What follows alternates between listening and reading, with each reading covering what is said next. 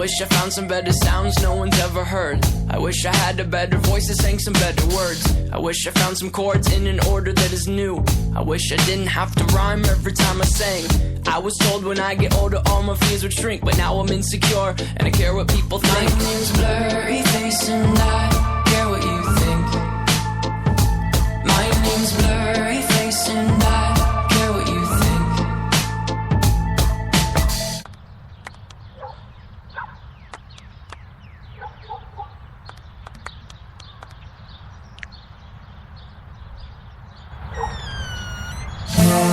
Wish we could turn back time to the good old days when the mama sang us to sleep, but now we're stressed out.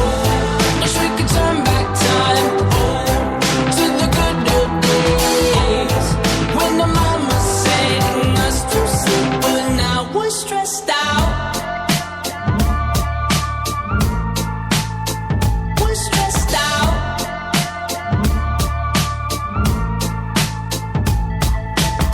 Sometimes a certain smell will take me back to when I was young. How come I'm never able to identify where it's coming from? I'd make a candle out of it if I ever found it. Try to sell it, never sell out of it. I'd probably only sell one. Maybe to my brother, cause we have the same nose, same clothes, homegrown, a stone's throw from a creek we used to roam. But it would remind us of when nothing really mattered. Out of student loans and treehouse homes, we all would take the ladder. My name's Blurry Face and I care what you think.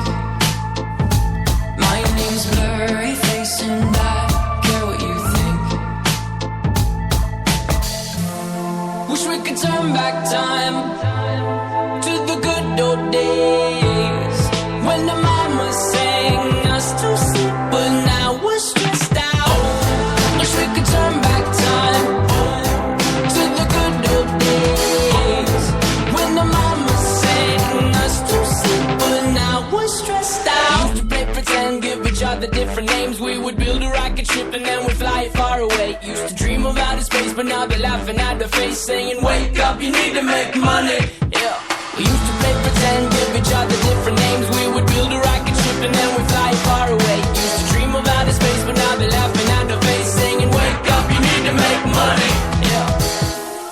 Wish we could turn back time to the good old days when the mama sang us to sleep, but now we're stressed out.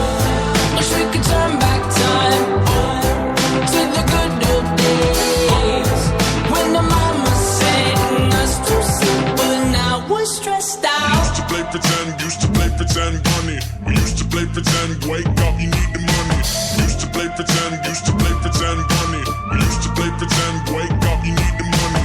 Used to play pretend, give each other different names. We would build a rocket ship and then we fly far away. Used to dream of outer space, but now they're laughing at the face, saying, wake up, you need to make money. Yeah.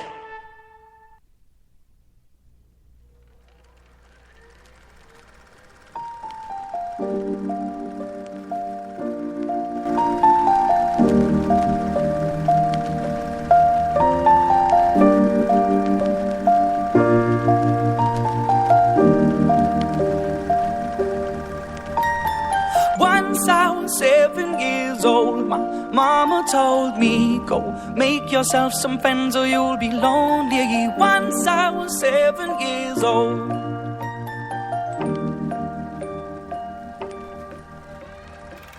It was a big, big world, but we thought we were bigger, pushing each other to the limits. We were learning quicker. By 11, smoking herb and drinking burning liquor. Never rich, so we were out to make that steady figure. Once I was 11 years old, my daddy told me, go get yourself a wife or you'll be lonely. Once I was 11 years old.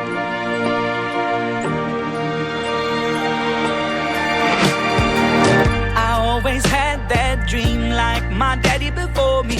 So I started writing songs, I started writing stories. Something about that glory just always seemed to bore me, cause only those I really love will ever really know me. Once I was 20 years old, my story got told before the morning sun when life was lonely. Once I was 20 years old.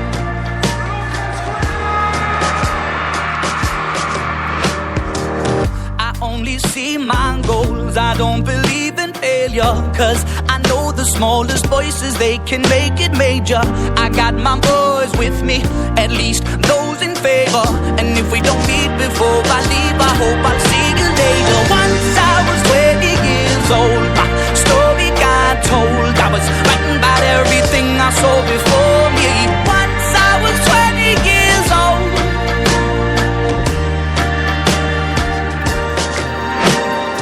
Soon we'll be 30 years old. Our songs have been sold. We've traveled around the world and we're still roaming. Soon we'll be 30 years old.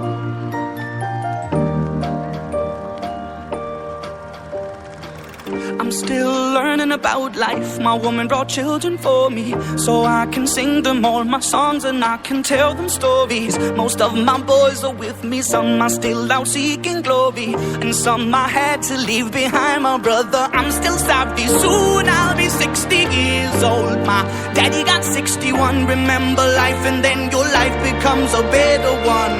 I made a man so happy when I wrote a letter once. I hope my children come and visit once or twice a month. Soon I'll be 60 years old. Will I think the world is cold, or will I have a lot of children who can warm me? Soon I'll be 60 years old.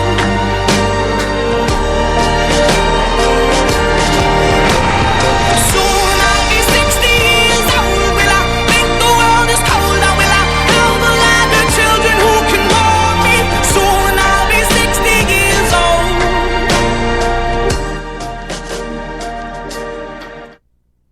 Once I was 7 years old, my mama told me, go make yourself some friends or you'll be lonely. Once I was 7 years old.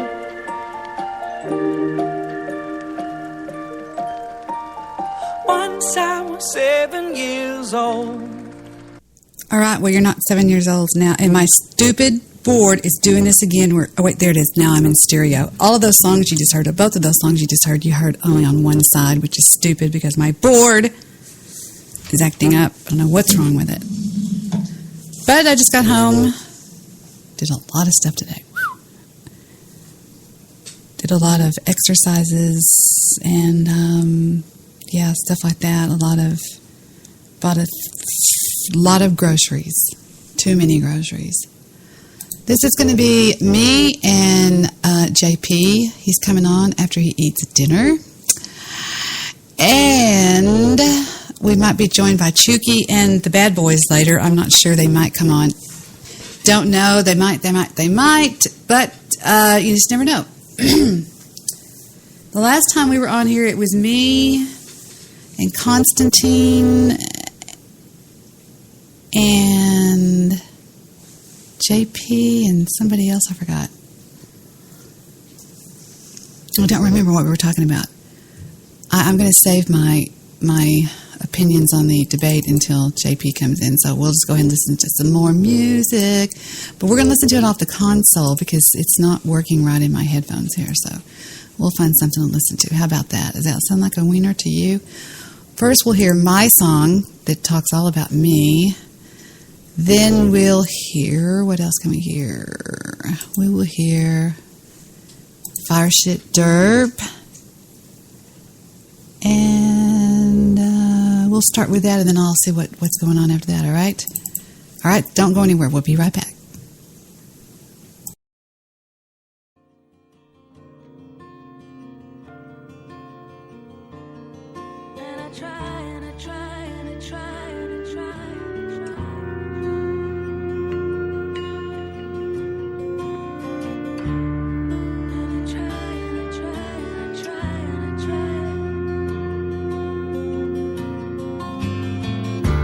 Nobody moves me.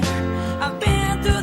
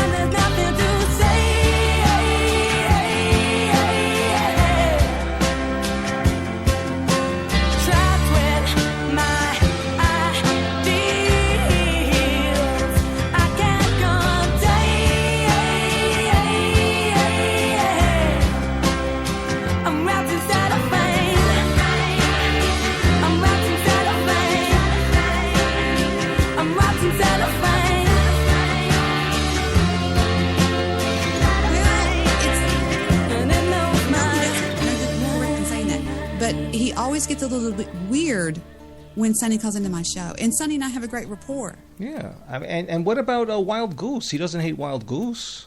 He gets weird. He gets weird. He's told me he's talked shit about him behind his back. Oh. And he goes, well, it looks like the news guy's changing his tune. Where? Peter's show really sucks now. I won't listen anymore. Wait a He's minute. acting like a bitch. One angry Jew. This is Guy Shay.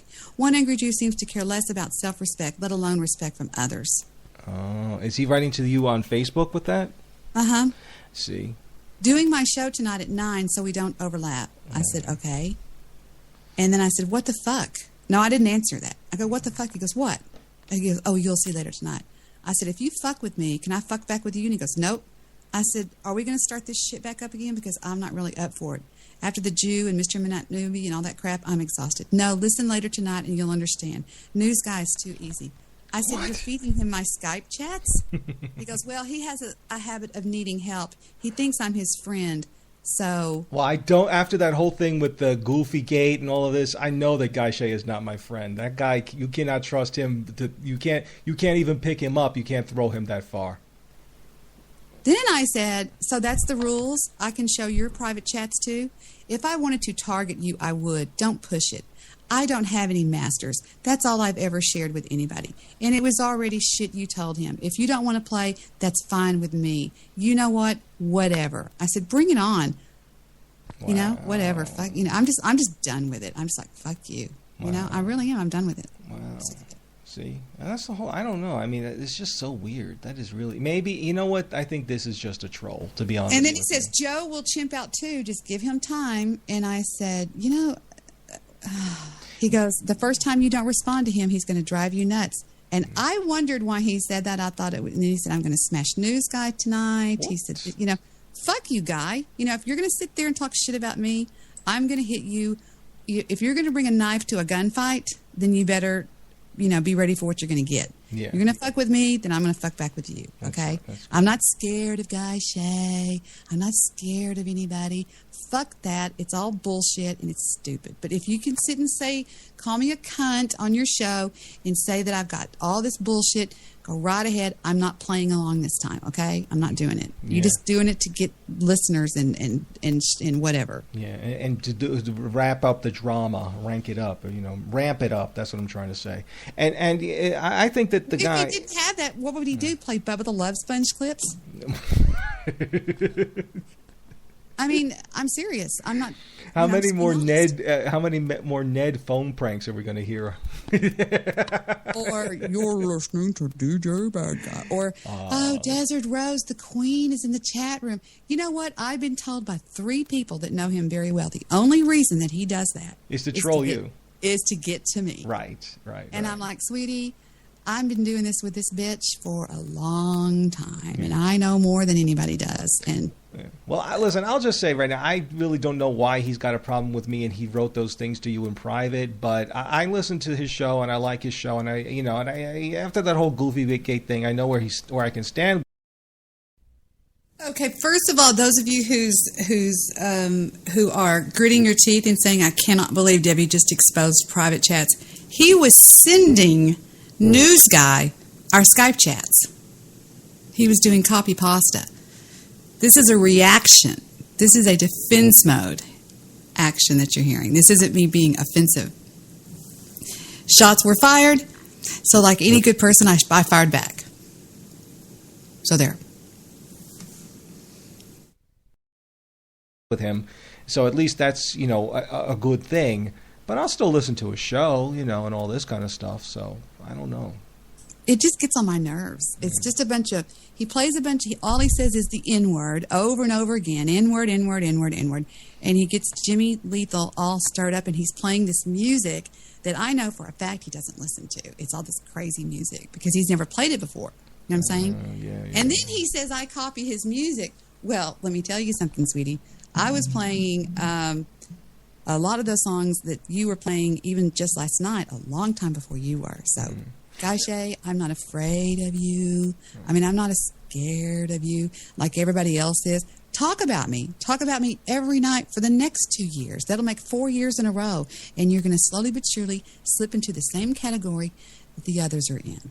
Wow, see, that's just, wow, that's too much. So, all right, so I don't know, this guy, but he doesn't make a good point, I think, with Shillbilly. I think it's What's just the point? that it's I'm not just in your chat room. What's the point? it's just no. I'm not reading the chat room. I'm thinking about what you had said previously that he wrote to you. I think it is, unfortunately, just.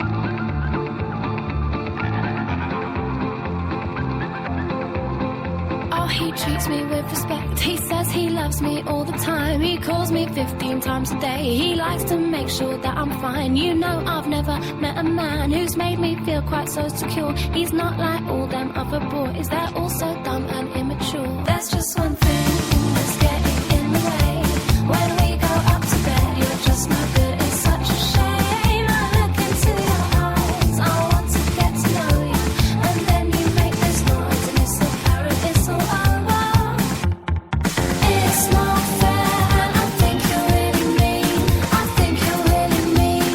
I think you're really mean. Oh, you're supposed to care, but you never make me scream.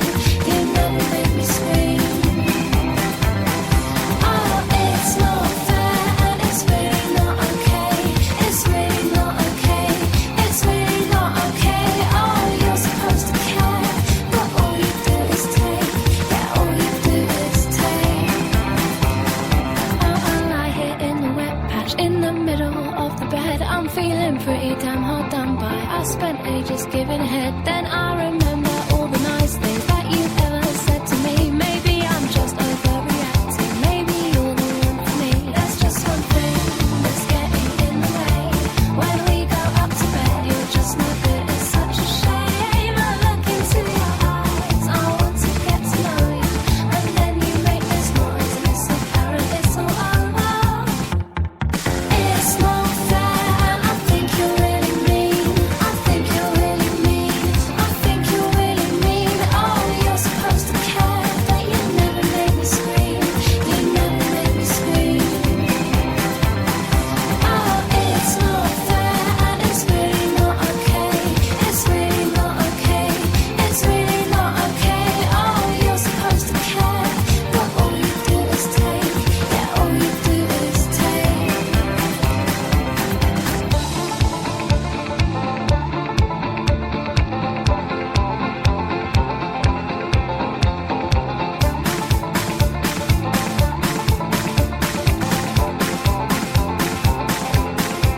There's just one thing that's getting in the way. When we go up to bed, you're just no good. It's such a shame. I look into your eyes. I want to get to know you. And then you make this noise and it's so apparent it's all over. It's not fair and okay. We interrupted that song to bring you the following news bulletin. DJ Doom, you played a song the other day on your show called "I Don't Want to Talk About It," and you had it from a group called Crazy Horse. The better version of that is by this guy. Whoops. This guy right here, or my version, the version that I really like is this guy right here.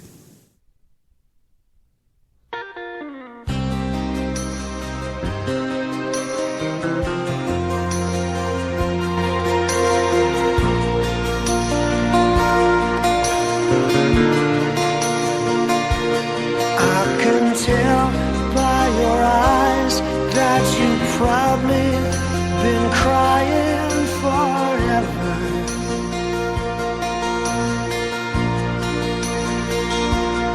And the stars in the sky don't mean nothing to you. They're a mirror.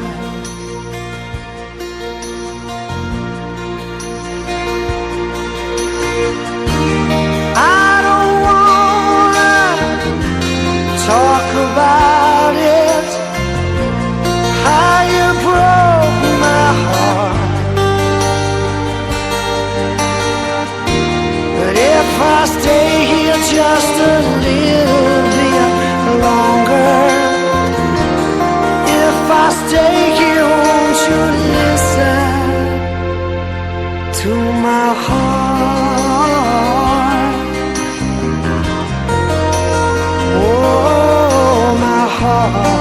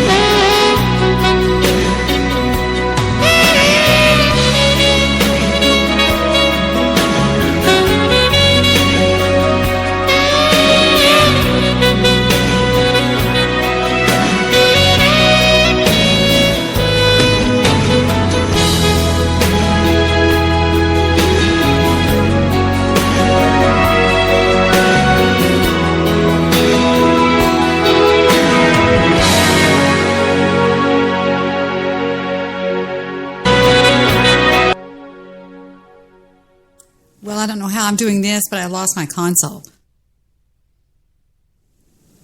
I hate to give him any credit, but the One Angry Jew has really done a job on my computer. How do I know he's done that? Because I know a lot of things. Yes, that's Rod Stewart.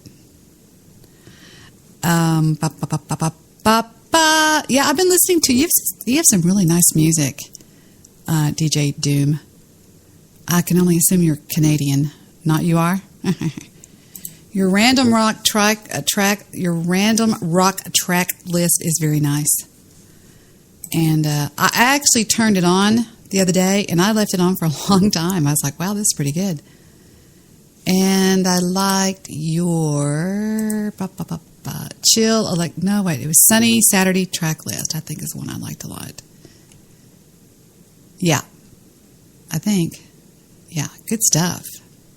Sunshine, go away today. I don't feel much like dancing. Yeah, good stuff. Cats in the Cradle. Wake up. I don't know how I'm going to end this show because I lost my board. There's no way for me to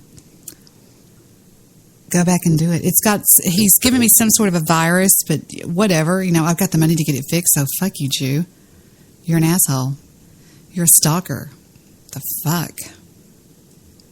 We're still waiting on JP. Where are you, JP? Now I have 3 new Skype messages. Let's see. Colorado Boom says something. Live stream of Donald Trump rally. Yeah, I tried that last time and it didn't work. Remember? I'm still waiting on JP. So, we will just wait on JP. He's having dinner with his lovely wife, the beautiful Mrs. P. Good stuff. This is a good one here.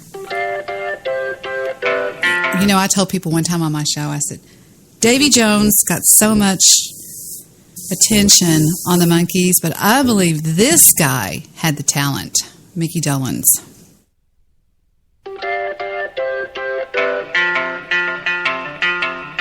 I thought love was only true in fairy tales, and for someone else, but not for me.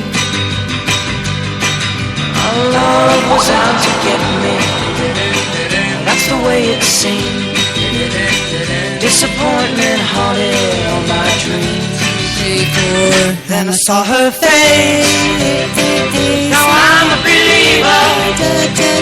Colorado Booba, have I told you lately you're a badass?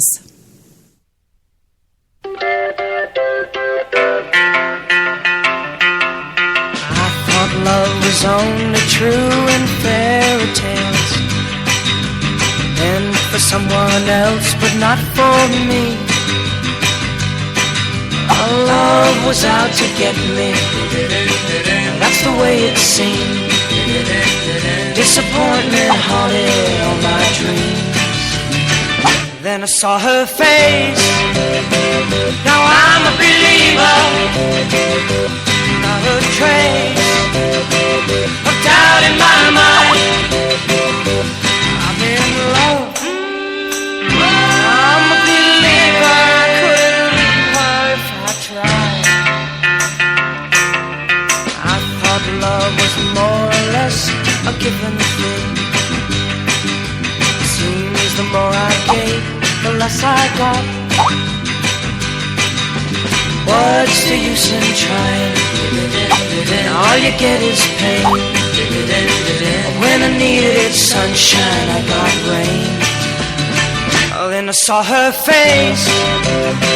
Now I'm a believer. Not a trace of doubt in my mind. I'm in love. I'm a believer. I couldn't leave her if I tried.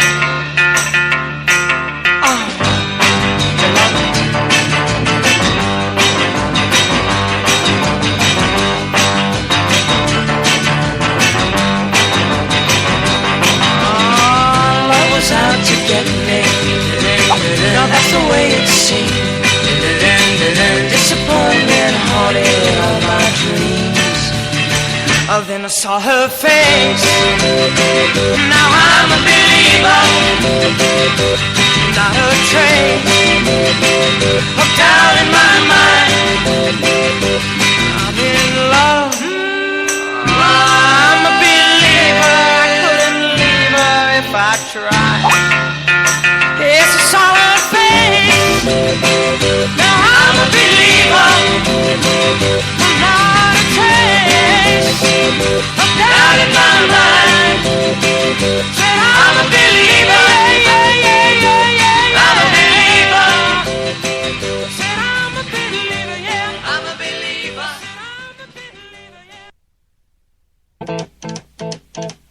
This band used to be a garage band down at the Winter Garden in Dallas, and I remember my big older cousins going to see them. We're going to go see this band called ZZ Top, and I was like, ZZ Top.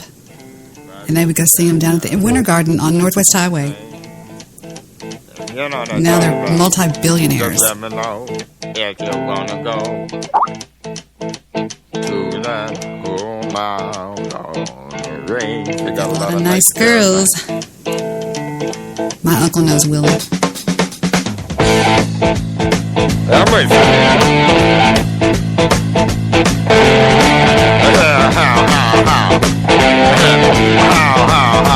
well, yeah, it's fine if you got the time and I tend to get yourself I'll tell you what, recently I went to see ZZ Top with Victor and a friend of his that he went to college with, and we were in the, we saw them at the Stars place, and I have never in my life seen three men make more noise in my life. Good noise.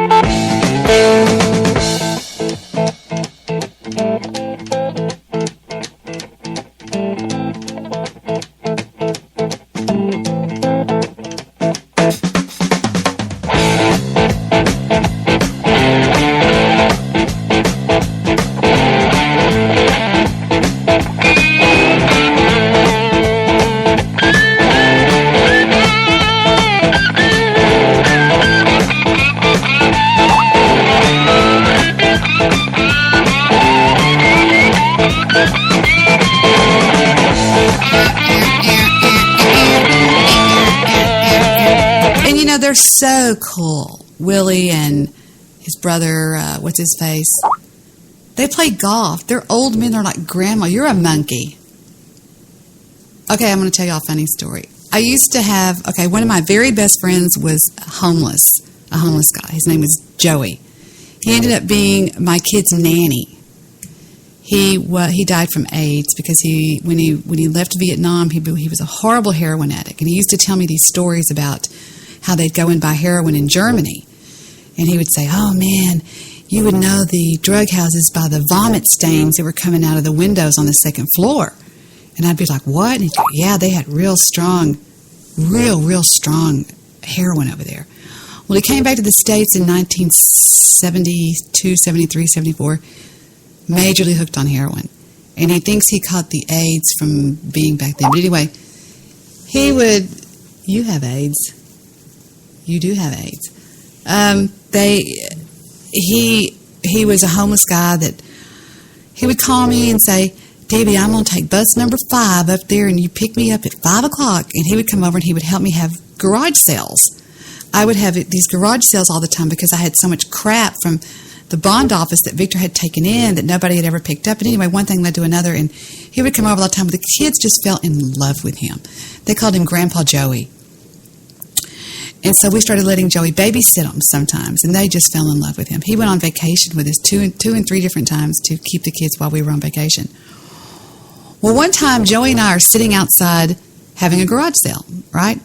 And I had 92.5 KZPS, the talk, the Lone Star, Texas, playing in the background on a stereo. And all of a sudden, we're just sitting there in lawn chairs, waiting for customers. And all of a sudden, this song comes on, and Joey just stands up and holds out his hand to me, and we start dancing to it, and that is one of the fondest memories I have of Joey. Hey, hey, hey, hey, hey, mama. We were doing the California Push.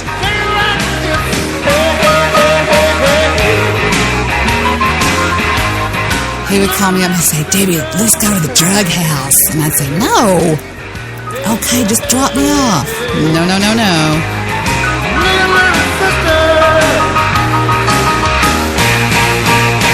What about the neighbors? What they gonna say? Stop little sister getting carried away. Hey, hey, hey. Little sister. He'd say, Debbie, I was over at this rich guy's house cleaning out his attic, and I stole some shit for you. And I was like, oh, Jesus. Rest in peace, Joey. Shaking like a tree, rolling like a log, shaking and a rolling now. That ain't all. Little sister. Hey, hey, hey, hey. Little sister.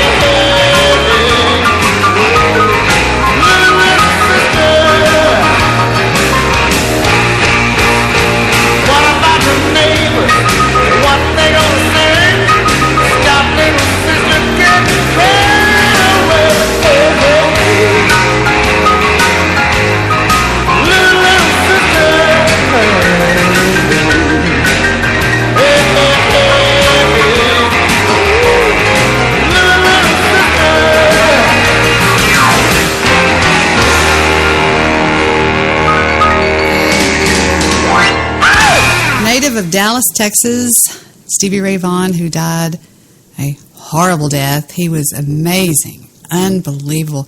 The first time he ever played in public was at the Adolphus Hotel. He backed up ZZ Top. That's what reminded me of it.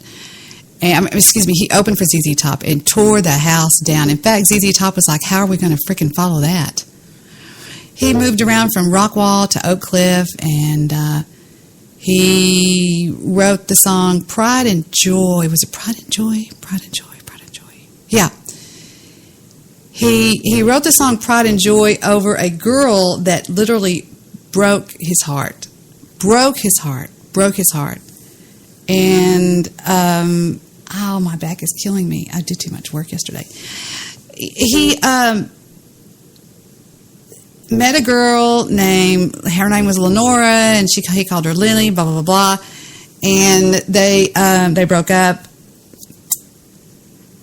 And he never got over it. but he was so much in love with her, that he dedicated this entire song to her right here. This song that's coming up right here on my show right now on this one. Where are you, JP? You weirdo! You can't be eating that much. Jesus Christ Almighty!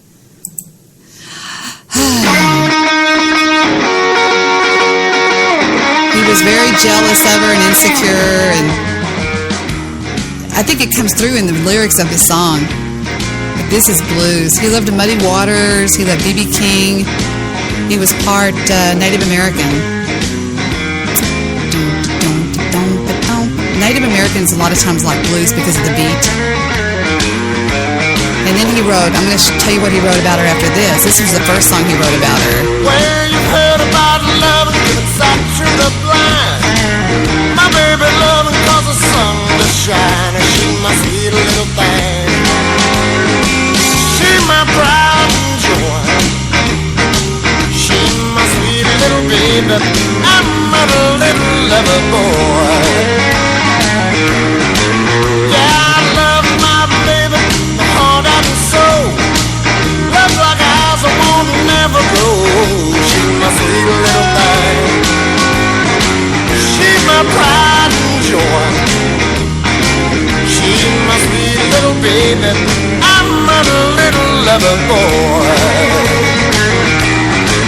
Yeah, I love my Lenny. She's long and lean. You mess with her, you'll see a man get mean. She's my sweet little thing. She's my pride and joy. Did you hear him say Lenny? I love my Lenny. Little baby, I'm a little lover boy. That was the nickname she gave him.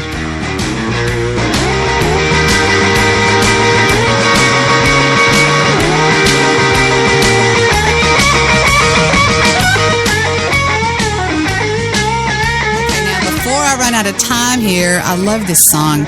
I'm afraid JP's going to call in, but this next song he wrote to her about her after they broke up. Okay? Pretty bad. Pretty funny. Pretty cool. I don't know. He took it pretty good. He took it all right.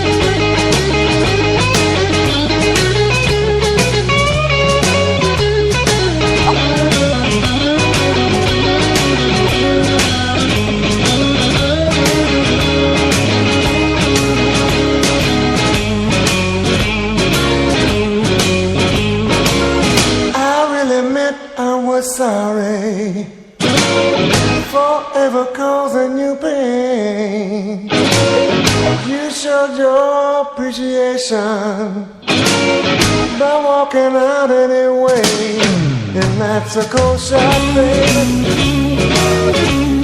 Yeah, that's a drag, and that's a cold shot, baby. We let our love go back.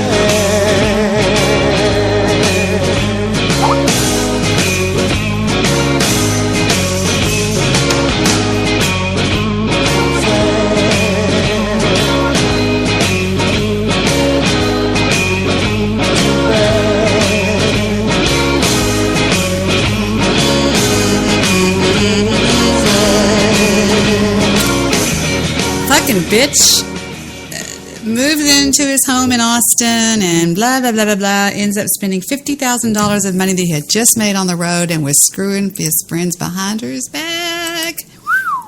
That's a cold shot, babe. He died from the same thing that happened to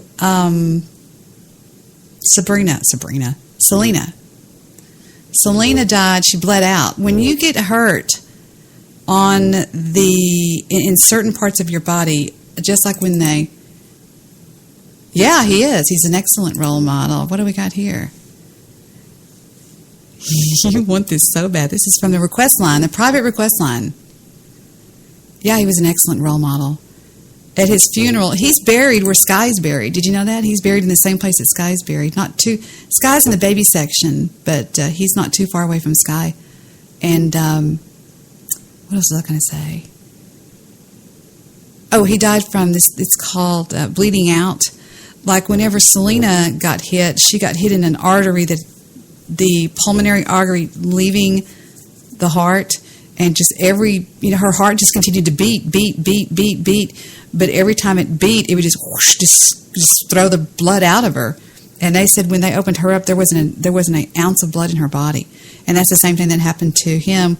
He probably might have survived the helicopter crash, maybe. But the fact that he punctured, one of his ribs punctured one of his aortas, and he just bled out. They said he was just like empty. It was sad. Isn't that fun? Isn't this happy? Aren't y'all glad I told y'all that?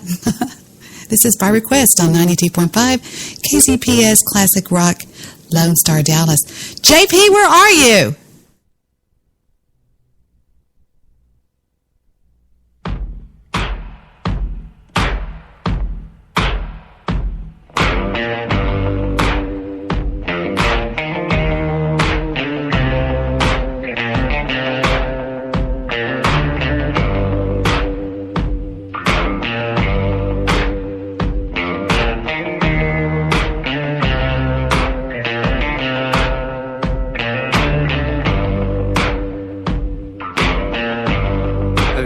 Color in your cheeks.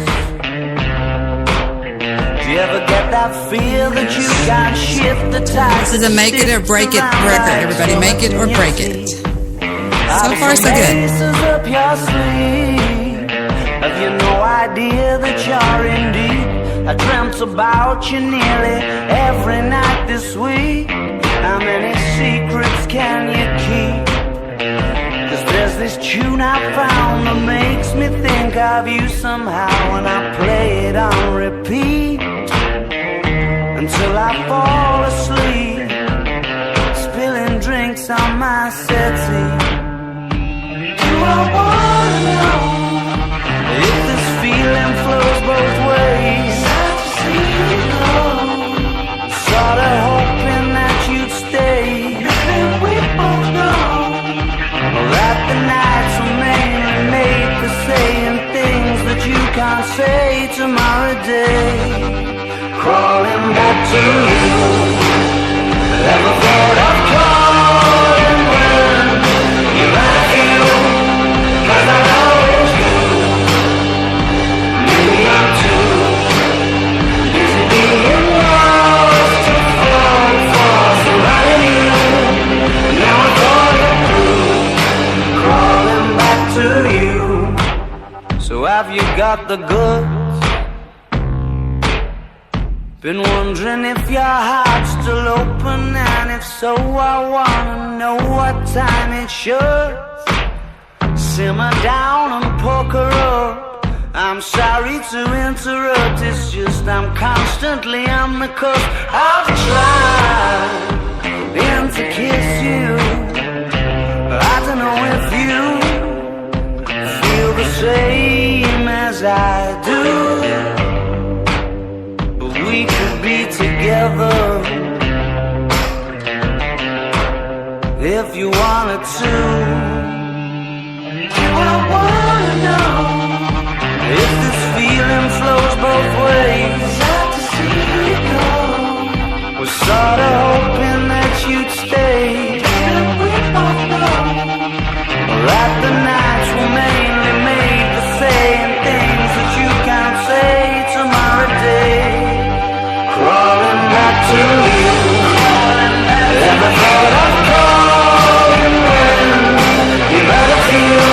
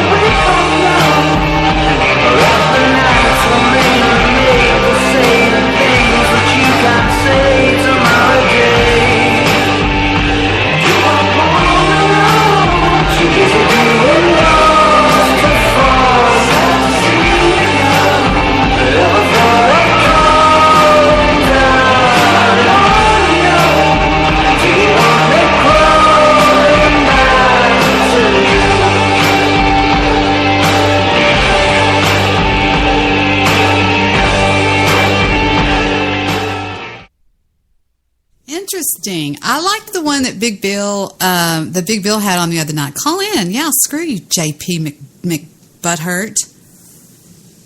Stabby, if you're out there, I just want to say something to you. The first little piggy, his house was made of wood. He lived in the piggy neighborhood. I forgot the lyrics. Yeah, that's what I have to say to you, Stabby. Stabby, look, here's the deal. I know that you have big brothers, right? And you're probably the baby, and you're probably spoiled, fucking rotten, and used to getting your way. And you're like, well, if you can't play your way, you won't play at all. You just throw your glove down. In fact, you're one of the people that would probably take the bats and the bases home. I'm going to take the third base home and walk off, just, flipping everybody off. But see, here's what you don't understand. I'm the kind of kid on the playground that if you threw your glove down and took the base home, I would shoot you the finger and I would say, don't come back, okay? I try to care, but I can't. I want to care about what people think, but I just don't. I was good to you. I love you. And I still love you. God damn it, Stabby, come back. You're ruining my life. I hate you. Fuck you. He's impossible to get along with. He's impossible to get along with. Yes, call in, Jeff. He's impossible to get along with. He's impossible to get along with. I'm saying tonight I'm going to say everything twice. Tonight I'm going to say everything twice. Why? Why? Because I have to repeat everything I say to Victor. Because I have to repeat everything I say to Victor. I have the hiccups. Ground control to Major Tom. Commencing countdown, engines on. Take your protein pills and put your helmet on. 10. That was a good song. That was really good. Would I listen to it again?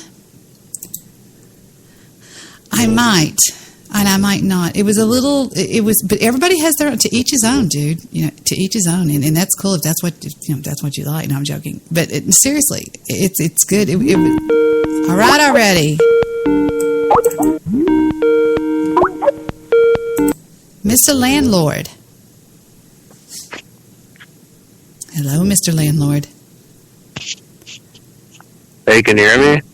I can hear you. Oh my God, this is so cool. This is DJ Doom. Hey, can you hear me now? I heard you before. Yes. How are you? I'm well. Good. You have excellent taste in music. Where do you get your taste in music? Mostly from my father. We used to do a lot of traveling when I was younger, so I would he'd fire up the old cassette. We used to have like a really shitty RV, like a motorhome, and he'd or when we were in the trucks, we had a fifth wheel for a while, and then we had a couple of motorhomes, or he had a couple of motorhomes, so we used to like rock out the old tape deck with whatever he wanted to put on. He had some old recorded music. That's amazing, because my kids grew up on classic rock too. And I think it teaches an appreciation for music that you hold for the rest of your life. How old is your dad? My dad, he's in his late 70s now. Oh wow, okay. Are you there? Yeah. Are you in your 30s? Say again? Are you in your 30s or your 40s? You're cutting out on me. Yeah, I'm sorry. I do apologize. No. I'm You're going there now. to smoke right now. Okay, you're there now. I got you. Okay. What was the question? How old are you, basically? I'm 39. I thought you were in your 30s. That's good. You really have, I mean, for me to say you have good taste in music, I never say that, because I think I have good taste in music. I'm just saying that, and I very rarely does somebody have good taste in music. You know what I mean? They just don't. And you have excellent, and it's such a wide variety of music. It's amazing. You like classic pop songs that I love. I mean, it's amazing how good your music is sounding over there. Oh, I really appreciate that, Debbie. It's true. I'm not really trying to make any money off of it. I just try and play music that I enjoy, and if other people like it as well, then good on them. You know what I mean? It's not like I'm making money off of it. So I think that there is a time for a music show. Like there's times when, like your show the other day, after I turned it on, I ended up taking off my headphones and I turned it on the speakers, and I left it on for quite a long time, and I think it went through 2 or 3 of your shows. It was really good. I like it. No, I really appreciate that, Debbie. I really do. No, I really do. I tune in to you most of the time. I'm silent most of the time just because of the preponderance of trolls on Spreaker. So I generally don't do a lot of mic work, just because anything you say will and can be used against you in the court of Spreaker. In the court of Spreaker.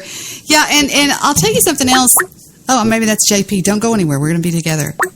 There you are, you mullet. What does it mean, new call? Rats, hold on. I'm going to add JP to the call. Hold on. Don't go anywhere. Don't hang up. JP, we have a new guy on us. His name's DJDOOM, but you came in on a separate call, so let me add you to that call, okay? Yep. All right. Hang up, sweet pea. Jeff, are you still with me? DJDOOM? DJDOOM? Yeah, I'm sorry. We're going to add JP to the call. He was on the other line. Let me get him on the call here with us. Do you know who Jewish Producer is? Yeah, I'm familiar with him. Where did he go? Where are you, JP? There he is. Okay, added the call. JP. JP's one of my crushes. I have a crush on JP. Hello, JP. Say hi. Hello, Daddy. He seems like a good guy. He is a good guy. Yeah, good guy. I'm a good guy. I'm looking at a skull. Is that you, Skull Man? Yeah, that's me, dude. Nice. He's 39 years old. He loves classic rock music, and he has a music show here on Spreaker. He's been listening to us for a while. Oh, okay. Yeah. So, we're in the same age bracket, I guess. I'm older than you, but that's all right. We don't have to, JP's hot. JP's got the coolest looking freaking eyes. They look like the eyes of a pit bull. They kind of look like the eyes that this guy's picture has, except they're filled in a little bit more. Yeah, I'm a Spreaker guy from way back. I used to be with Rocket on the Rocket Radio show, and we did a news show called the Alternative Media Broadcast Network. I've listened to that. Oh yeah, no, I know that. Now, what kind of, now remind me, I go to a lot of shows, but what kind of music are you into? Like, if you can name like 5 or 6, bands that you can think of. Well, I can tell you that. I listen to him all the time. You like electronic or non-electronic? Because my thing is kind of electronic music. Oh, that's okay. It's all electronic. Okay, I for sure heard it. Yeah, he has excellent. If you ever want to listen to something while you're driving around, washing your car, cleaning your house, hanging out, put on one of his shows. He plays badass, and he never talks, and he plays them back to back, and it's really a good lineup of music, more than I've seen in a long time.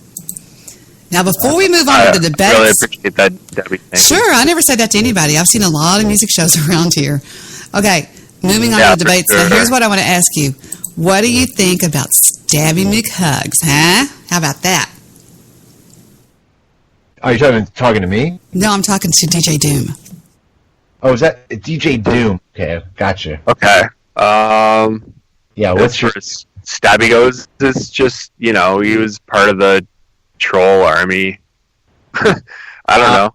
I've never put myself in a position where I've had that particular audience on my channel, but I've seen what they've done to other people's channels.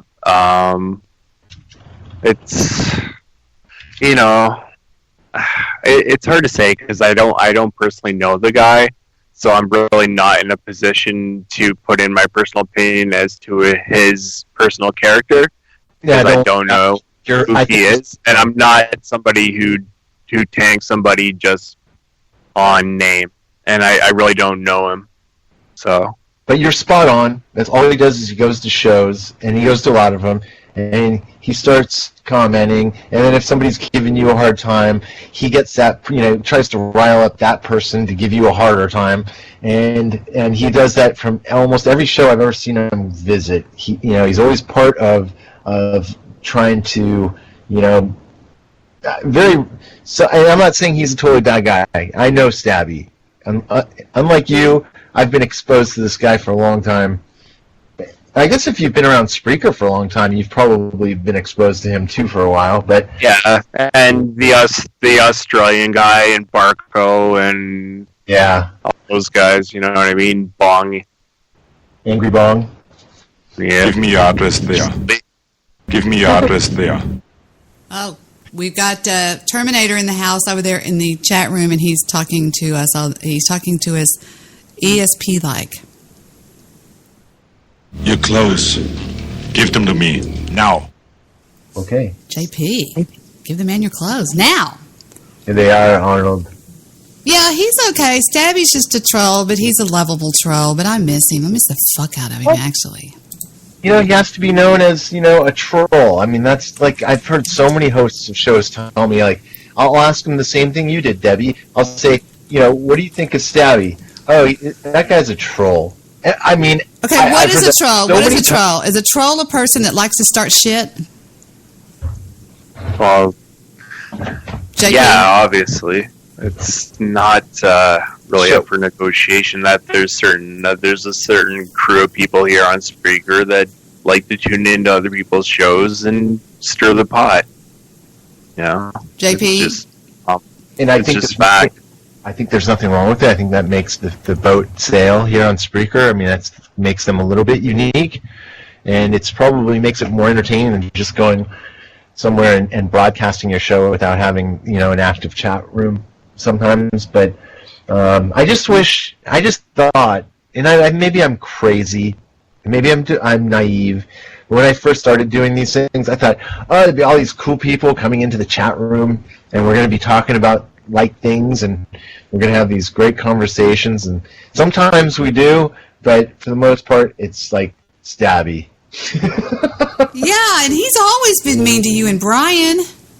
Always. Hello. Hello. What's up? Not much. Hi, honey. How are you? Are you still in the chat room? Is that what you're doing over there? What are you doing? What the fuck is going on here? JP, he's talking to you now. Stabby, are you a troll? What the hell is going on?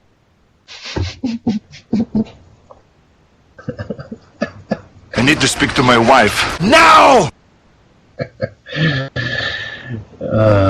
Don't call anybody. Your purpose in life.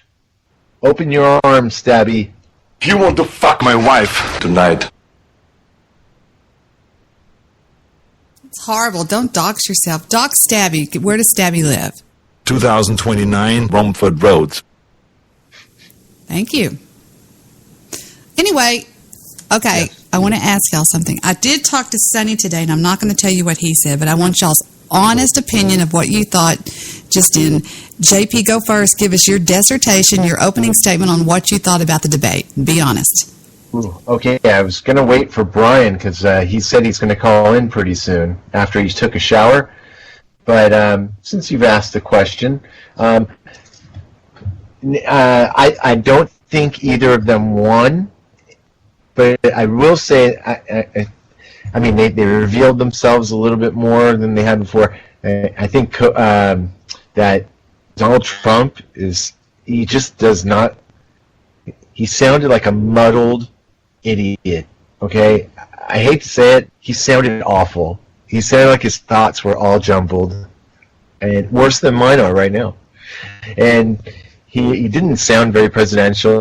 He did seem like a complete cokehead, like he kept sniffling, and I don't know, Debbie. I don't know. You know, it's not like I'm supporting Hillary because, you know, she was smug and she was, you know, trying to be in control, but I didn't really get the full sense that she was in control of the debate either. So, I don't know. That's just my 2 cents. I didn't like either one of them. Who is taking care of things? No, I'm still I'm gonna wait until I hear DJ Doom. What did you think about the debates? And be honest, please. Well, I thought Trump sounded good in the beginning, but as soon as she started to ask him tough questions about his tax returns and stuff, like some of his responses were pretty questionable. Like when she attacked him about his not filing his tax returns and stuff, and his trickle down economics, his plan, his only response was, "Well, that's what a good businessman does." And to the majority of the American population, I'm assuming that is not what they're going to be wanting to hear from him, considering he's supposed to be the one supporting the little man, you know what I mean?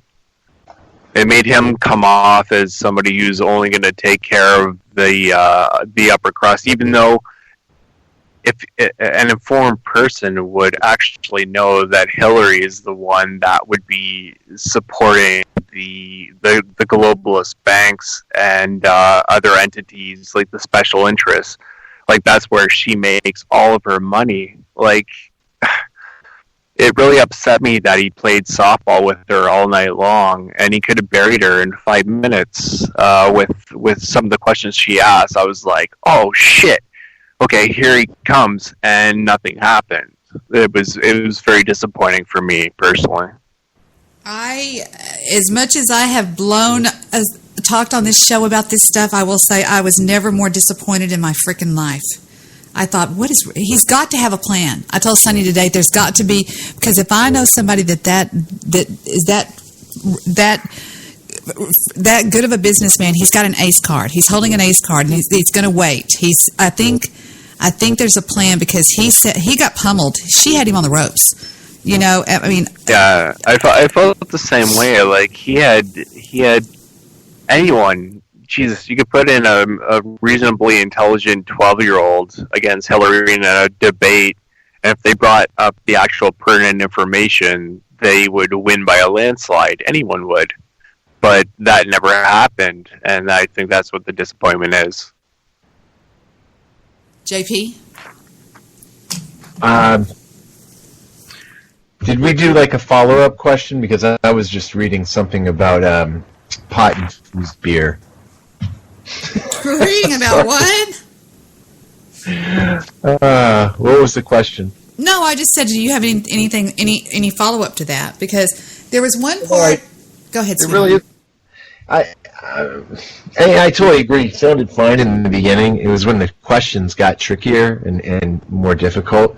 And as I thought some of his attacks on Hillary were just kind of like schoolyardish. It was to me that was a train wreck.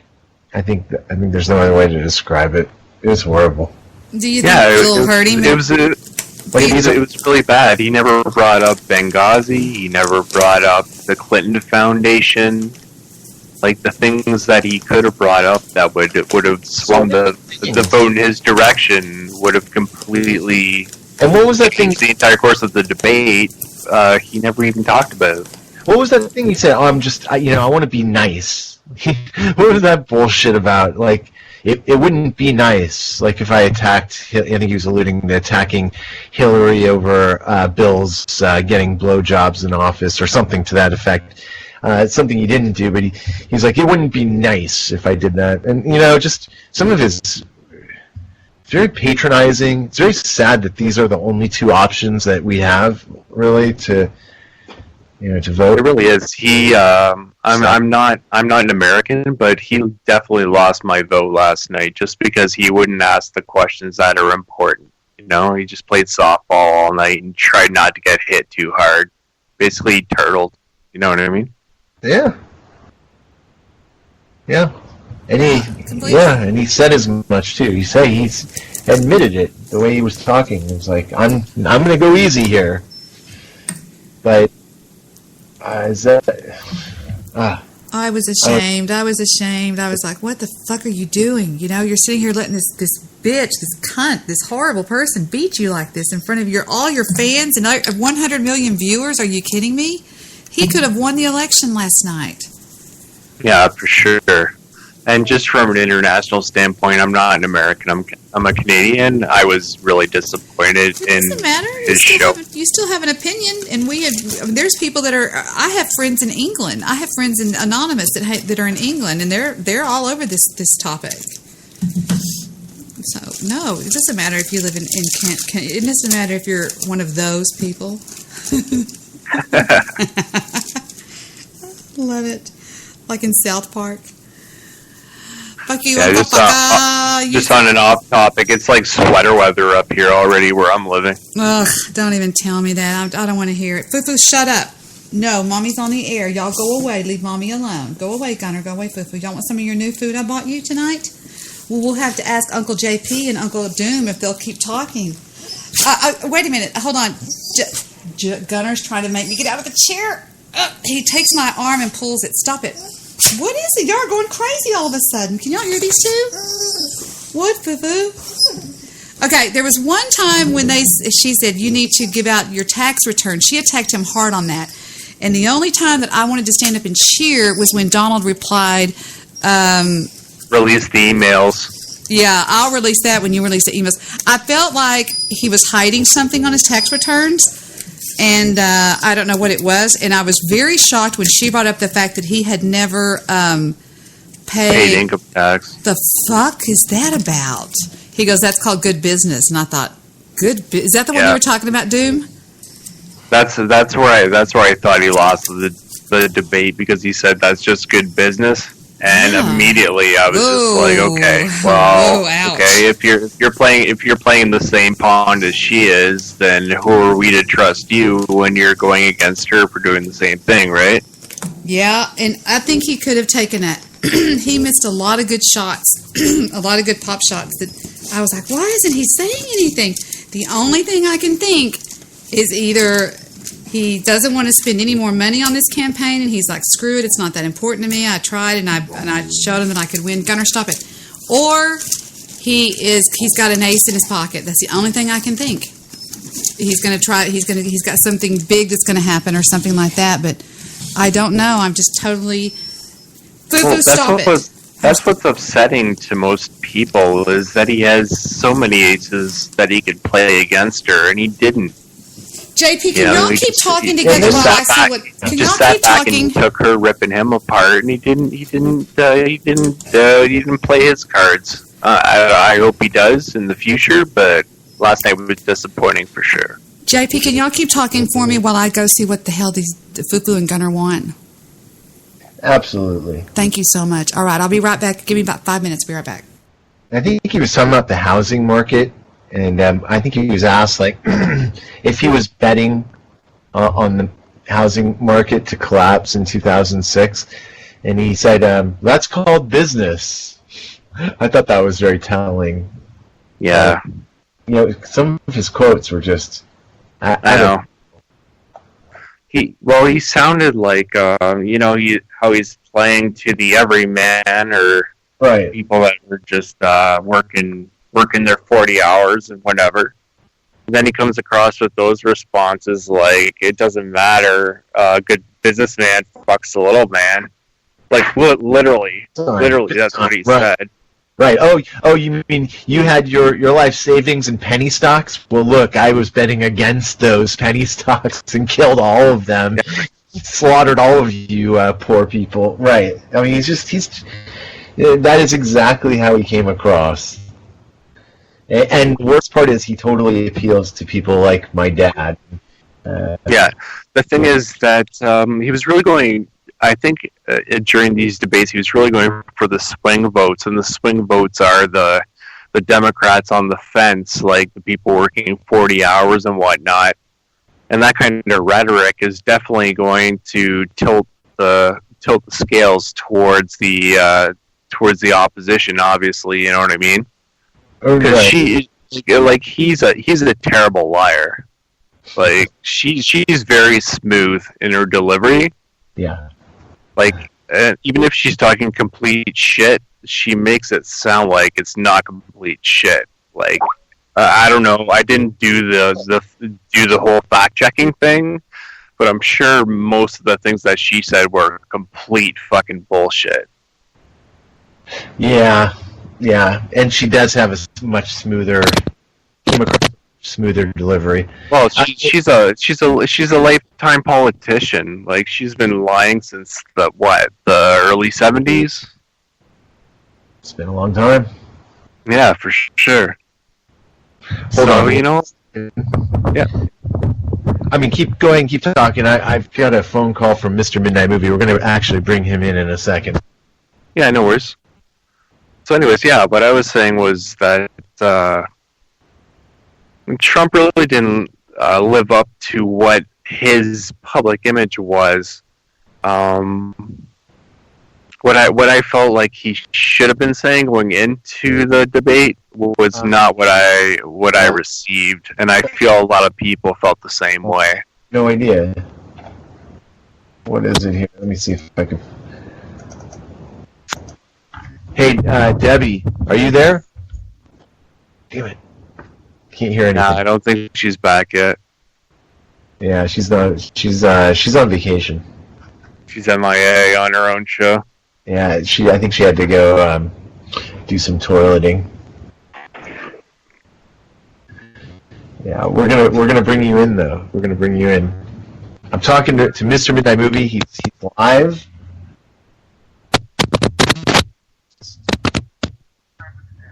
All right, I'll call you in a minute. No. He's what's your name again? DJ. My name is Jeff, but it's DJ Jim, I guess. He has a show on Spreaker. He's yeah. Are you Canadian? Yes, sir. Yeah, he's Canadian. No, Angry Bong. He's Canadian. There are other Canadians. All right, we're gonna call you in a minute. So don't go to bed. All right. God, Debbie has the worst timing sometimes. I swear. It's all good. All right, so where were we with this nonsense? I'm back. I don't know. I'm back. Can you call Brian? I can do that, my love. Hold on, let me sit back down. Let me put my headset back on. Hold on, my headphones back on. Okay, headphones are on, and the dogs are just hungry because I bought them a new sack of food, and they were sitting there staring at it, and they just both were like, "Fuck it, we just want to go and get it." Okay, bring in Mr. Midnight Movie? He was up earlier. Is he still up? Oh, Yeah, Ad. I think so. He Here might he have comes. just on the we'll see that. Doctor, please, more of these outside the door. She took 4 more. Who does that song, Doom? Who does that? I have no idea. Buenos That's the nachos, stuff. Mr. Midnight Fluvies. I love you and I miss you. I know. I was getting ready to go to bed, Well, and too bad. JP just pulled me on in. Yes. Say hi to our new friend, DJ Doom. Hey, how's it Hey, going, June, Mr. how are Midnight you? Movie? I'm How's well, it going? sir. Thank you. Yes. So, yeah, I'm just going to start. Usually going to bed early. So let me just catch you up. We just DJ and I just went into what we thought about the debate. What did you think of the debate? Just to get you kind of in the loop here. Trump's on coke, man. Trump's on coke. That's right. I'm kidding. I thought, you know what? I thought he did terrible. And I'm supporting Trump more than I am Hillary, but I feel we both. I mean, I feel that America is losing right now with both these shitty candidates. Trump's on coke. No, I'm kidding. But yeah, I thought Hillary basically is better than Trump. I mean, I thought Trump did rather badly. That's just my Yeah, opinion. that seems to be the consensus here too. Yeah. And I think because Hillary's a lawyer, just as before, like with Obama is a lawyer, and they basically Smooth talkers. Orators. Yeah, they're better talkers, and they know how to spin things to their advantage, and they've heard other people's arguments before, and they know how to deflect and different things like that. So, you know, I just think that when a businessman or an economics major goes up against a trained lawyer, usually the trained lawyer is going to be better at getting out of situations. I'm going to see if I can play some of the key moments in the Trump and Hillary I have a debate. feeling that by the end of this evening, Yes. I'm going to be blamed for everything that's ever happened. Why not? Why not? Yeah, why not? Okay, that right there is childish. Why not? You know, Why not? you're making some noise, DJ Doom. Stay still. Okay, here comes another one. You know, just join the debate by saying more crazy things.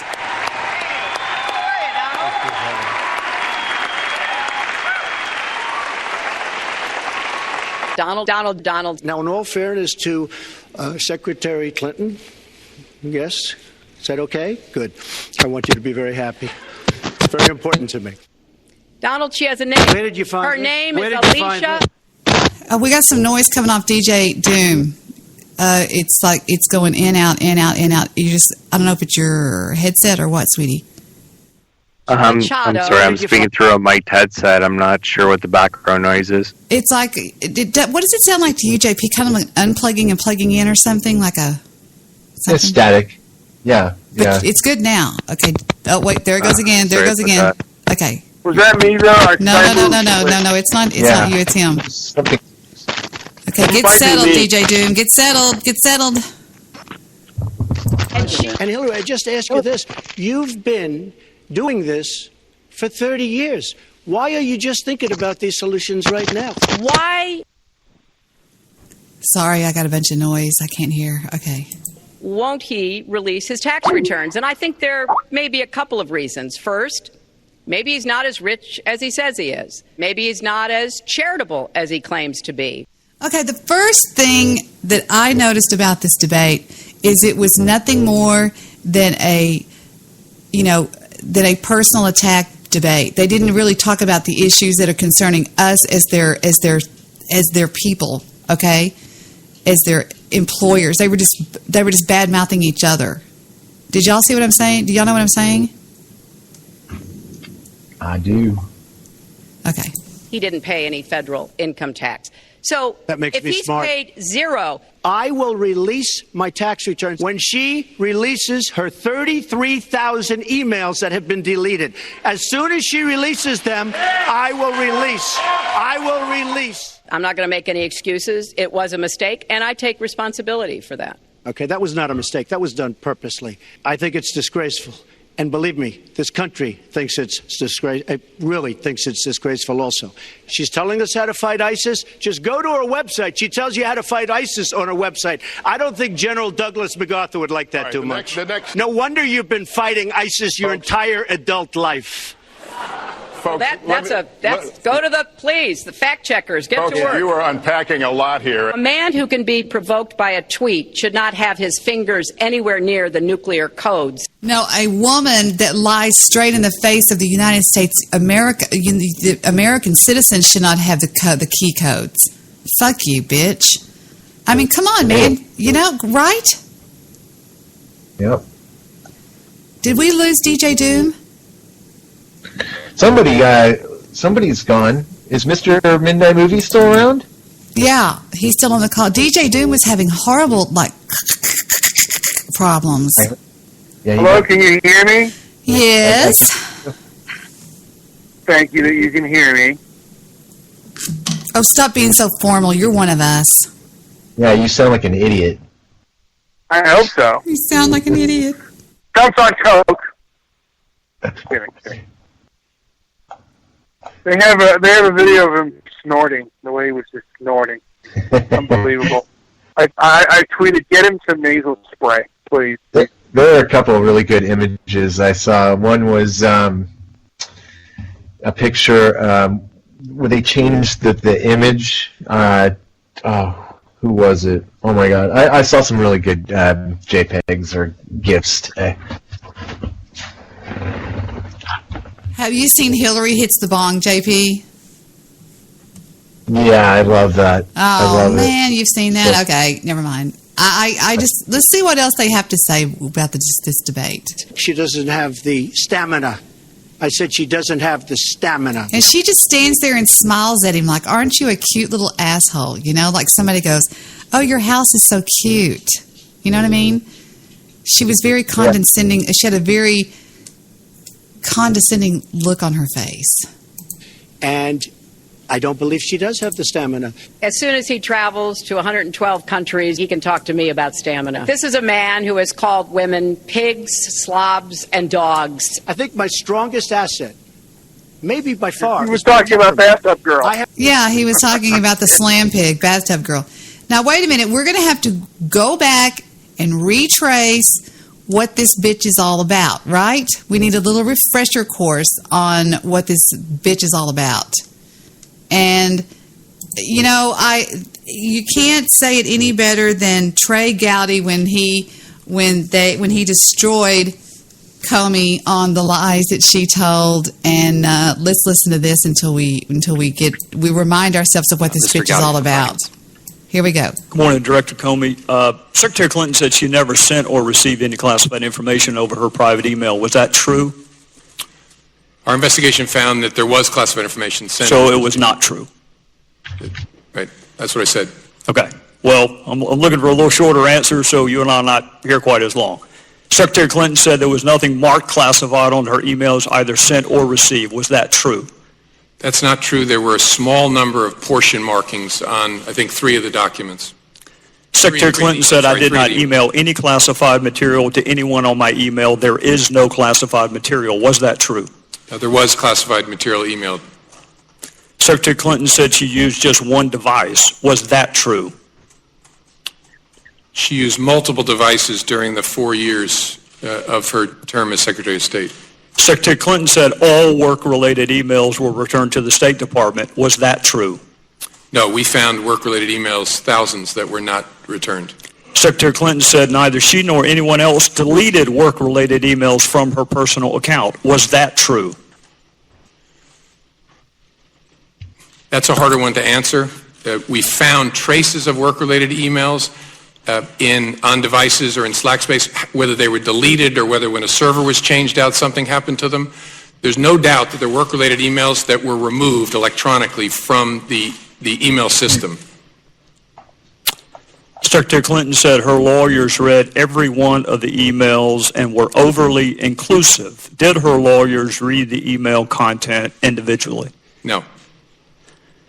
Well, in the interest of time, and because I have a plane to catch tomorrow afternoon, I'm not going to go through any more of the false statements, but I am going to ask you to put on your old hat. False exculpatory statements, they are used for what? Well, either for a substantive prosecution or for evidence of intent in a criminal prosecution. Exactly. Intent and consciousness of guilt, right? Is that right? Right. Consciousness of guilt and intent.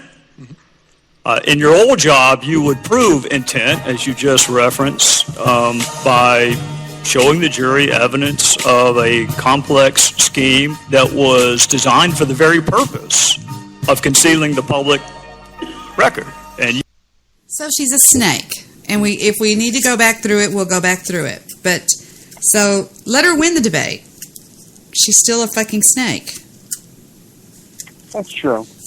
You know what I'm saying? But, yeah, I mean, there's a part of me when he was on the stage saying, I wish Ben Carson had won, because to me, Ben Carson is someone who's pretty much above reproach. I mean, he doesn't have any skeleton, and they both Hillary and Donald have a lot of skeletons in the closet. Yep. I wish Sonny would call in and tell y'all some of the skeletons he found out today about stuff. There was some... Yeah, that's what I want to hear. I want to get the good stuff. Public TV thing that he called and said that he was watching, or I called him or something, I forgot. And he said that his friend in Canada called him and told him to watch some KERA, public TV, PBS, Mm-hmm. And they went all the way back. You don't feel good, do you, Brian? Yeah, he sounds tired. You don't feel good. We love you. Usually I go to bed. I know. We've got a short black mini skirt we're going to wear to your funeral. No, I'm joking. Yeah. Fuck yeah. I won't be alive to see it, though. You got to wear it now. Well, I wonder if Mr. Solutions will come in and give the eulogy. I don't know about that. Where the fuck is that guy been anyway? Is he riding his bike trying to He's been waiting to be called out by you. I bet you he's out there. Yeah, he needs to ride his bike to the moon. Yeah, I bet he's going out up all those hills. One hill, I think, the hill he was talking about, goes all the way up to the moon. He can touch the sun. What a drag it is getting old. I'm sorry, I interrupted you singing that stupid song. Go ahead. I miss that guy, though, because he was one of the nutbags that well, he was an asshole. Well, you can thank asshole for doing that. He runs everybody off from my show. Oh, I forgot I was sharing my screen. Well, you know what? If he hadn't bullshitted, he wouldn't have been run off anyway. I mean, he was bullshitting, and he got called out on it, and he got humiliated. And after that, he never wanted to call in the show again. I mean, well, how stupid is that? That's stupid. I mean, he's so uptight about being right that to be proven wrong on my show was just too much for him to handle. Yeah. Because he was proven... I don't know if the right word... Yeah. No, he was proven wrong, smart. Brian. He was proven wrong. Go ahead. Yeah. He seemed a little bit, and I could be wrong on that, but on certain things, he could be a little bit myopic. Yeah, I agree. And I don't think he ever recovered from the debate. He never really came back hard after the debate. You know what I'm saying? No. Are we talking about solutions or are we talking about Trump? We're talking about solutions. The debate we had. Yeah. He never really came. I mean, he made a big fool out of himself. There was a run where Mr. Midnight Movie absolutely every time they talked, it was like it went on for a little while, but Mr. Midnight Movie was really just giving it to Mr. Solution like it had never been done before, And you just kind of had the feeling like when, Rocky had been beaten down by so many punches by Apollo Creed, and he just, you thought he was going to die, and then all of a sudden he just starts swinging, and then like you see Mr. Solution, like blood spurting out of his eyes and coming out of his ears. Yeah, Mr. Midnight Movie had him in a ground and pound. And you kind of, for the first time, had the feeling that Mr. Midnight Movie was kind of winning some of these debates and talks with him, and that's when I felt he just went away. He came back a little bit, and then he just disappeared. Well, I started, because I was doing Stoic.com and kind of trying to define being a gentleman about things. But the truth is, with him, that really doesn't work. You kind of have to give as good as you get with a guy like that. Well, he started out as a big nemesis of yours, as an absolute asshole of yours. He kind of lightened up after a couple of times being on the Talk Real Solutions, because I think he didn't want to admit it, but he kind of saw what I was talking about with those, the people on that show and how very nasty they were. Good point. That's a good point. I forgot about that. That's a very good point. Yeah, absolutely. Yeah. And so I think he didn't want to, it didn't become fun for him anymore, because Talk Real Solutions would probably threaten to get violent with him, and he got humiliated with us. So it's like, he got damned wherever he went. There you go. That was put brilliantly. I would like to see more of these debates. I would just have a front row seat, and I would only talk just to annoy Mr. Solution enough for him to start calling me names, and then just sit back and listen to those two go off on each other. It would be glorious. It would be glorious. He was in the chat room, Debbie. Don't be an idiot. Remember that?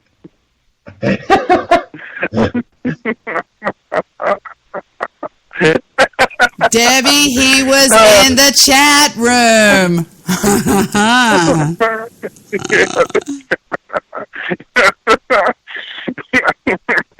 Listen to him laughing. Listen to him.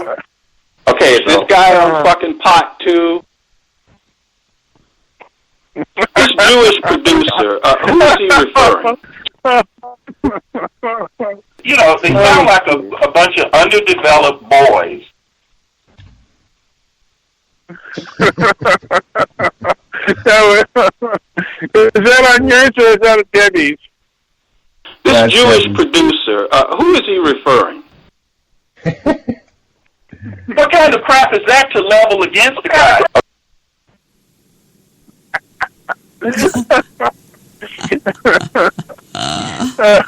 Good times.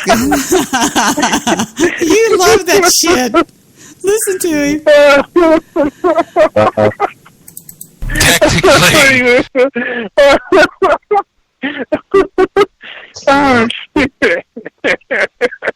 What kind of crap is that to level against the guy? That's when he went up against Nature Boy one night. Boy, Nature Boy was kicking his ass. Do you remember that? Oh, yeah. Oh, yeah. Oh, that was good stuff. Good times. It's amazing how good Nature Boy was at that time. I mean, just amazing. Yeah, he was pretty badass on my show. He was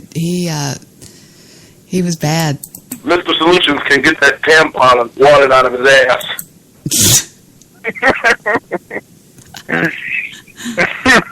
I don't needlessly insult people and call them names. Shit. The fuck you don't. You get that thing all the time. I don't needlessly insult people and call them names. Okay, is this guy on fucking pot too? Where's one I just pulled up? I don't even know what's on this.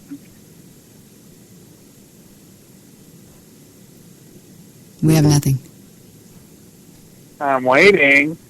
No, you weren't hearing that? No. We have dead air, love chops. Damn it. Damn it. What am I Things is off. Piece of shit, motherfucker. Damn. Hello, Henry's Bitch. You are with Debbie and Jewish producer and the Midnight Movie Man. What's up? The Midnight Movie Man. Jeez. Oh, my God. We're in the wrong business. Good times. I thought that was going to be Mr. Solution. I don't needlessly insult people and call them names. You're a bitch. I like the song. You called me a radio. I listen to every word of that show, sir. And first of all, let me assure you, I am educated. I am not some stupid blonde bimbo that you think I am. And you are a racist, sir. Debbie, he was in the chat room. Don't be an idiot. Kiss my ass. What's up, right? Now, Rick has trouble with words. I told Rick to take his ass to dictionary.com. There's never been one example of a black shooting and killing a white person. Because that's basically what your show is about. Bullshit. Wait a minute. I know, Debbie, I know you're probably covert racist with... I don't know. Who is this guy? This sounds like a Phil Henry wannabe. I don't needlessly insult people and call them names. A bunch of underdeveloped boys. I've had about enough of you to this asshole. Probably a rotund bitch. And I call him the asshole he was. Probably a rotund bitch.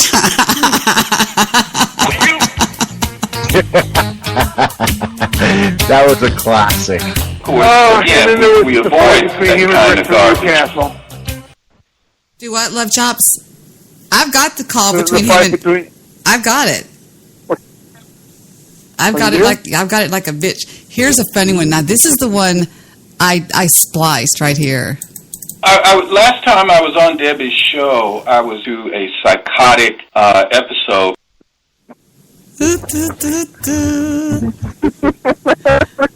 We're just talking about, for those of you that are listening in, we're talking about some old Mr. Solution stuff.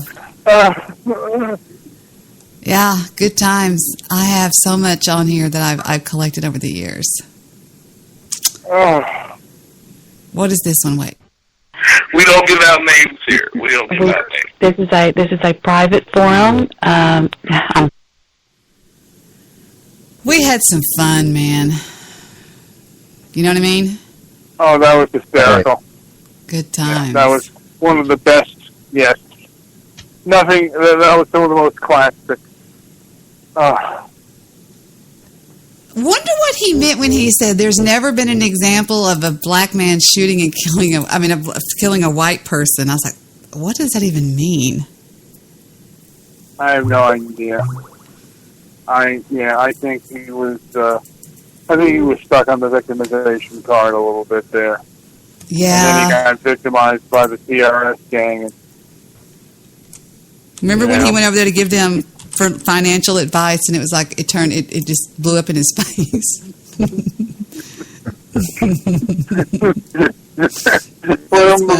How many businesses do you want to buy? Now you need to save money and open up an IRA account. And I'm thinking, these are street drug dealers you're talking to, Mr. Solution. They don't want to know how many businesses you want in the black community. How many black people have you helped out? I'm almost certain that I've seen him in real life. Really? Yeah, because he told me he used to do these bike rides. Really? Jason Witten for Tom.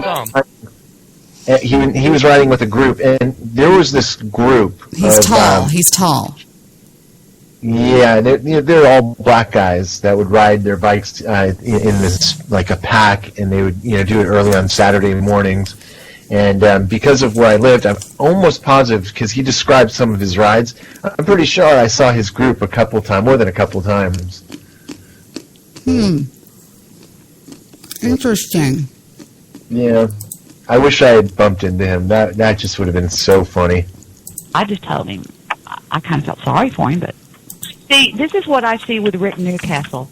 I lost respect for Rick the night he attacked Mr. Solutions with the things that he said to him. I could not believe I was hearing someone have it with you. He would say, "Here's my number." Yeah, if I found them attractive, if they were overweight, if they were... No. If they're attacked by somebody claiming to be in the Bill Wagner crew, these people would call in and say, "Nigger." That's so funny. That's horrible. Show me all the motherfucking cheese. Mr. Midnight Movie, remember the other day I was telling you about a show that I found that was you and Goose, and y'all were going crazy, and you were doing this hysterical, crazy freaking voice? Mm-hmm. Do you remember that when I was telling you about that? Yeah. I found it. It's on YouTube. Because I deleted so many of my shows. It's crazy. I deleted so many of my shows.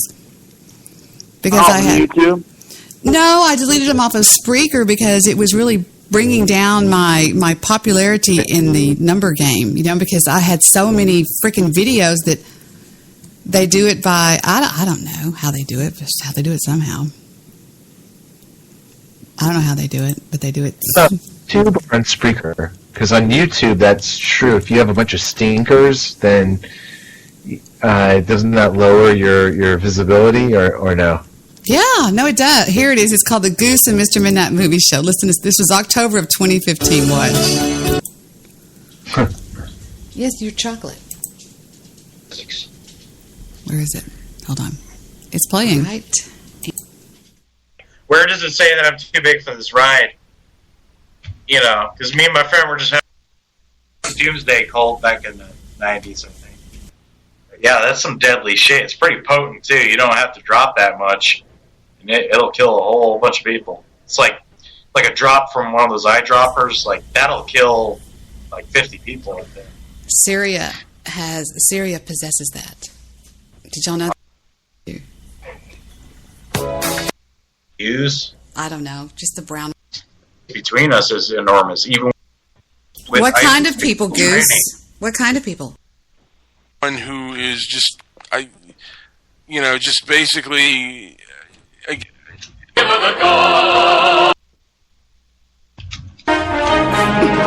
is from Stabby.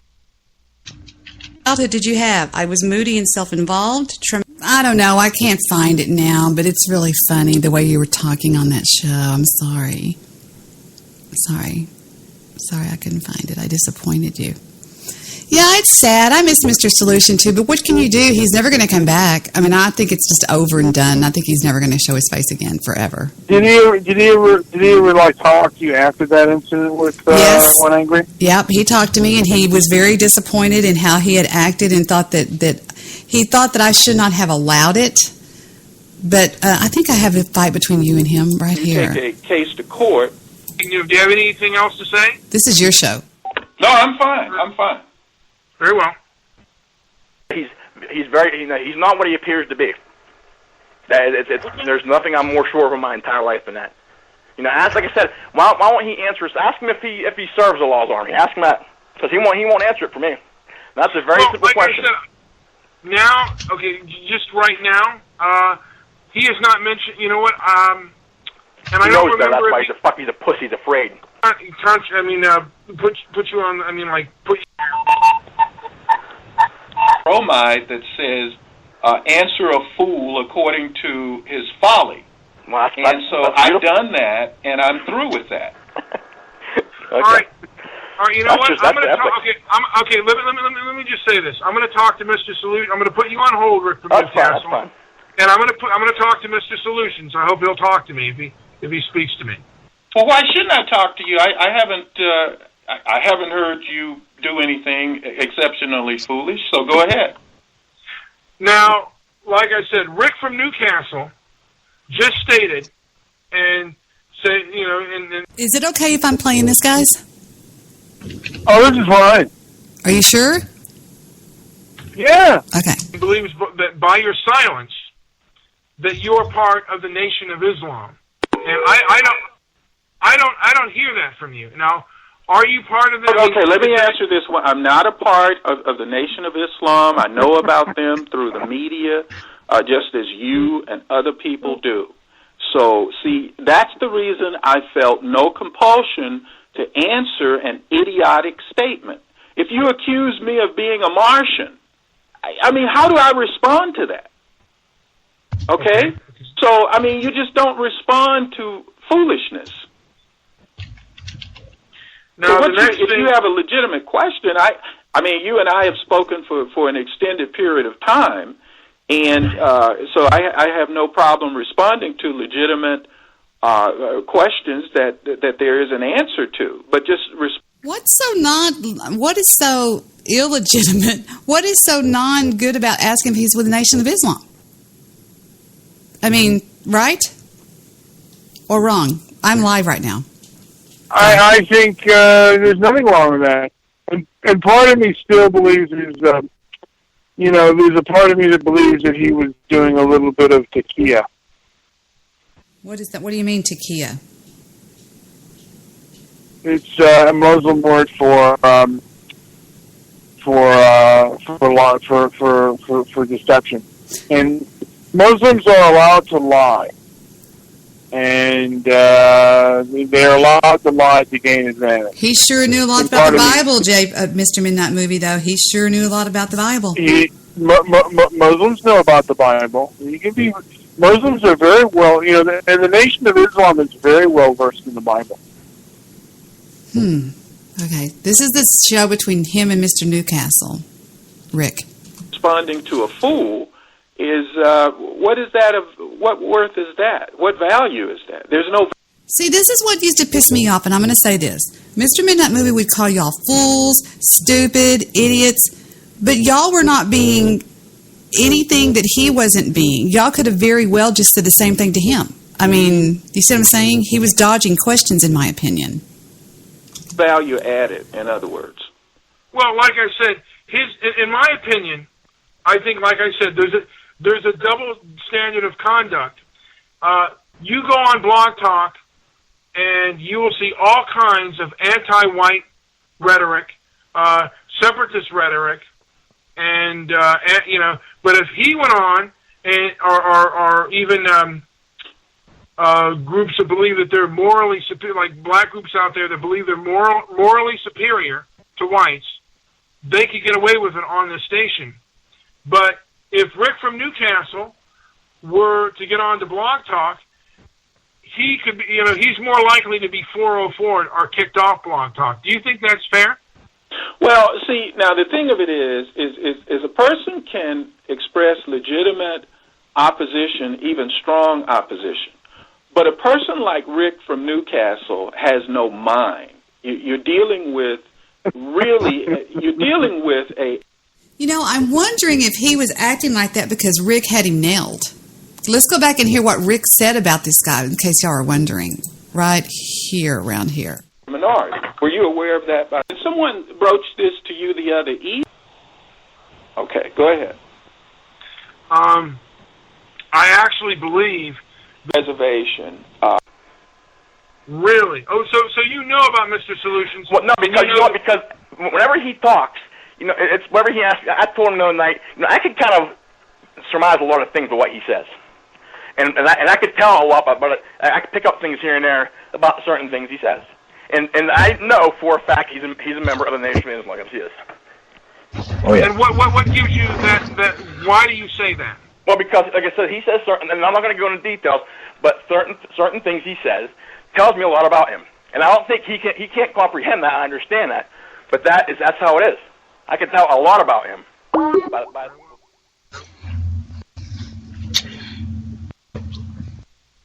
Hello? Mr. Solution. Yes? Mr. Solution's coming on. Oh, shit. Yeah. I hope so. Is it going on? No, this is him. Hold on. I'm so excited you Hold have on. a Rick from Newcastle clip. Wow. Here he comes. Here comes Mr. Solution. Mr. Solution, welcome to the call. Oh, wow. Mr. Solution, are you there? Hold on, he's dialing him in. But Oh, did somebody fool you and Mr. Solution? oh, Why, Mr. Solution, he's in Thailand. What's he doing there? he's on webcam. Oh, Mr. Solution, where he at? You asshole! I thought you were Mr. Solution. I'm sorry, we don't have no black people here in Thailand. Look around you. We just got Thai people. God, that pool looks nice. Oh, it's you with the pool. Oh, look at that. Wait a minute. Maybe we can find some black people and make them angry. What do you think, 3M? Can we find any black people and make them angry? Brian, can you see him, Brian? Black people, please Brian, come out. he's on webcam. Can you see him? Oh, no, none here. You can't make the black people angry here in Thailand because there aren't any. Shit. Yeah, me too. Why are you laughing? I thought it was him. I'll have to be honest with you. I thought it was him. Yes, he never comes back. So he'll be back. You look good, Jew. You look really good. Oh, I feel good. You're suntanned. Well, I'm suntanned up top, but I'm not suntanned on the bottom. That's okay. We don't need to see the bottom. Because I spent all this time in the pool with my waist in the water, and I just found out that I'm all white on the bottom. The Jew is in the swimming pool talking to us on webcam. Well, what y'all think of Thailand? Isn't Thailand beautiful? It looks like the Four Seasons. Is that Jonathan? That's Jonathan. He's taking a break from school. Aww. We're chasing the sun. The sun makes its way across the pool. Yeah, you really don't have any sun. About 1:30, and then it's gone. What's the weather like there? What's the weather like over there? Well, I don't know. Debbie Daly and Mr. Midnight Movie, and I don't know who else is on there. Probably that Snake, the Jewish producer, is on there. Hi, Jonathan. Isn't he beautiful? I am watching. Yes, of course you are. You're not saying anything, Mr. Snake. What's the weather like? The weather is, I guess, around 90. The weather's here. Wish you were beautiful. Weather's here about 90 degrees. It's 90. It's not high humidity. I just got screens installed in my condo. We're up on the 25th floor, so I get a nice breeze during the day. I don't have to use the air con, which is nice. Now I see why your pool is so loud. You've got those lions spitting out like water like the Four Seasons. Oh, I know. You know what? And half the time they're on, sometimes they're off. I can never figure out why. I don't know if it's because they don't work or if they whatever. But here, I'm right at the very edge of the sunlight. I can tell. I want to see. Hi, sweetie. Isn't Jonathan beautiful? Jewish producer and Mr. Midnight Movie. Yeah, 310 is Mr. Midnight Movie. Oh, Mr. Midnight Movie! Are you taking it down? No, I'm not taking it down. Did you hear that? Anyway, I heard it down. He's a man with a log that must be about 30 feet long because he's always pinching some of it off. Rushing to the bathroom, God knows why. Hello, Debbie. Hello, Jewish. Hello, Jonathan. He can't hear us, Danny. Do a cannonball and bury Dad's face in water. Yes. He can't hear us. us. That was a little close to the edge for me. You see that corner of the pool over there? Uh-huh. It used to be where the sun ended up, and now 1:30 is gone. And it's right above, look, I'll show you. It's right above the buildings. And it sort of sits in between the two buildings, and I got to chase it in between the two buildings. It's like you're living at a resort. Well, these are old. This is an old condominium complex. That was the first building. There's the second building, and you can't see the third building where I am because it's behind the second building. But it's got everything I needed. I got restaurants down here. There's a restaurant right there. I don't eat in that restaurant, though. But there's a restaurant down here, and got everything I need. I hardly even venture out much. Except to go shopping. All right, I'm officially jealous. You ought to be jealous. I'll tell you what. My life has taken quite a turn since moving to Thailand. I have left y'all with Black Lives Matter, and somebody's got to explain to me why everybody in Black Lives Matter is gay. Why is it that everybody says, y'all say, well, you're very mean to black people? Why's that? I don't know. They love those women, those lesbians love these snacks.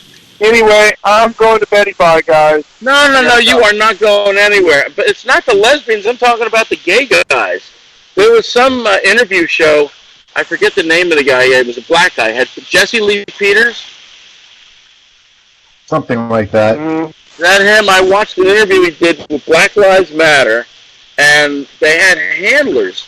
These two people in their 20s, I guess, all talking about how they were upset, and black guy was saying, well, you know, white people made my life just a misery. And this black guy saying, listen, he says, don't you realize that white people don't like you? And a lot of black people don't like you. Chinese people don't like you. In fact, nobody likes you anymore. You're just hateful, mean-spirited, rotten people, kind of like the one I can see. It's most of the time. But you're just hateful people, and nobody likes you. And it's not helping your cause any. But I got to tell you something.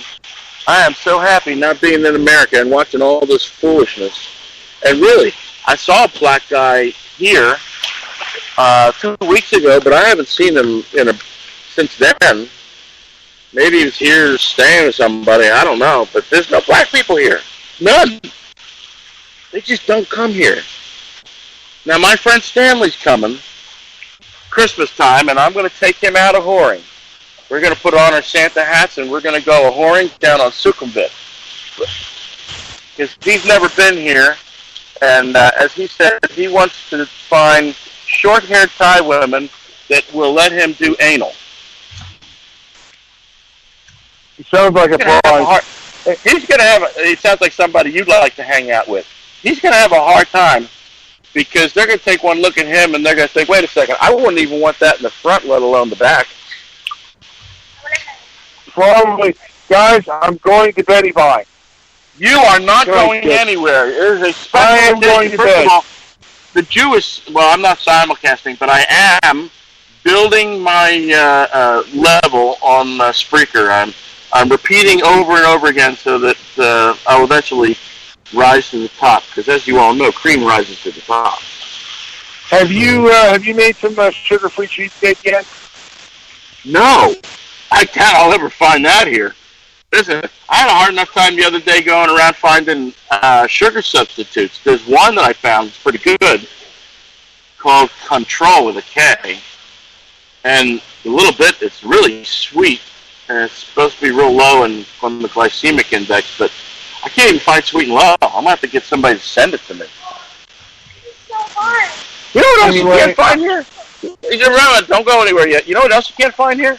You can't find you can't find 3-punch paper. You know the kind you put in a 3-ring binder? You can buy a 3-ring binder. They got walls of 3-ring binders. I walked into one store and I said, well, where's the paper? And they said, oh, no, we don't have paper for that. I said, wait a minute. You've got 3-ring binders, but you have no paper. Yes. Explain that. Well, nobody can explain that to me. Can you buy hole punchers, I guess is the other question. Well, that's what my wife told me. She says, oh, you have to punch a hole in it yourself. I said, get the hell out of here. This is 2016. I don't care where we are. I'm not in the freaking Congo where you got to bring your paper in by rhinoceros or whatever. But this is 2016. Well, turns out you got to go buy paper. Don't you go anywhere. Don't you dare. Oh, he went somewhere, that bastard. And you Jewish snake, you'll be disappearing right away, won't you? No, he won't. Yeah, I like this new Skype. JP, stay with me. Yeah. No, I'm listening. I'm actually interested in hearing more about the culture over there. What else are you finding? Well, I can tell you, I'm finding. Let me switch my camera. Can I tighten your stroke? Hold on. Try to switch. Oh, there it is. Okay. I'm finding that. Daddy, can I tighten your stroke? This is very different from living in Pattaya, where I used to live. Living in Bangkok, not living in, I can't tell which one Here, I'm slipping. Living in Bangkok and not living in Pattaya, which is the whore capital of the world, living in Bangkok, I have yet to see a hooker, bar girl, really anything out here. Wow. They're all working class Thais. The Thais basically keep to themselves. They don't bother anybody. They don't. They never get in your business. I'll give you an example. I can open my condo door into the hallway, and when the Thai people go to the apartment next door, which I don't even know who they are because they never introduce themselves, when they go to the apartment next door, they never look inside. They purposely look anywhere but through the door. Huh. They don't want to know. No, and when they walk by you, if you're outside at a table or something like that, having some crazy conversation like I'm often doing, they'll just walk by you, and it's sort of like a horse with blinders on. Jude, did you happen to catch the presidential debates between Hillary and Trump? Well, I certainly did. And what did you think about it? I thought that, I think for one thing, it's very easy to be a backbencher and say what Trump should have done. I've done debates, I've done public speaking, so I know when you're in the moment, it's difficult, because I sat there thinking, wow, he could have nailed her. He could have just tore her a new asshole several times, and he didn't. What are you doing with this? But it's hard. It's easy to do that, and he's not. I don't know if he's a seasoned public speaker. I don't think he's a debater. Now you see this guy? He's the lifeguard, but he's not a lifeguard because he doesn't look at parts of the pool. So if you drown, he'd never know. He's basically a money taker. And I think that's his girlfriend or his wife, because his kid's running around here somewhere. And as a Thai, he's got a pretty good job because he's not working in a factory. Stop making noise. He's not working in a factory. He's not. He's got a nice environment that he's working in. It rains a lot, so I was happy to get out today because, fuck, it's been raining. It's rainy season, but it's been raining every day. I got in the pool the other day and see. You ever when they say when you hear lightning or you hear thunder, you should get out of the pool.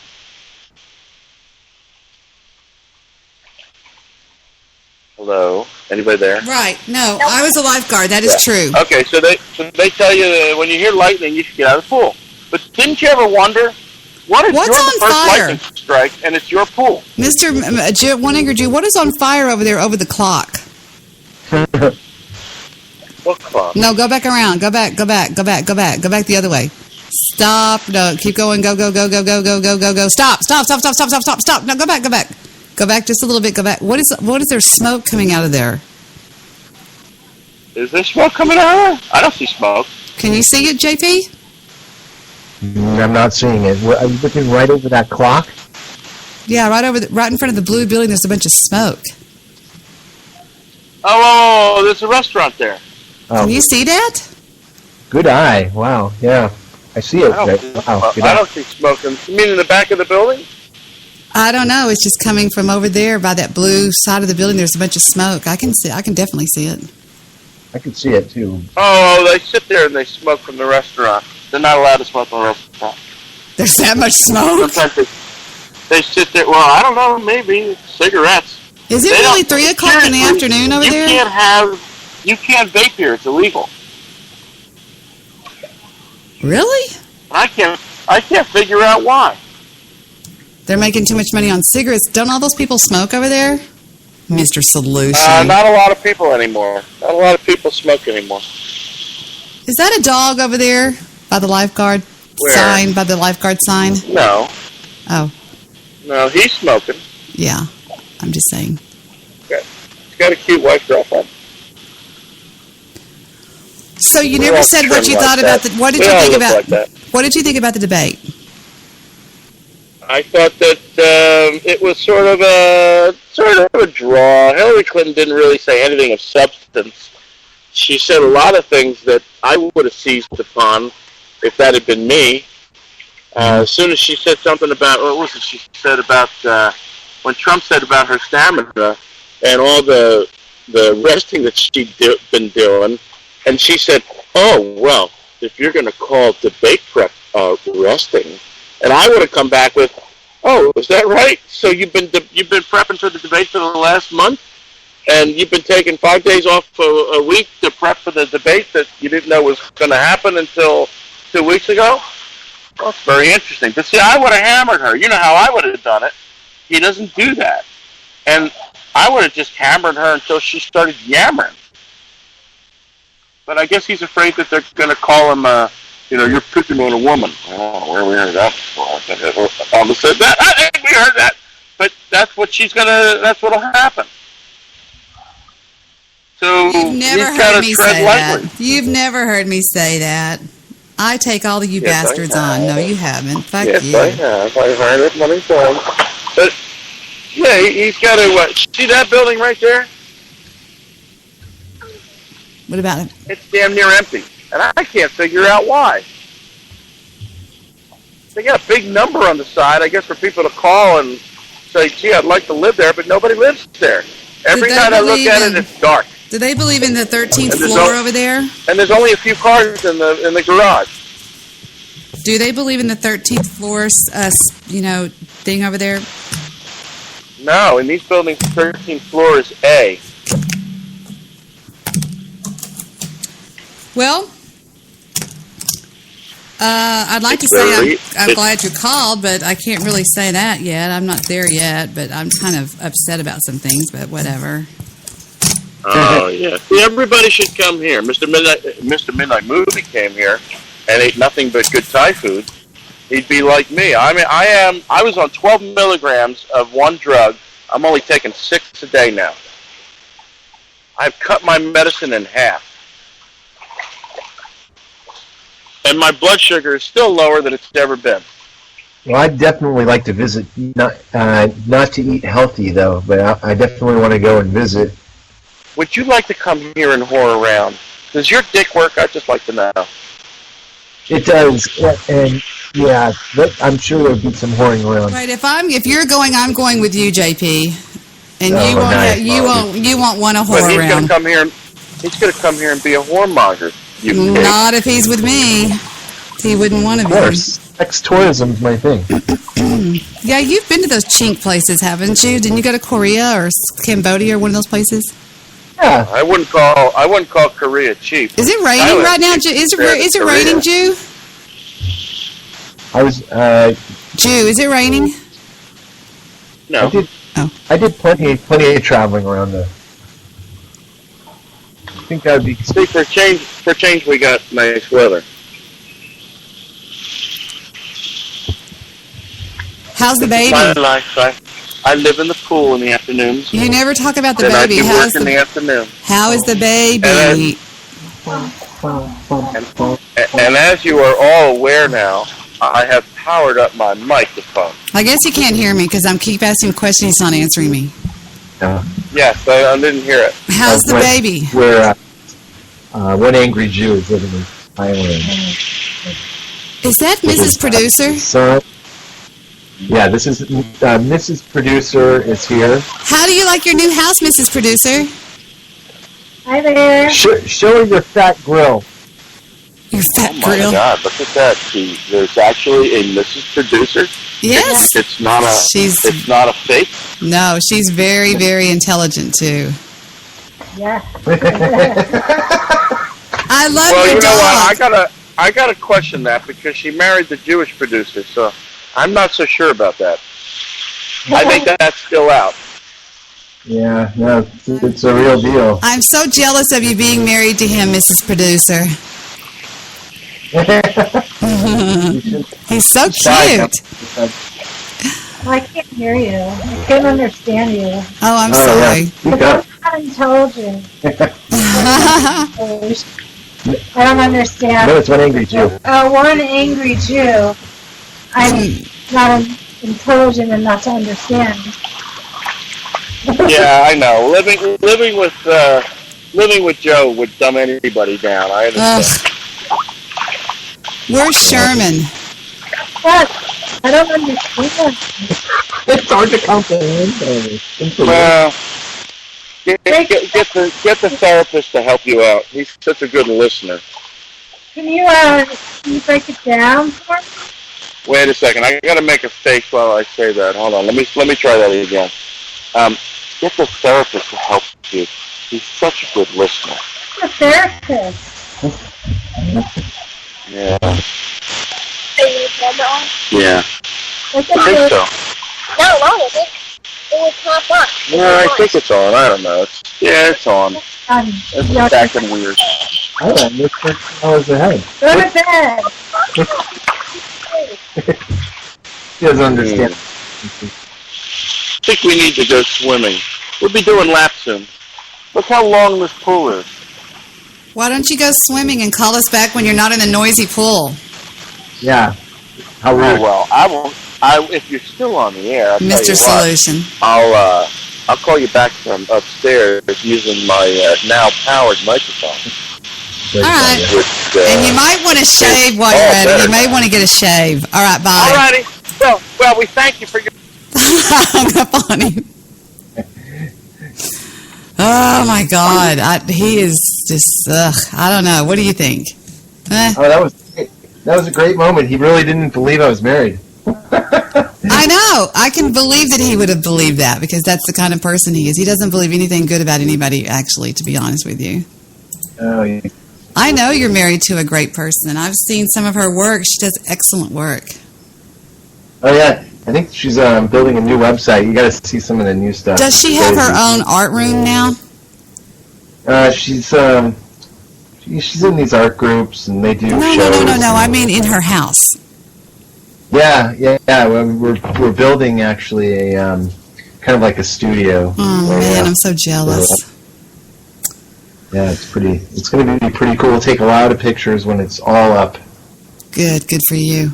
Good. She's a good person. Yeah. You're very lucky. Do you feel lucky? I'm feeling the luck. When you come to California, you can come check out the artwork and bring Victor. I'm going to check out Sherman. Mm-hmm. Definitely. I want to give Sherman a kiss. I want to give Sherman a big fat kiss. Aww. All right, well, I'm done. I'm going to bed. I'm going to go to bed pretty soon, too. I'm done, Debbie. All right, love chops. What if we had, Katie D or some of the other crazies? The other call with David Fikert turned out to be a real good call. Yeah, I like David. David's cool. He took it on the chin from a couple of people, but he stayed the distance. I mean, he went the distance. Yeah, he's hung in there. Yeah, he did. I was surprised. All right, you beautiful man, go in there and go to bed with your lovely, gorgeous wife. Aw. All right, we will talk soon, and thanks again. You're always so nice to have us on your show. Love and kisses. Love and kisses, Debbie. Bye. Peace on earth. Goodwill to men. All right, Jewish producer, everybody, on the Debbie Daily Network here on the Debbie Daily Train Wreck. By the things he says, the words he uses. My iTunes mates. Stop. If I get off the air this early, what am I going to do? Victor's not even home. I don't even know where Vic is. I don't know where Vic is. Not really sure I really care where Vic is. No, I'm joking. Yeah, that was a fight between Mr. Salushi Pops and somebody else. I forgot who. DJ Newcastle. Rick from Newcastle was his name. He was a white separatist. And, pretty, a racially motivated fight with a black man. Who wants to hear that between me and somebody? Let me see what this is first. This is Jason Witten for Tom. Shut up. Incredibly rude and said he just wanted to go to sleep. Why is everybody fucking bothering? At that point, Debbie did the right thing. If somebody doesn't want to be on the call, she took him off the call. So she let him go. She dropped him. From there, keep going. But that's the gist of that's what happened. I happened just having a conversation, man. Come on. You're calling me 2:13 in the morning about what is the conversation about? Well, this is the night that started the whole Big, big problem. Ugh, it's horrible. I don't even want to relive that. Those are the Blog Talk radio shows. Yes? To what? The Ford? It is... Do you see my Louis Vuitton bag? Yeah, it's right there. It's in here. What a drag it is getting old. Things are different today. I hear every mother say, mother needs something to help to calm her down. And though she's not really ill, there's a little yellow pill. She goes running for the shelter of her mother's little helper, and it helps her on her way. Gets her through her busy day. Did you see those potato chips I got for you? Those jalapeno potato chips? Since you like crazy hot stuff. I hope I have the key. Where did I put it? Hold on, I'm still looking. There's a key to the Jetta. Dang. There's my watch. Hold on. I'm looking, Stephen. I'm sorry. Dun dun dun dun. Doctor, please. Some more of these. God dang. Let me just dump my bag out. I don't know where the hell it went. Hold on. Let's dump the old bag out here. Do you see it anywhere? Here it is, right there. Alright. Thanks. And there's a Werther's candy. That's yours right there. Okay. But if you use this one, the click click click works on all the doors. Okay. And it doesn't on that one. Alright. You want to change click click clickers? No, this one closes and locks it. Even the driver's side? Yeah. It doesn't lock it or something like that. It's fine. All I do is push it. You look so strong. I can tell you're working out. Jesus, you look big.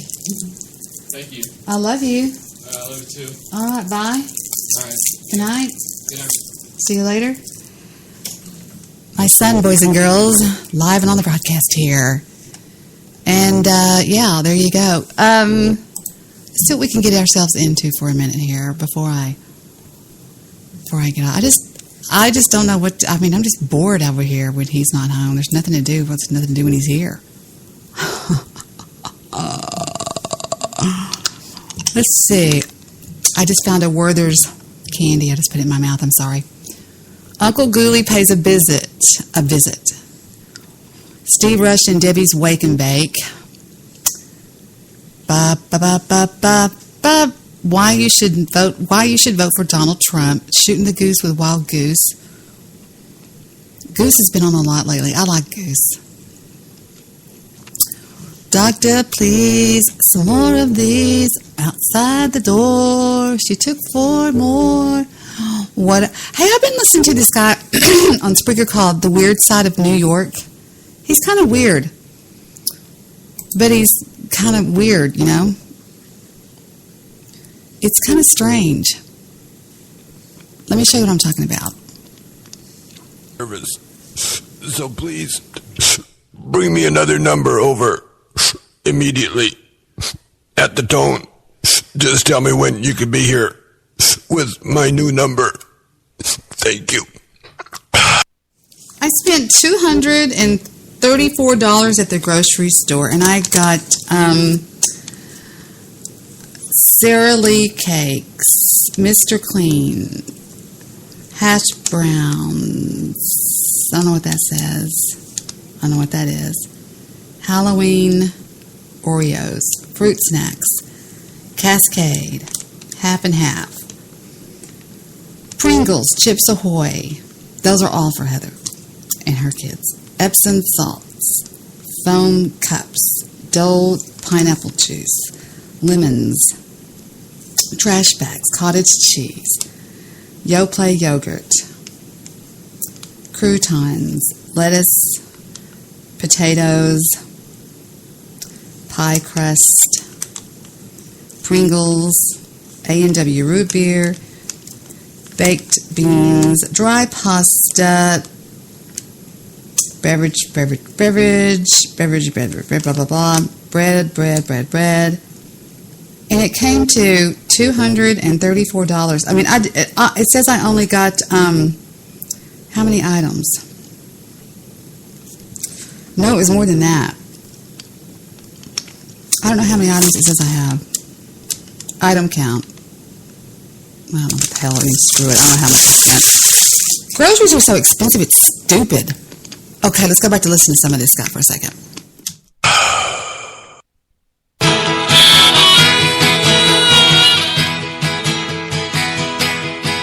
All the ragman draws circles up and down the block. I'd ask him what the matter was, but I know that he don't talk. And the ladies treat me kindly, and they furnish me with tea.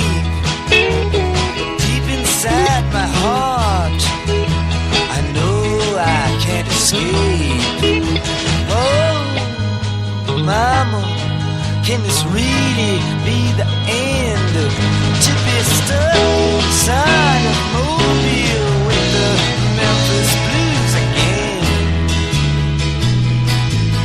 Well, Shakespeare, he's in the alley with his pointed shoes and his bells, speaking to some French girl who says she knows me well. And I would send a message to find out if she's talked, but the post office has been stolen and the mailbox is locked.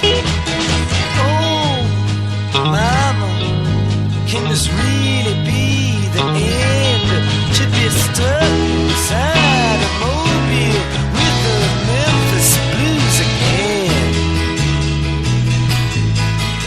Mona tried to tell me to stay away from the train line.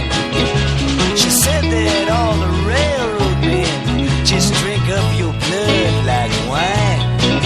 And I said, oh, I didn't know that. But then again, there's only one I've met, and he just smoked my eyelids and punched my cigarette. Oh, Mama, can this really be the end? To be stuck inside a mobile with the Memphis Blues again. Grandpa died last week, and now he's buried in the rocks. But everybody still talks about how badly they were shot. But me, I expected it to happen. I knew he'd lost control when he built a fire on Main Street and shot it full of holes. Oh, Mama, can this really be the end? To be stuck inside a mobile with the Memphis Blues again. Now the senator came down here showing everyone his gun. And You know, I'm sorry, but his songs just go on and on and on and on and on and on and on, and it's just so, he's always bitching about somebody or whatever. And I like him, don't get me wrong. But stop. You know what I mean? I'm like, what? Just stop for a second. Don't talk. Don't speak. Don't talk. To be stuck inside a mobile with the Memphis something blues. What? I'm like, okay, enough's enough. Enough's enough. I'm bored. I guess I'll watch a movie and leave you guys alone so y'all won't have to sit in my chat room. Is there anybody still there talking to anybody in there? I saw Apocalypse in there earlier, and I saw Jewish producer and Ashton.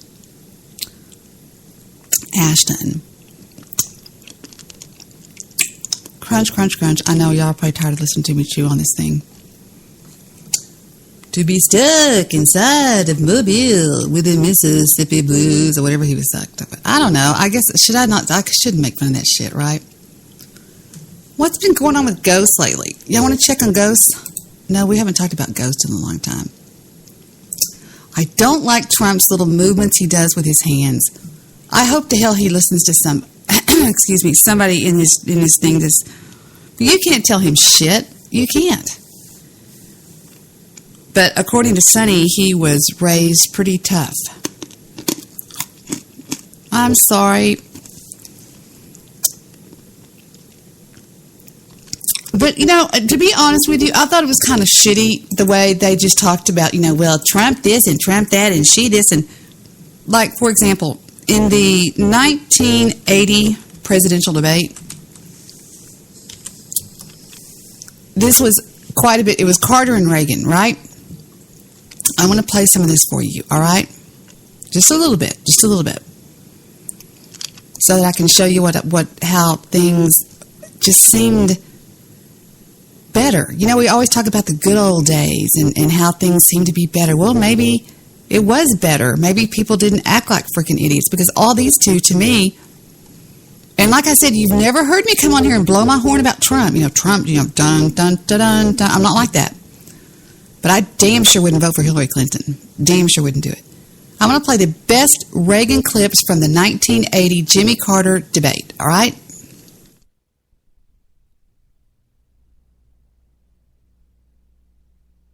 I would like to ask the President, why is it inflationary to let the people keep more of their money and spend it the way they'd like? And it isn't inflationary to let him take that money and spend it the way he wants. Since then, he has blamed to the people for inflation OPEC. He's blamed the Federal Reserve System. He has blamed the lack of productivity of the American people. He has then accused the people of living too well, and that we must share in scarcity, we must sacrifice and get used to doing with less. We don't have inflation because the people are living too well. We have inflation because the government is living too well. So I think this idea that has been spawned here in our country, that inflation somehow came upon us like a plague and therefore it's uncontrollable and no one can do anything about it, is entirely spurious, and it's dangerous to say this to the people. And inflation went down below the national average in California when we returned. Now, wait a minute. We need to hear some of Jimmy Carter, too. Exciting primary debate moments from history. Ooh, this looks good. Let's listen to this one. It's only 2 minutes and something long. The jeers. The cheers. The laughs. I appreciate that. And gasps. As we approach CNN's Republican debates, we decided to look back at some of history's most exciting primary debate moments. We start back in 1980, when Ronald Reagan essentially catapulted himself into the nomination with this defiant remark. Would the sound man please turn Mr. Reagan's mic off for a minute? I am paying for this microphone, Mr. Speaker. He was funding the debate with his campaign money to try to include all the candidates. Of course, he went on to win the New Hampshire primary and the presidency. In 1992, Jerry Brown and Bill Clinton got into a spat on the stage. He is funneling money to his wife's law firm for state business. That's number one. I don't care what you say about me, but you ought to be ashamed of yourself for jumping on my wife. You're not worth being on the same platform I'll tell as my you something, wife. Mr. Clinton. Now, don't try to escape it. George W. Bush and John McCain argued about negative ads in a 2000 CNN debate. This is an attack piece. That is not by my campaign. What says paid for by John McCain? That is not by my campaign. And who can forget when Hillary Clinton was asked about her likability in 2008? What can you say to the voters of New Hampshire on this stage tonight who see your resume and like it, but are hesitating on the likability issue, where they seem to like Barack Obama more? Well, that hurts my feelings. I'm sorry, Senator. I'm sorry. I don't think I'm that bad. You're likable enough. Thank you so much. Former Texas Governor Rick Perry would surely like to have this moment back from 2012. It's 3 agencies of government when I get there that are gone. Commerce, education, and the, what's the third one there? Let's see. I can't. The third one I can't. Sorry. Oops. And then, of course, the Fox News Republican debate from just last month. New Jersey Governor Chris Christie argued with Senator Rand Paul over the government's mass collection of personal communications.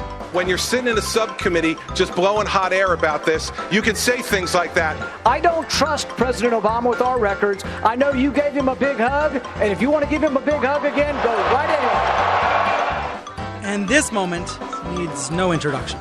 You've called women you don't like fat pigs, dogs, slobs, and disgusting animals.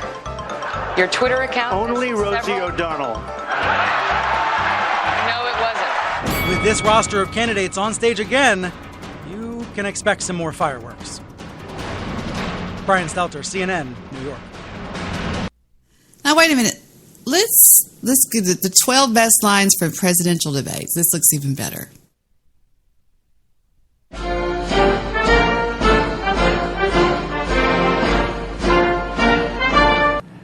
Are you better off than you were 4 years ago?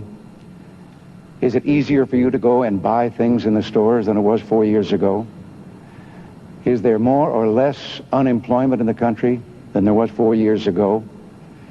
Is America as respected throughout the world as it was?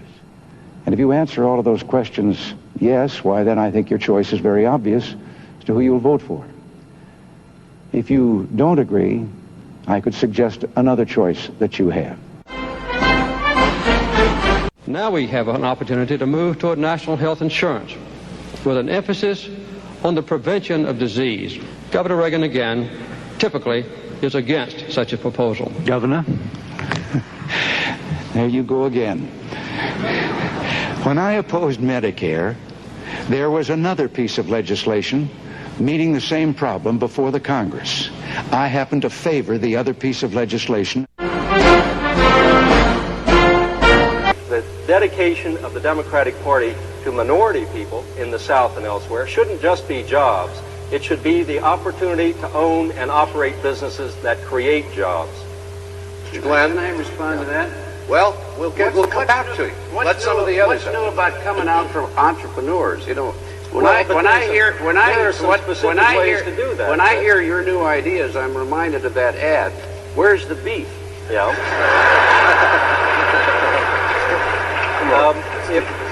If you'd let's keep going. I recall yet that President Kennedy had to go for days on end with very little sleep during the Cuba Missile Crisis. Is there any doubt in your mind that you would be able to function in such circumstances? Not at all, Mr. Truitt, and I want you to know that also I will not make age an issue of this campaign. I am not going to exploit for political purposes my opponent's youth and inexperience. I have as much experience in the Congress as Jack Kennedy did when he sought the presidency. Senator, I served with Jack Kennedy. I knew Jack Kennedy. Jack Kennedy was a friend of mine. Senator, you're no Jack Kennedy. That was really uncalled for, Senator.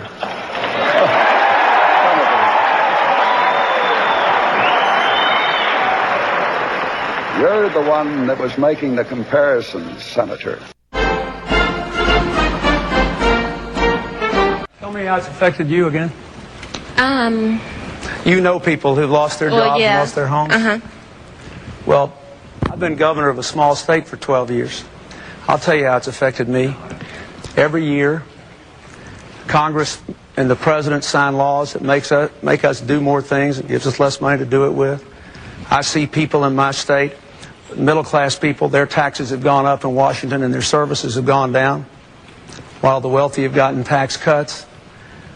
I have seen what's happened in this last 4 years when, in my state, when people lose their jobs, there's a good chance I'll know them by their names. When a factory closes, I know the people who ran it. When the businesses go bankrupt, I know them. And I've been out here for 13 months, meeting in meetings just like this, ever since October, with people like you all over America.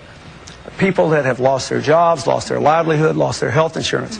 What I want you to understand is the national debt is not the only cause of that. It is because America has not invested in its people. It is because we have not grown. It is because we've had 12 years of trickle-down economics We've gone from 1st to 12th in the world in wages. We've had 4 years where we produced no private sector jobs. Most people are working harder for less money than they were making 10 years ago. It is because we are in the grip of a failed economic theory. And this decision you're about to make better be about what kind of economic theory you want. Not just people saying, I want to go fix it, but what are we going to do? What I think we have to do is invest in American jobs, American education, control American health care costs, and bring the American people together again. That's what the question in this campaign is about. It's not only what's your philosophy and what's your position on issues, but can you get things done?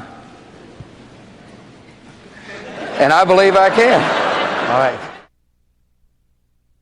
Look, I understand what it's like to be a single parent. When my wife and daughter died and my 2 sons were gravely injured, I understand what it's like as a parent to wonder what it's like if your kid's going to make it. I understand what it's like to sit around the kitchen table with a father who says, I got to leave, champ, because there's no jobs here. I got to head down to Wilmington, and when we get enough money, honey, we'll bring you down. The notion that somehow, because I'm a man, I don't know what it's like to raise 2 kids alone. I don't know what it's like to have a child you're not sure is going to make it. I understand, as well as, with all due respect, the governor or anybody else, what it's like for those people sitting around that kitchen table. And guess what? They're looking for help. They're looking for help. They're not looking for more of the same. I think Governor Romney maybe hasn't spent enough time looking at how our military works. You mentioned the Navy, for example, and that we have fewer ships than we did in 1916. Well, Governor, we also have fewer horses and bayonets, because the nature of our military has changed. Okay. Recent polls have shown a fifth of Americans can't locate the U.S. on a world map. Why do you think this is?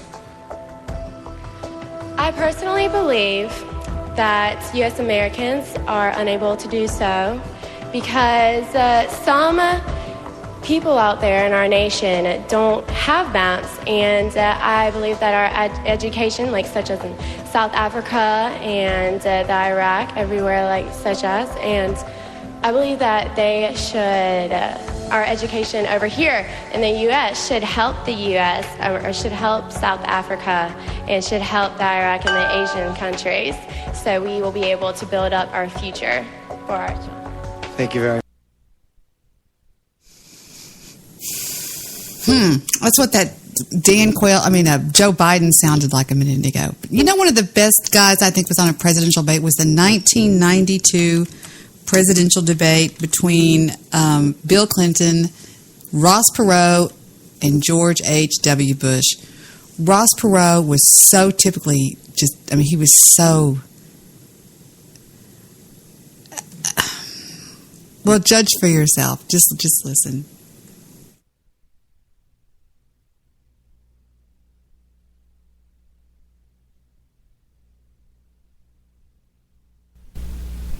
Three debates among the major candidates for President of the United States, sponsored by the Commission on Presidential Debates. The candidates are independent candidate Ross Perot, Governor Bill Clinton, the Democratic nominee, and President George Bush, the Republican nominee. I am Jim Lara of the McNeil-Lara NewsHour on PBS, and I will be the moderator. What separates each of you from the other? Mr. Perot, what do you believe tonight is the single most important separating issue of this campaign?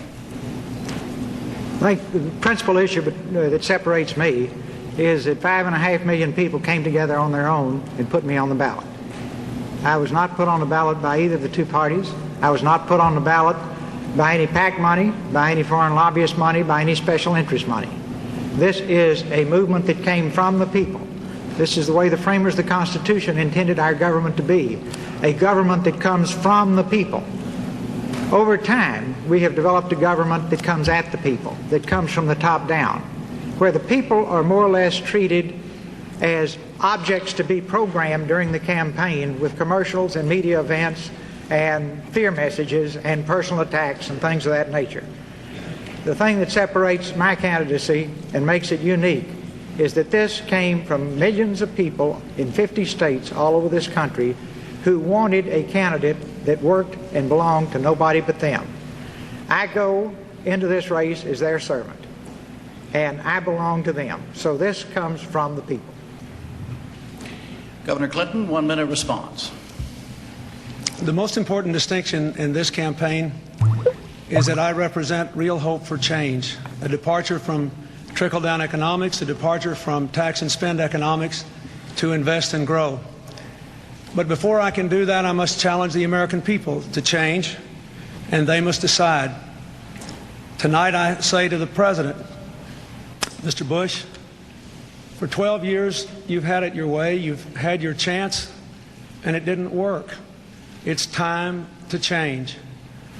I want to bring that change to the American people, but we must all decide first we have the courage to change for hope and a better tomorrow. President Bush, 1 minute response, sir. Well, I think one thing that distinguishes is experience.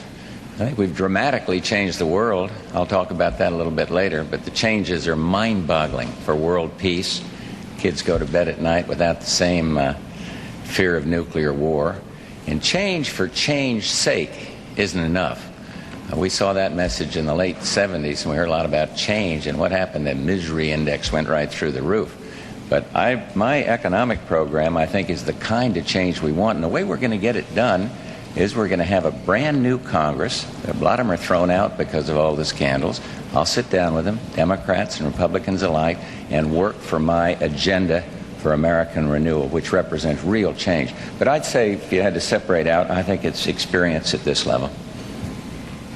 Governor Clinton, how do you respond to the President on the question? You have 2 minutes on the question of experience. He says that is what distinguishes him from the other two of you. I believe experience counts, but it's not everything. Values, judgment, and the record that I have amassed in my state also should count for something. I've worked hard to create good jobs and to educate people. My state now ranks first in the country in job growth this year, fourth in income growth, fourth in the reduction of poverty, third in overall economic performance, according to a major news magazine.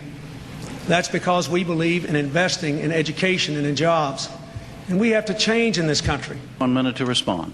I just thought of another big difference here between me. I don't believe Mr. Perot feels this way, but I know Governor Clinton did because I want to accurately quote him. I think he said that the country is coming apart at the seams. Now, I know that the only way he can win is to make everybody believe the economy is worse than it is. But this country's not coming apart at the seams, for heaven's sakes. We're the United States of America. We, in spite of the economic problems, we're the most respected economy around the world. Many would trade for it. We've been caught up in a global slowdown.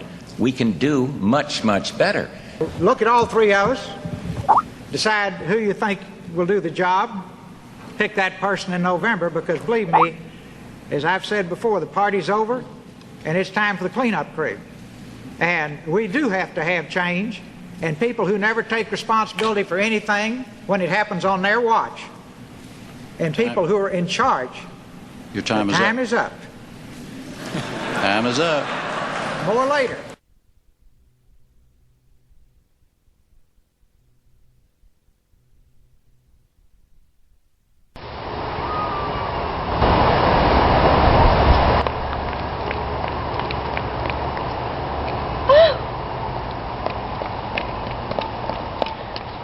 I heard it was somebody's birthday. Is that your birthday, Steve?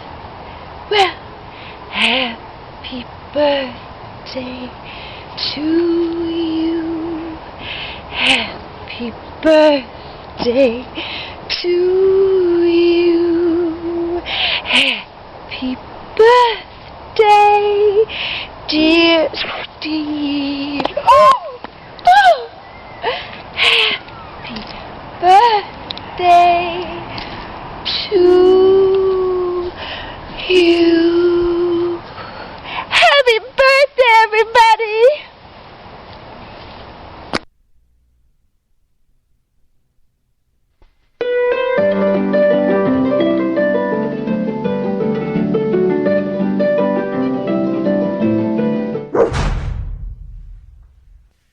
Hello there, Stephen.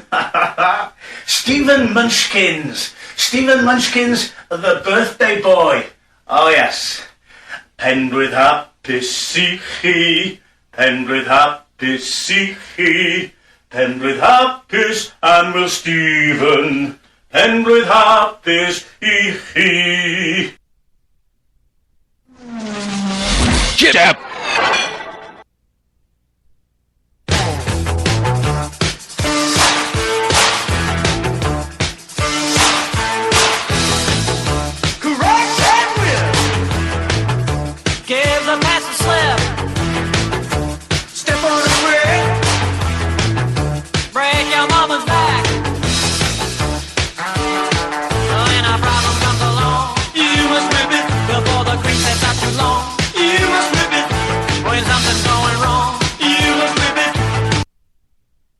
So today's my boy Steven Ospina's birthday. We're just gonna chill at his crib, hang out. I was talking to the camera and went a floor too high. Shut up. Today I've just got informed through the private chat room network, that today is Steve Rush's birthday. So I'd like to play the following song to Steve and hope that he has a nice birthday. He is 50 today. He's 50! He can stretch and kick. Y'all don't know what I'm talking about, so too bad. This goes out to you, Steve-O.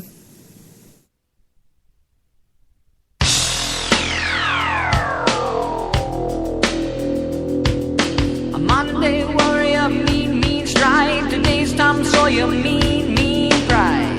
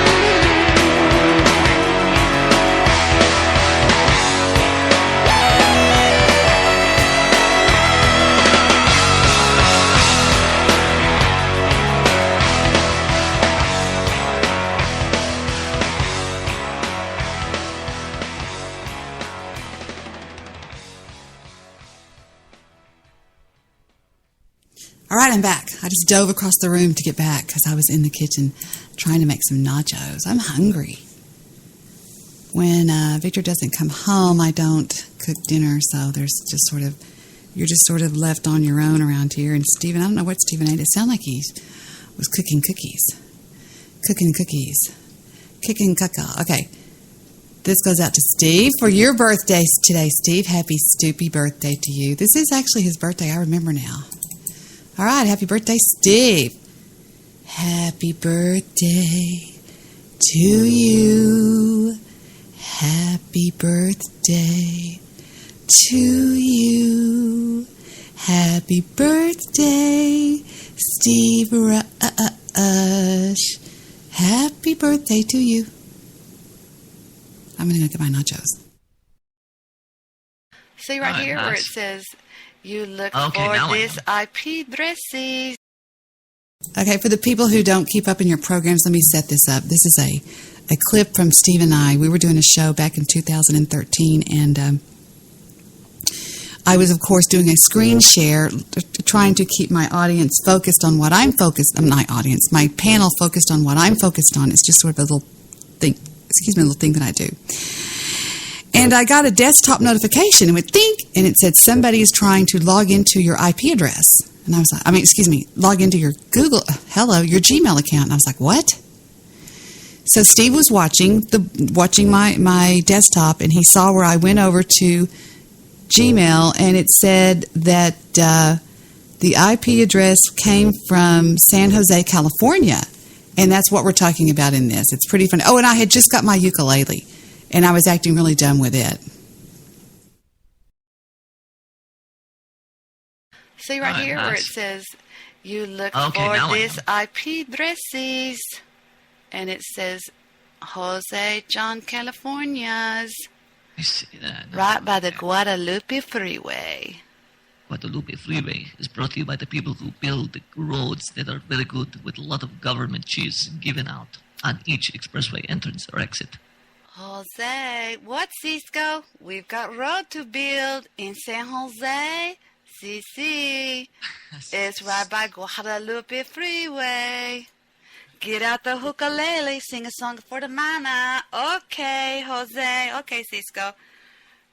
Mama, I'm building the roads in America. I want to come home and eat tamales on your porch. And when I'm coming home, please tell Maria that tomorrow night the place are going to scorch just like Geddy Lee slapping that bass. That's right. Brought to you by those good people at the Debbie Daily Network.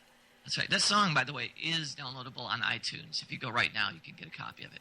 Yeah, it's called When I'm... GuadalupeExpressway.com. What about the Guadalupe Blues? Ooh, we should write a song right now. We should do that. We should be creative. Let me get the slapping that bass back up here. All right, ready? I got the Guadalupe Blues. I'm on the highway. Mm-hmm. And I gotta build a road. Either that or I'm gonna go back home to Mexico. Eat tamales on the front porch with my mama. Tell Maria I'm coming home soon. Take it to Steve. I want to run away, but I don't have a place to go. Singing this song. Everybody wants me, but I don't know. That's so beautiful. So I'm going to buy a camel. And I'm going to run away. Oh, Stevie's so good. I'm going to go on this show called Debbie Daily. That's very pretty. Shut up. It's a matter of time until Shillbilly, something happens, you do something to him, and poor Shillbilly is left out in the cold. What do you mean Shillbilly's left out in the cold? Because you do this where you bring people on, you butter them up, you make them feel comfortable, you sit them down, you make them a drink. Now, here's the deal. I demand... Then you pull the leg out from underneath the chair and you kick them in the head. Are you going to let me talk, or are you going to sit there and put on a little show for your audience?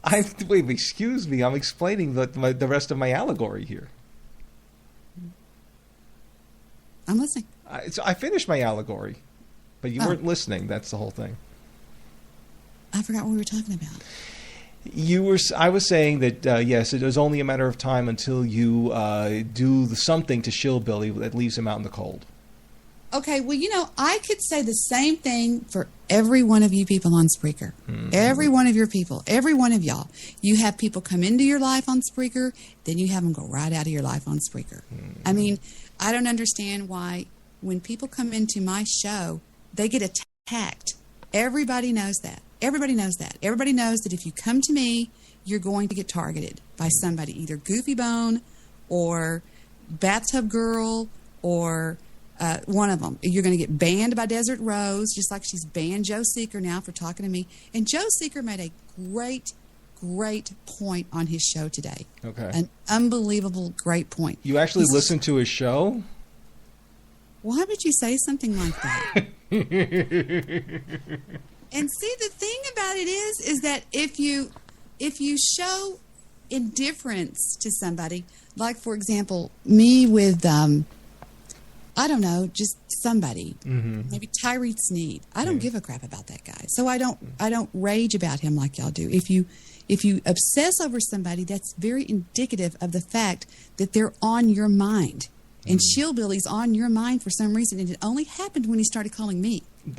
No, it was only happened after that whole thing happened between he and I that weekend, and then all of a sudden that's when you swooped in, and that is what you always do, Deborah Daly.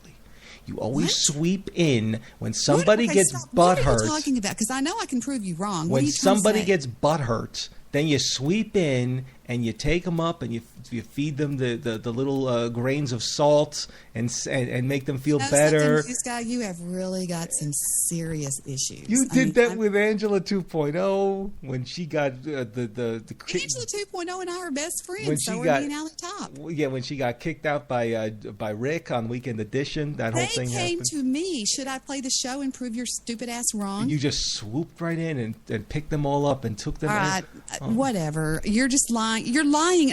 Here's the deal. Yes. You cannot fight a liar, and the reason why is they can pull any rabbit trick they want on you. Any rabbit trick. I'm a liar now? Is that what you're saying?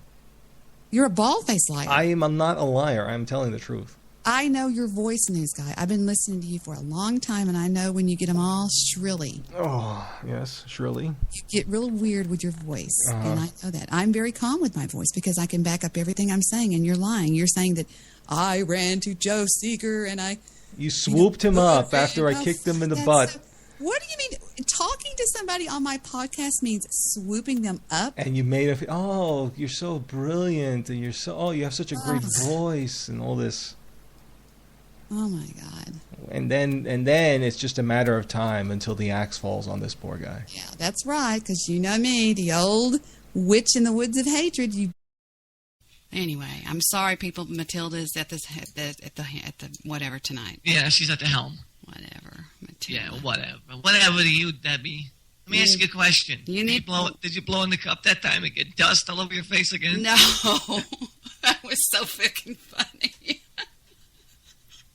Oh my God! See, you guys have to listen to all the shows to understand the references. Otherwise, you just miss it. It's over your head. Sorry. I am now Debbie Daly, wallpaper hanger. You are. You got a promotion? Keep it up, funny boy. No. Sweet. Better all watch out and don't be my friend because I will shut you down and kill you. The revolving. No shit. I'm tired of listening to this either. Shut up, you girl, Callie. Who's Heather? Okay. Who's Heather? Who's Heather? What do you mean? Heather's makeup was removed. You know, it's probably a sock account of that old man DJ Bad Guy. You know something? I just want a little message to DJ Bad Guy. Okay. Sit on it and put your money down on it. I will put down 10 cents. That's how much I will put down. Oh, okay. Then you know I'm not lying. No. What kind of proof? How can you prove it? I have audio of Goofy Bone going, they told me to apologize. I will apologize only if she calls into my show. All right. Okay. You know what? What was it? $10 that you owe me because what's his name didn't show up on your show? I'll put that money up on this whole thing. You don't believe Goofy said that? I don't believe that Goofy said that. And what are you going to do if I prove you wrong? Well, then you will no longer owe me $10 because what's-his-face didn't show up on your show, Phil Hendry. Right, but I told you what he said.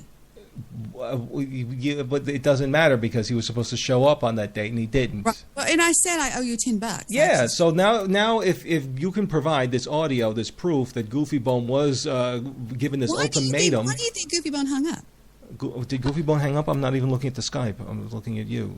I wasn't looking at the Skype either. It sounds like he did because he's not raging and my ears are doing better now. Yeah, he did. Yeah, it was a big deal. He talked about it on his show many, many nights. He said, I'll apologize, but that bitch has to call my show. That, of course, came from a famous show that I did where I was on webcam with Mr. News Guy and talking to him on his show, and he gets all flubber-blusted, and I began to hang up on him over and over and over again, and he keeps coming back on, and it was just a complete cluster F-U-C-K. You know what I mean? Yeah, so there you go. That was what I was playing for you guys. And, of course, happy birthday to Steve Rush out there, wherever you are, in the great big world of the world. So I could just sit here and talk to you people. I know a lot of people get bored if I don't sit and talk to them. What did y'all think about the Weird Side of New York guy? Yeah, interesting. I have problems with shows where people don't talk. And okay, let me take that back. DJ Doom is one of the first music podcasts that I have seen in a long time that I was actually interested in. Because he played. Now, also, there's a guy out of Florida. He's called. He's got a wife, I think, that does a show on there too. They have a pretty good music show. If you're going to have a music show, don't talk. Just play back-to-back hits. Okay, maybe every now and then come on, but that's what I like about DJ Doom. I mean, he just really was rocking it one day, several days, to be honest with you. And I've tried to do it, but when I'm here in person, now I'm fixing to start doing my crafts again, my knitting for Christmas, and I'm going to be giving away a personalized Debbie Daly knitted scarf.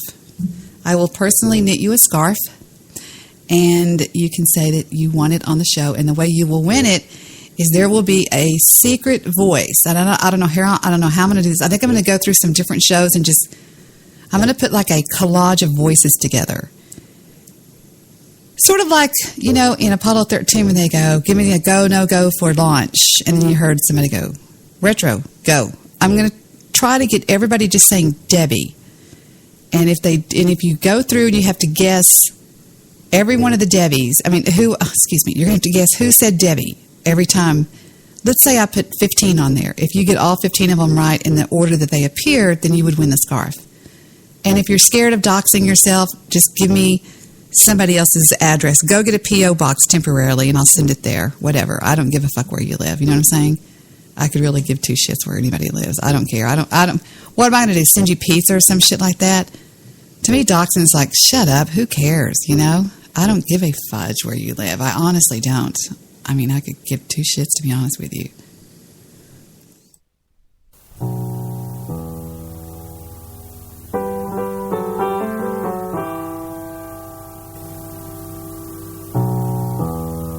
I forgot to tell you why I said that. The reason I said that is I have more patience to listen to entire songs when I'm knitting because I'm concentrated down and I'm looking down and I'm not looking up and getting bored. Maybe I'm ADD. Maybe I need some I'm trying to get some Valium out of David Fikert. Not at the moment, but I'm going to try to anyway.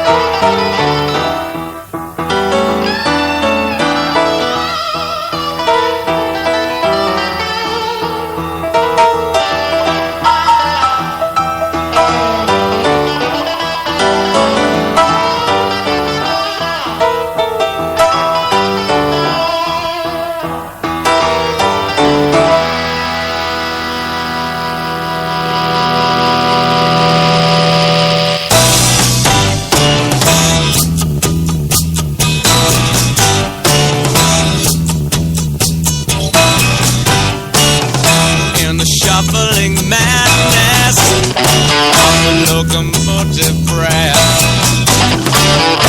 runs the all-time loser headlong to his death.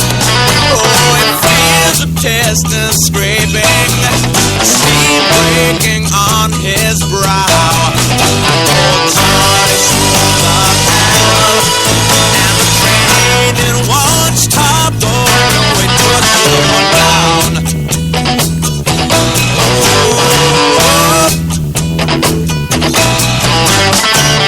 Sees his children jump off stations one by one.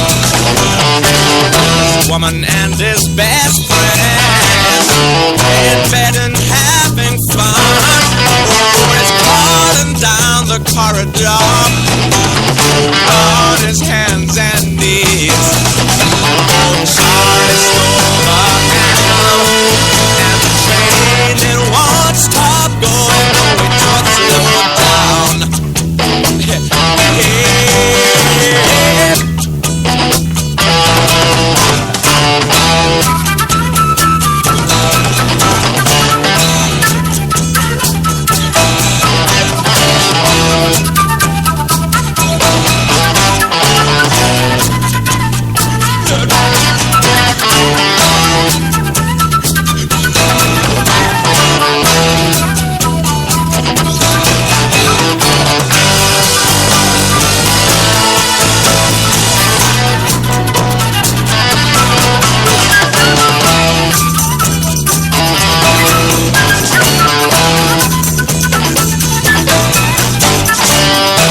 The silence howling catches angels as they fall, and the all-time winner has got him by the balls. Oh, it picks up Gideon's Bible, open at page 1. I think God, he stole the handle, and the train it won't stop. Oh, I know it don't slow down. Oh, it don't slow down. Oh, it don't slow down. Oh, it don't slow down. Oh, it don't slow down. Oh, it don't slow down. Oh, it don't slow down.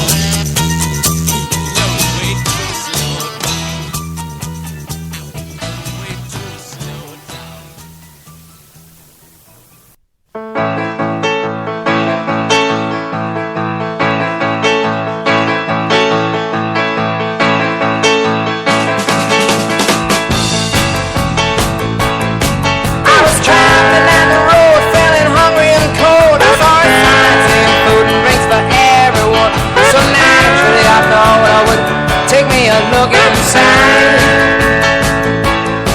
I saw so much food, there was water coming from my eye. Yeah, there was ham and there was turkey, there was caviar, and long tall glasses with wine up to yard. And somebody grabbed me, threw me out of my chair. Said before you can eat, you gotta dance like Fred Astaire. You know I can dance. You know I can dance. You know I can dance. I can dance.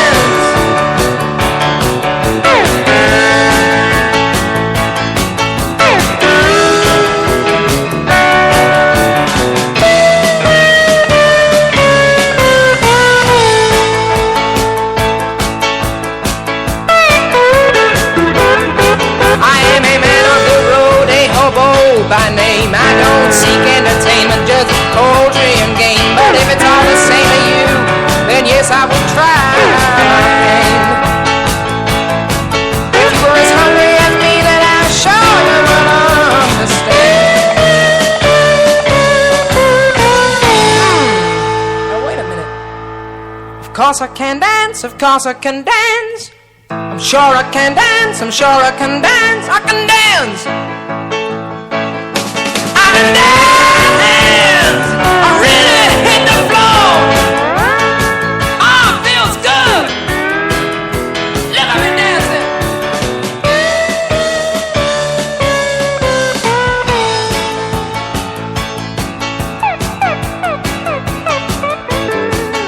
did a two-step, quick step, and a bossa nova, a little Victor Sylvester and a Rudy Valentino. You should have seen me moving right across the floor. Had me down my tuxedo, makes me come coming back for more.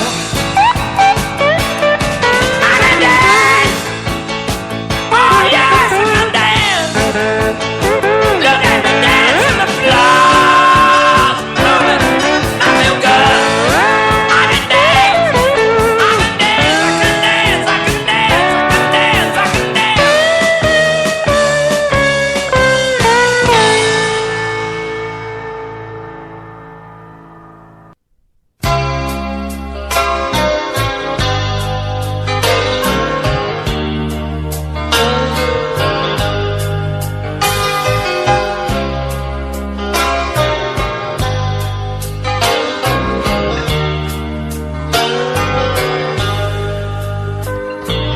Lipstick and lashes, the traces of stardom lit up on a billboard so everyone sees them in neon. Behind the counter, she stares out the window up at the billboard that's like a reminder in neon. She hates how she feels, but she hangs like a mirror. Maybe a stranger could walk in and see her in neon. For 2 cents of danger, she trusts anybody. She spoke like a gun if it meant she might wind up in neon. The dreams and the light of a promise that dies. A shimmering city, a glimmer of hope and a light. In neon, the name's gone, there's no reason why anymore. Trust them and wind up alone behind the locked door.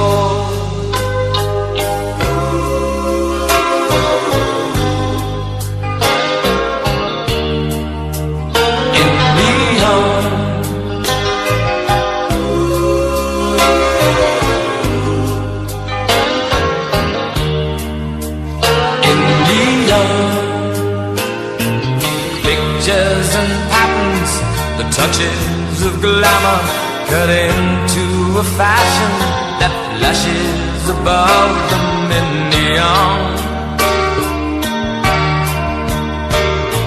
A hot cup of coffee held in her fingers, a perfect complexion that lingers above her in neon. She hates how she feels, but she hangs like a mirror. Maybe a stranger could walk in and see her in neon. For a shot at the title, she's slipping to something. She's older like ashes, if it meant she might wind up in neon. The dreams and the light of a promise that dies. A shimmering city, a glimmer of a hope and a light. In neon, the name's gone, there's no reason why anymore. Trust them and wind up alone behind a locked door.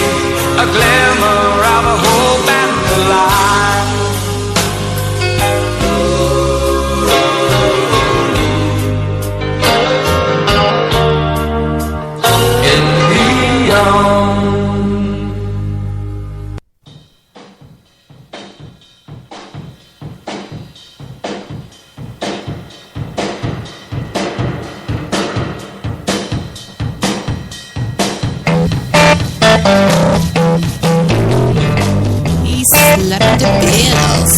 Slap the bills.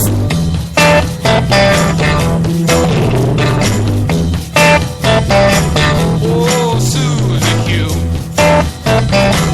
Oh, Susie Q. Oh, Susie Q. Baby, I love you. Susie Q. I like the way you walk. I like the way you talk. I like the way you walk. I like the way you talk. Susie Q.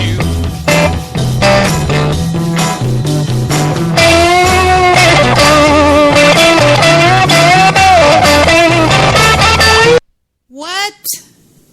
What? Hold on. Just had something come to the private chat room. What the? Are you kidding me?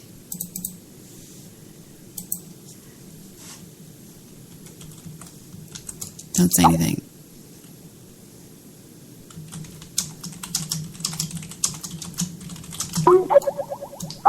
The fuck? Hold on, I gotta see this. It's downloading. Or it's, here we go.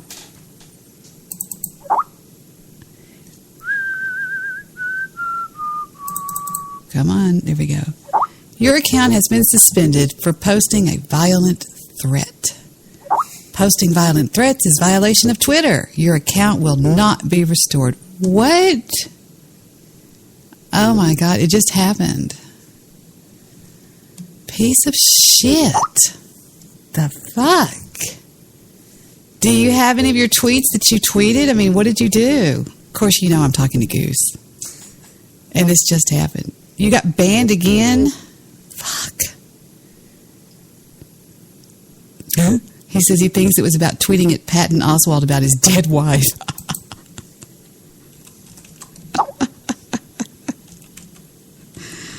Oh my God. He's horrible. I wish you had your tweets. God, that's bad. Just banned off Twitter. That's a mean ass letter. Did you see that letter? It's a mean ass letter. You've been banned off Twitter and your account will not be restored, you fucker. Damn.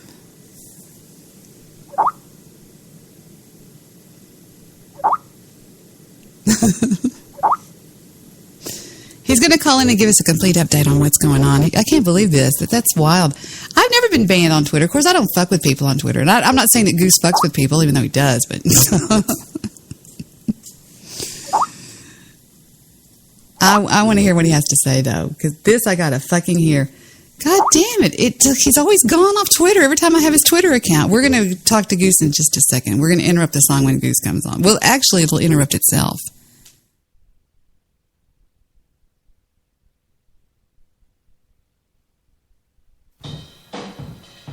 Started over. Oh, Susie Q. All right, we'll do another one. Shut up. All right. Settle down, everybody. Calm down. Shh. We'll do a song about me.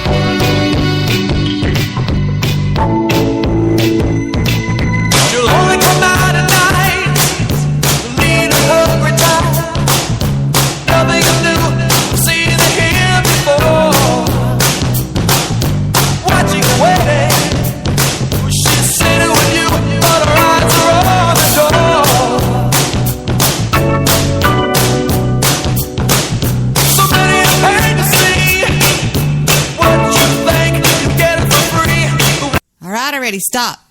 The other day I was in the car with my daughter and somebody else.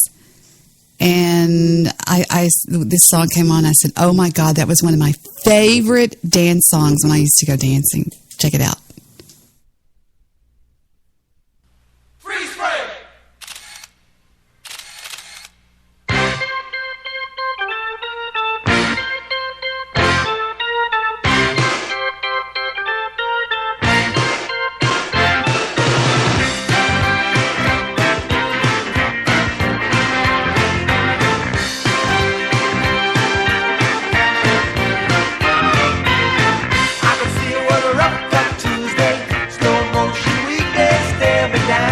Those happy hopping dancers, like hop, hop, hop, hop, dance, hop, hop. I had to have something fast to dance to, and I never danced with guys. I would just go dance on the floor by myself. I didn't give a fuck. You know, my girlfriend Kim would dance with me.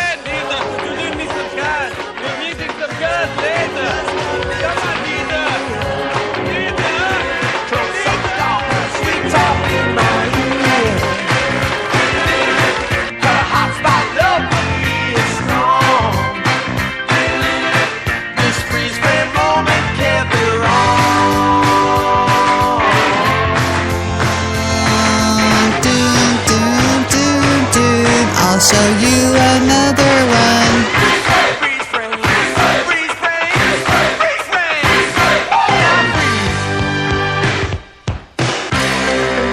There were just certain songs that when they came on the air, they came on, I was out there on the floor shaking my little butt.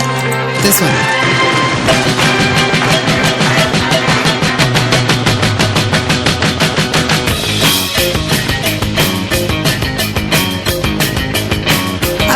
Throwing my hair around and, you know, just really just putting on a little show, I guess. I just enjoyed the fuck out of it. I just got into the songs, you know. I'm feeling anything else in my neighborhood. I knew that we shouldn't, but I thought we could. Knew it wouldn't be hard to slap to the backyard. Call all the fruiters with 100 to the guard. We'll turn on the radio and have a party on the patio. Betty's in the store and she's getting kind of hot. Mary's in the icebox wishing she was not. Connie's in the whirlpool, Jimmy's trying to be cool. Libby's in the bushes cause she's nobody's fool. We turn the lights down low and have a party on the patio. Oh yeah, here we go. That little old band from Texas.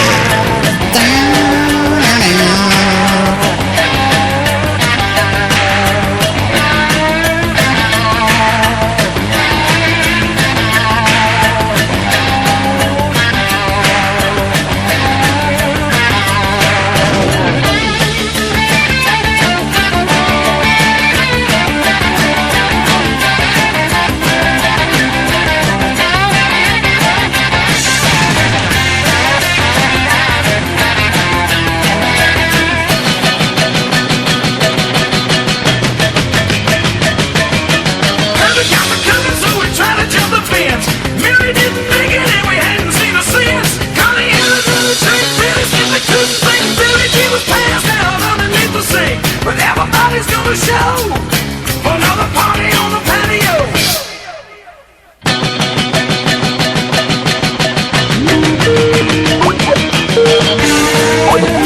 I think I hear Mr. Landlord. Hello. Wrong. This is the Twitter complaint line. Wrong. Wrong song. Let me tell you.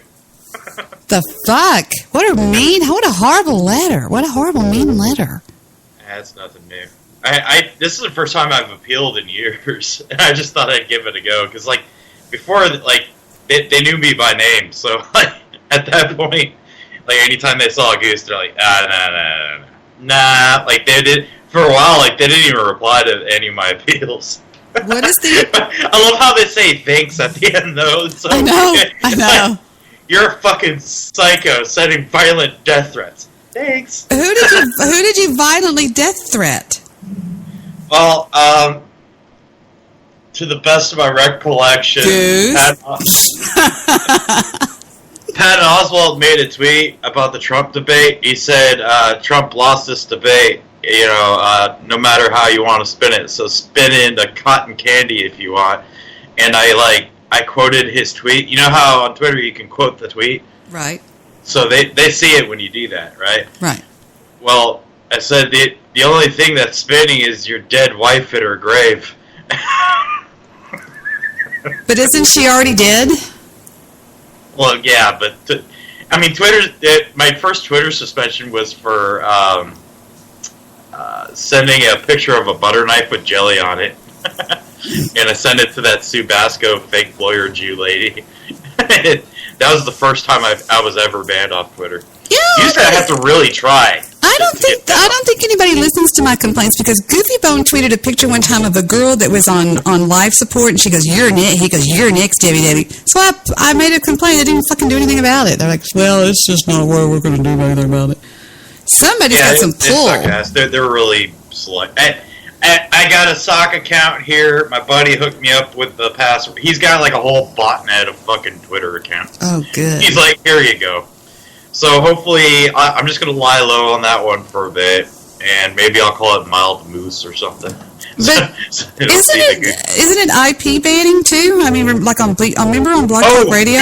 No. I've been IP banned before. And that was on the first one with Subasco, and I've also been not DNS banned. They banned my MAC address. Oh fuck! So that's a device specific ID.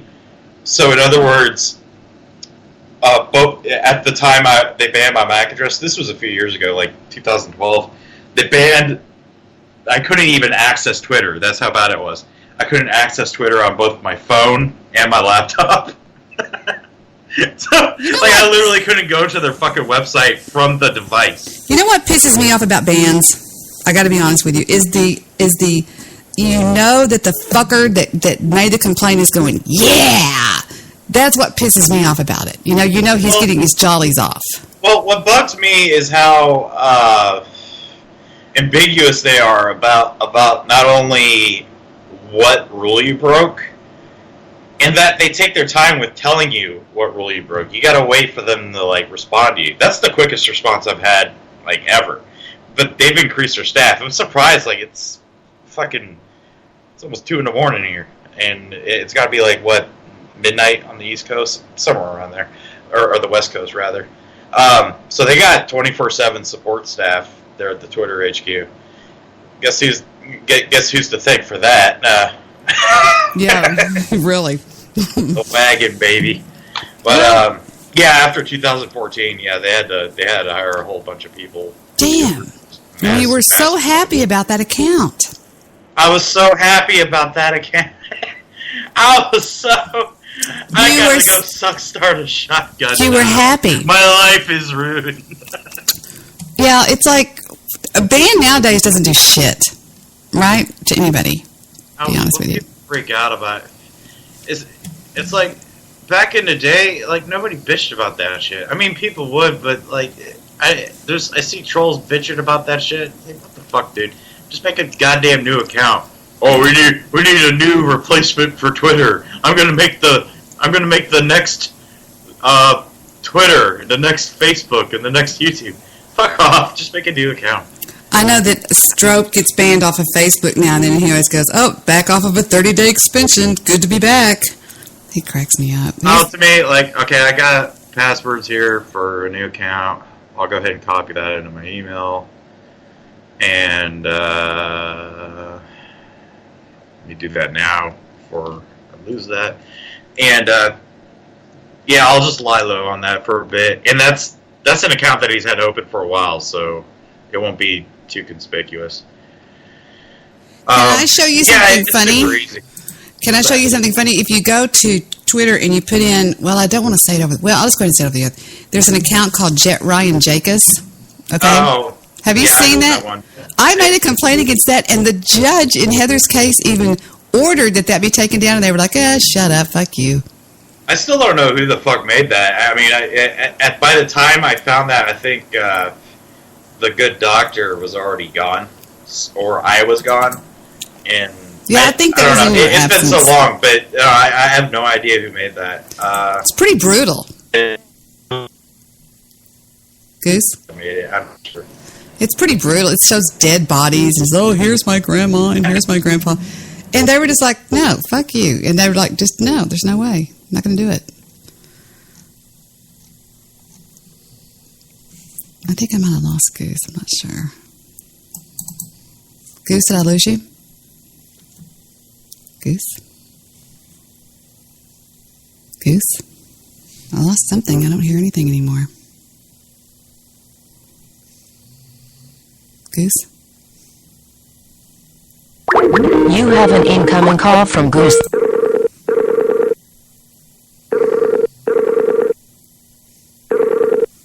It says join call. Goose? This is weird. It's like the Twilight Zone. The fuck?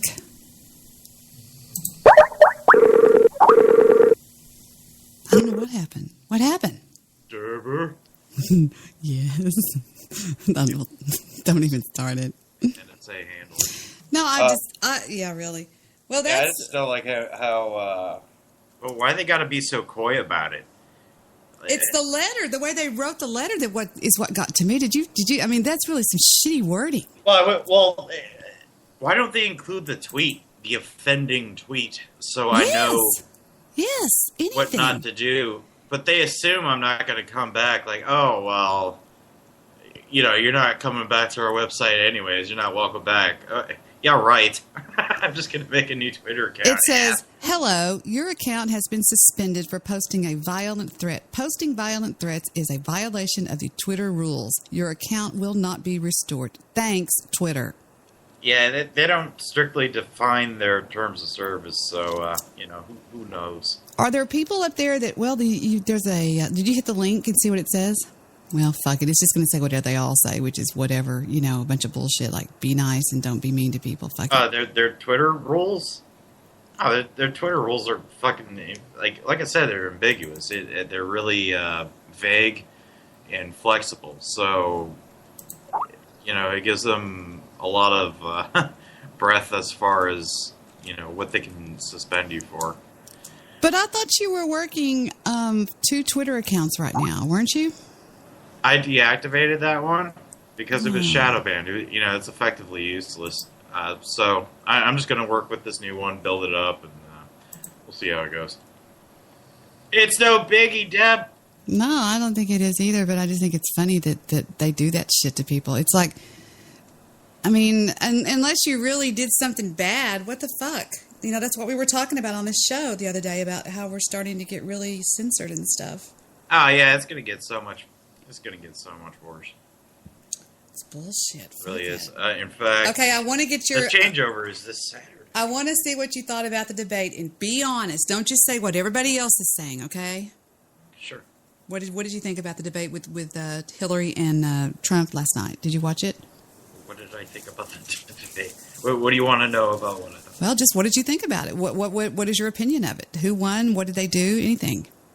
I thought Trump stuck to his guns. He stayed reserved, as his campaign manager said he would, which is the smart choice. This first one, Hillary Clinton really needed to beat him down. Like, this is the one where she just really needed to totally destroy him in order for her to have a solid win, right? But from this point forward, it's just going to be vicious. I mean, he held back a lot of stuff where he did have opportunities to really strike her very viciously, and he chose not to because he's playing the reserve card, and he's letting her give him enough. He's letting her give herself enough rope to hang herself with, and he did that very well, I thought. Like I said, though, there were some missed opportunities where he could have jumped in. I think he could have pressed the issue on the Clinton Foundation and the emails a little harder. But a lot of that was due to the moderator jumping in. That moderator, as they're saying, is the third debater. You notice he jumped in and interrupted Trump and made personal character attacks against Trump and not a single attack against Hillary Clinton. So it was definitely heavily weighed in her favor. Yeah, I hope she's proud of herself. I think he's got an ace card in his pocket. I think, when is the next one scheduled for? Sure he does. Yeah, he has a few of them. He didn't even mention Benghazi or the Clinton Foundation. So those two things. And I can tell, can't you tell whenever he starts squinting his eyes real little and he starts gritting his teeth that he's getting real fucking pissed off? I don't know that he's getting pissed. He's very in control of his emotions. He gets, I think he gets like antsy to the pants, like, oh, I gotta jump on this. I don't know if like angry is the right word for it, because you can tell he's just a really, it's a real tactical thinker. And I'll tell you something, Goose, in my opinion, that a lot of these millennials today, a lot of these kids in your generation, you're not stupid, okay? A lot of people didn't buy into that bullshit, and it didn't change anybody's mind, is what I'm saying. I don't think. In my opinion, it didn't change anything. I think the outcome of this is, well, we'll see on Thursday. The polls that they show, like as far as approval ratings and everything like that, and where they stand as far as the electoral polls. And the next debate is October the 9th, Kaboom? Is that what you're saying? The next debate is October the 9th? October 9th. Yeah, the next presidential one. But on Thursday, we'll see what effect this debate had on each of the candidates. So I'm expecting Hillary might not lose much, but Trump might gain some. It wasn't a huge win for either candidate.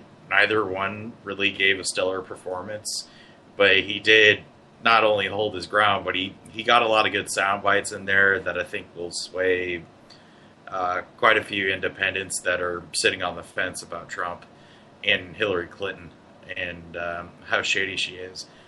He also needs to bring up her pay-to-play stuff with Saudi Arabia and all these other douchebag countries getting favors from the State Department. I mean, he has so many face cards. It's not even funny. And he's even stated like the next two debates are he's gonna unleash. But no, his reservations with this, it was completely intentional. They even said, a few days before the actual debate that he's just gonna let her talk as much as possible, and that was really smart on his part. It was really stupid the way she sat there with that fucking shit-eating grin on her face, like some sort of a, I don't know, it just looks stupid. You know what I mean? That stupid smile she had on her face? That smug, arrogant, entitled grin. Yeah, that really annoyed the shit out of me.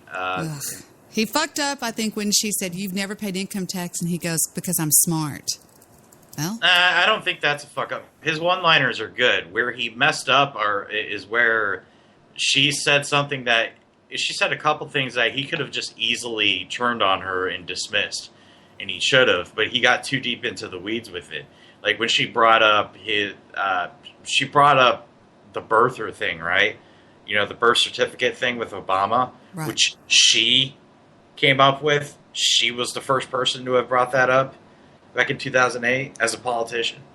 And he could have easily have just said, "No, actually, you were the one that brought this up in 2008 with Obama." I mean, he slightly alluded to it by saying you were very disrespectful for Obama, but it really bothered me that he didn't bring up the fact that she is the one who propagated that whole thing. Well, and I think he also had a chance to nail her down whenever she started bragging about how she was for honesty with, or such. I forgot what she said exactly, but it was something like, the American citizens deserve something honest, and I thought, boy, he could have cut her down right there because of the way she lies. I mean, and she was busted so many times in lies in front of the Senate, the Senate House Committee on, Yeah. whatever. I don't think he got hurt in this. I think if anything, he's going to gain a little bit. I don't think Hillary has anything to gain. I mean, her performance was really mediocre. We'll see. Any so-called victory is just going to be marginal. But the second debate for sure is going to be where the knives are going to come out. And I expect Trump to definitely bring out some wild cards on her and trip her up, because that moderator, that Lester Holt, that guy was the entire time he was going after Trump. He was gunning for Trump, and not a single time did he go after Clinton. The only time he actually asked anything of Clinton is he said, "Oh, well, Trump asked about the email thing, and what do you have to say about that?" "Oh, well, I made a mistake, blah, blah, blah." It was so scripted. It was scripted. It really was scripted, because it turns out Hillary Clinton got the debate questions a week before the actual debate. Get that. So she's been rehearsing this entire thing. Like she said, she's been sitting at home memorizing her lines. Trump doesn't sit around and memorize. I think she probably started getting ready for this debate a week ago, as far as physicality, as far as physicals go, like her makeup. Word and her for word. Everything. Word for word. She had the questions. And she was so condescending, the way she would laugh and look at him like, look at this little stupid fuck. Like when you go over to somebody's house and you go, "Oh, this is so cute. Aren't you cute? Isn't that a cute little room? Isn't your cute little car?" She was very condescending, and I thought that's the leftist establishment. And then, of course, they pull out the woman card at the end. Oh, you called Rosie O'Donnell a pig. She is a called her pig. Fat, and you called some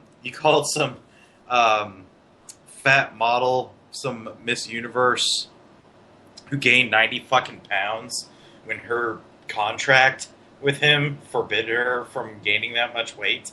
And I guess he called her Miss Piggy. But, she doesn't look like Miss Piggy. But, yeah, they brought out some real cheap shit that didn't make any fucking sense. So, yeah, that just shows how low they're willing to go and how desperate they are, that she can't really nail him on any of the policy stuff. So I think he played it. I think he played it smart, but yeah, he absolutely has to go out guns blazing in the next two debates, or else. I don't see him making any significant gains, but we'll see. Not after this debate. He's not going to make a big gain after this one. So overall, you were disappointed. No, I was pleased with that. I was happy with it. Like I said, I think effectively he won just because he did better than her, but it was a marginal victory. It was better than I expected, because I expected it to be more of a draw than it was. But some would argue that it was just a draw period. We'll see. It's all going to go in the wash on November 8th. Okay, so it all comes down to who's going to vote for who. This whole thing is about swaying independents and undecided voters. So I think as far as the party line goes, everybody's pretty much made up their mind already. So they're fighting for a marginal lead. I wonder how many drugs she was on. She just looks pretty... She's got some kind of infusion going on. Getting over that cough so quick. She suppressed the shit out of that cough.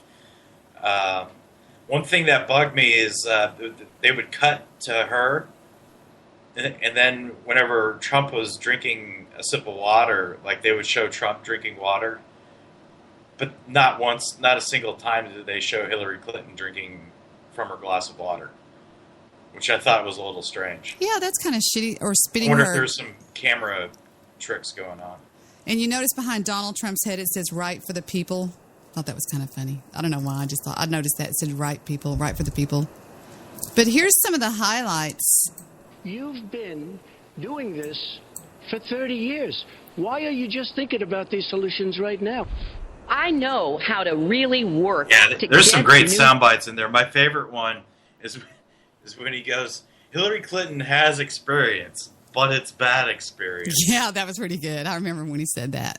It seemed like it was a very personal attack debate. It really wasn't about the issues like in past. It was all personal attacks on Trump. He didn't. From what I recollect, he didn't make a single personal attack against Clinton in this, which is smart. He played it really smart in this. Where he needs to be really vicious are the next two debates, because people have a short attention span. They're going to remember everything that's in their recent memory. So that third debate's going to be especially effective, especially coming down the line to November 8th. They're going to remember what happened in that last debate, not this one. They're going to forget all about this one.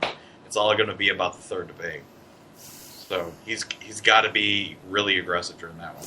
Yeah, he needs to hit her harder with some facts. He needs to come with some facts. And it was a quick debate to me. Was it fast to you? It was above the time that they scheduled. It was scheduled for 90 minutes. It was closer to 2 hours. They went. It was? Yeah, they went. I watched the whole thing. I guess I would just lost track of time with it, but some of it got kind of boring when she would amble on. But I do agree with you that the moderator was definitely pro Hillary. You could tell. Yeah, it was really irritating. The next one, there's some lady from ABC who used to do reporting for the Pentagon with NPR, and then there's Anderson Cooper. So there'll be some lady and Anderson Cooper doing the debate, which will be, I don't know about Anderson Cooper. Not that stupid bitch from Fox. I mean, not Fox, but what's her name? The Kelly Files or whatever her name is. No. It's going to be Anderson Cooper and some ABC lady. So, and Anderson Cooper doesn't strike me as a Trump fan. He's that gay dude with the white hair. Mm-hmm. No, I'm familiar with it. I know who he is. Well, whatever the fuck him. I hated it. I'm kind of pissed off about it. I was disappointed, but whatever. A man with his much, I'm sorry, I was eating some cashews. Sorry. A man with his experience in business has got to have a card up his sleeve. He's got to be doing this on purpose. Of course. Yeah, and they said it last week. Like he's just going to give her enough rope to hang herself with. So, and that's exactly what he did. He just let her talk, let her trip herself up. So, yeah, I think he if he sticks to this, if he sticks to his plan, he's doing all right. As long as this is intentional, then we're good. Yeah, because he sure gave the Democrats enough room to say, "Oh, look, he's stupid and he's that and he doesn't know how to talk right and stuff like that." Well, bullshit. Most of the sound bites are in his favor, though. Like there's some really good sound bites in there. I like that 400-pound hacker. that made me laugh. You see this new South Park that came out? It's hilarious. No, tell me about it. The black one? No, South Park. It's about cyberbullying. It's really funny. It's the most recent one that came out last week. Oh, really? What's the name of it? Do you know? No, it's just the most recent one. No, you sound like Lester. No. It's like season 20. Have you seen the Black South Park? It's called There's a Black South Park. Wuthering Heights or something like that. It's hysterical. No, I haven't seen that. You haven't seen it? It's hysterical, Goose. You need to watch it. I forgot the name of it. It's called something like Richland Heights, and it's black people. It's pretty funny. It's a cartoon. I'm going to look up the new South Park. I'm logged into my new account. Yeah, that's too bad, man. How many times have you been banned off Twitter now? Is that the third time or fourth time? I lost count freaking 5 years ago. I just quit counting. It's been dozens of times. I want to see the South Park. I love South Park. I think it's the funniest thing, and I think you got to watch that most recent one. That's the bee's knees. That's the shit. What's it called? I knew you were fucking listening. It's called Chamberlain Heights. Victor's out there listening somewhere. I haven't even heard of that. You haven't seen Chamberlain Heights. You have to do Chamberlain Heights. It's just a black South Park. It's like, let's see. Let me pick out one to show you. It's these black people. I got a show for you. Yeah. And It's a really short format show. There's only 6 episodes right now, and it's their pilot season, so there's 6 episodes. What is it? And they're 10 minutes a piece, so it's like a really easy to digest show. It's called $1 Million Extreme, or just MDE. MDE's World Peace. And it's got this guy, Sam Hyde. It's on Cartoon Network, Adult Swim. Yeah, I'm already there. It's, wait a minute. It's hilarious. It's probably like the best shit I've seen on that network in a long time. Boston Ross, is it Sam Hyde? Yeah, okay. They're back. I might not have is it on YouTube? No, it's a TV show. He's on YouTube, but it's an actual TV show. Here, I'll come up with a link for you. $1 Million Extreme World Peace, The Wall Show. Here, I'll go to Jews Project. Rock. Jews Rock. Oh, I see. Season 1, episode 5. It's on YouTube. Okay, 11 minutes and 46 seconds long. I think I have it here. Let me see. This video contains. The best one's episode 6. You want to see that one? Yeah, show me that one. Give me the link. Here. Oh, what do we got here from Kaboom? Common Dreams Newswire, Presidential Town Hall Debate, Public Will for Question. Okay, let me go back to Goose. Hold on. I'll get to you just a second, Kaboom. Just press that play button in the middle of it. That's the play thing. See, I can't. You're the only person that I don't get links from. I have to do copy pasta on them. Oh, really? Yeah. So, oh, yeah, it doesn't highlight it. Oh, it included some weird thing. What is that above the HTTP? There we go. There Okay. Oh, wow, somebody else just sent me this exact link. Oh, no kidding. No. All right, here we go with $1 Million Extreme. Download Project Free TV. What the fuck?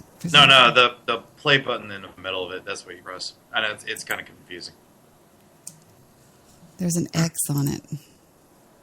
Yeah, click the X thing. Oh, I got to get out of my ad block. Fuck, hold on. I got to pause ad block on it. This I got to see. All right, and the first skit, like everything in this is fucking hilarious. God damn it! Let me get this. It's only like 10 minutes, so it's a pretty easy to digest show.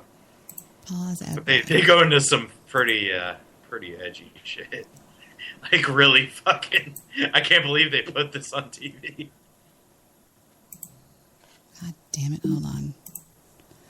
Fuck! They want me to update my Adobe and shit like that. It's like a, it's got. I'm getting ads off of it. Or go away! Leave me alone. Okay, let me try it one more time. Fuck it! It keeps going to this. If I click play, it goes to this other website. You're doing something wrong. No, I'm clicking play. Damn it! I want to see this. You clicked on the link I say. Project Free TV. Yeah. Here, let me see if I can find you. Let me see what Boom's saying. Presidential. Son of a bitch. Did you click it? Do you see what I'm saying? It takes you to No. It's fine for me. It's playing for me.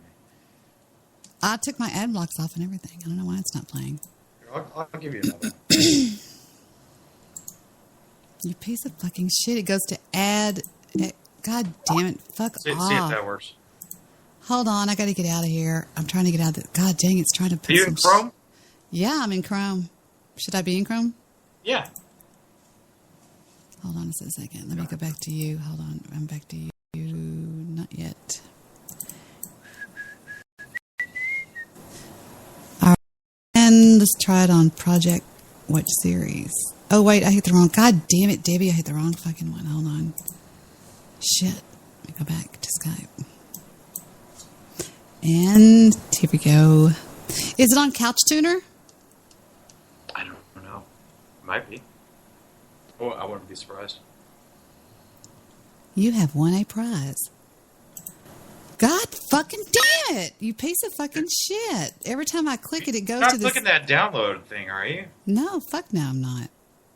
Just click the little play button. Damn it! It won't let me do anything. I'll show you on a screen share what it's doing, okay? So you can see for yourself what the fuck I'm doing. You showed me. All right, here we go. Here's my screen. Watch. I go over here, and it says right here. So I exit out of that. I guess I exit here, No, God damn it. It should be in the top right, the X thing. Okay, there. Now I've got it. Now I'm going to try to hit play. There you go. God damn it. Let me try hitting it here. Wait. I think we got it. Wait. Is this it? Yep. Okay, sweet. Let me go on mute.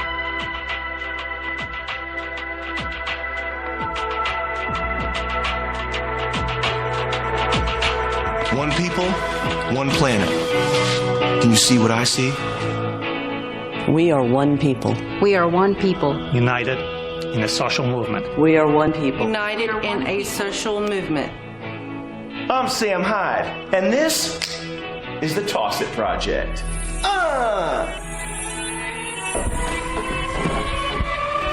The premise is simple. Just take the most hurtful thing anyone's ever said to you and write it down on a styrofoam cup. Caveman. Toss that. Just throw that. Boom, boom. It says Tub Girl on one of the cups later. Just throw it out. You got an iPhone? Record yourself and upload it to social media. Boom! You're gonna be famous. Friend requests from all the top celebrities. Just one person who would do this. Start paying it forward today. The whole world will stop bullying right now. Boom! Yo, it's 2016, and if you're not cool with homosexuals in your schools teaching your kids about butt sex,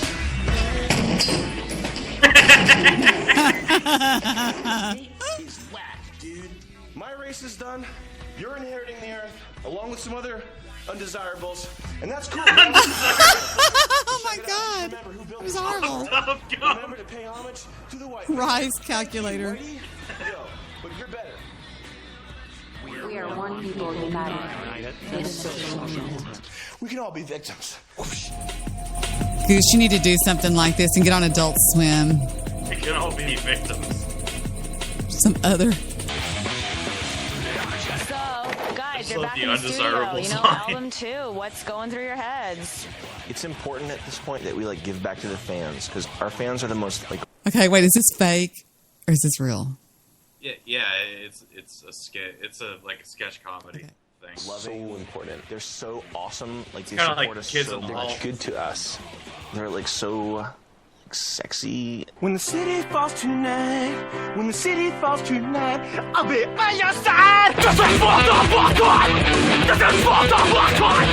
Blood from your breath, this is the night. What's the craziest gift a fan has ever given you? Look at his tattoos over here. Look at his tattoos. Hate, dad, never. Sarah, after a show, walked up to me, and she was probably 14, and it was important. Defeat. I think it says defeat. And she walked in right up to me, and she had her underwear in her mouth. She couldn't even talk. Oh my God. I'm sure that everyone She's her tattoo rubbed off. out there wants to know who's available. Shit. Oh no. I eat girls' right away. It's I don't even know why I subject myself to that. You don't even know if a girl's got something. I don't know. This is good. When I was a kid, I was in a beauty pageant. How do you know what a girl's got? Tell us about that. When I was a kid, I was in a beauty pageant. This is so bad.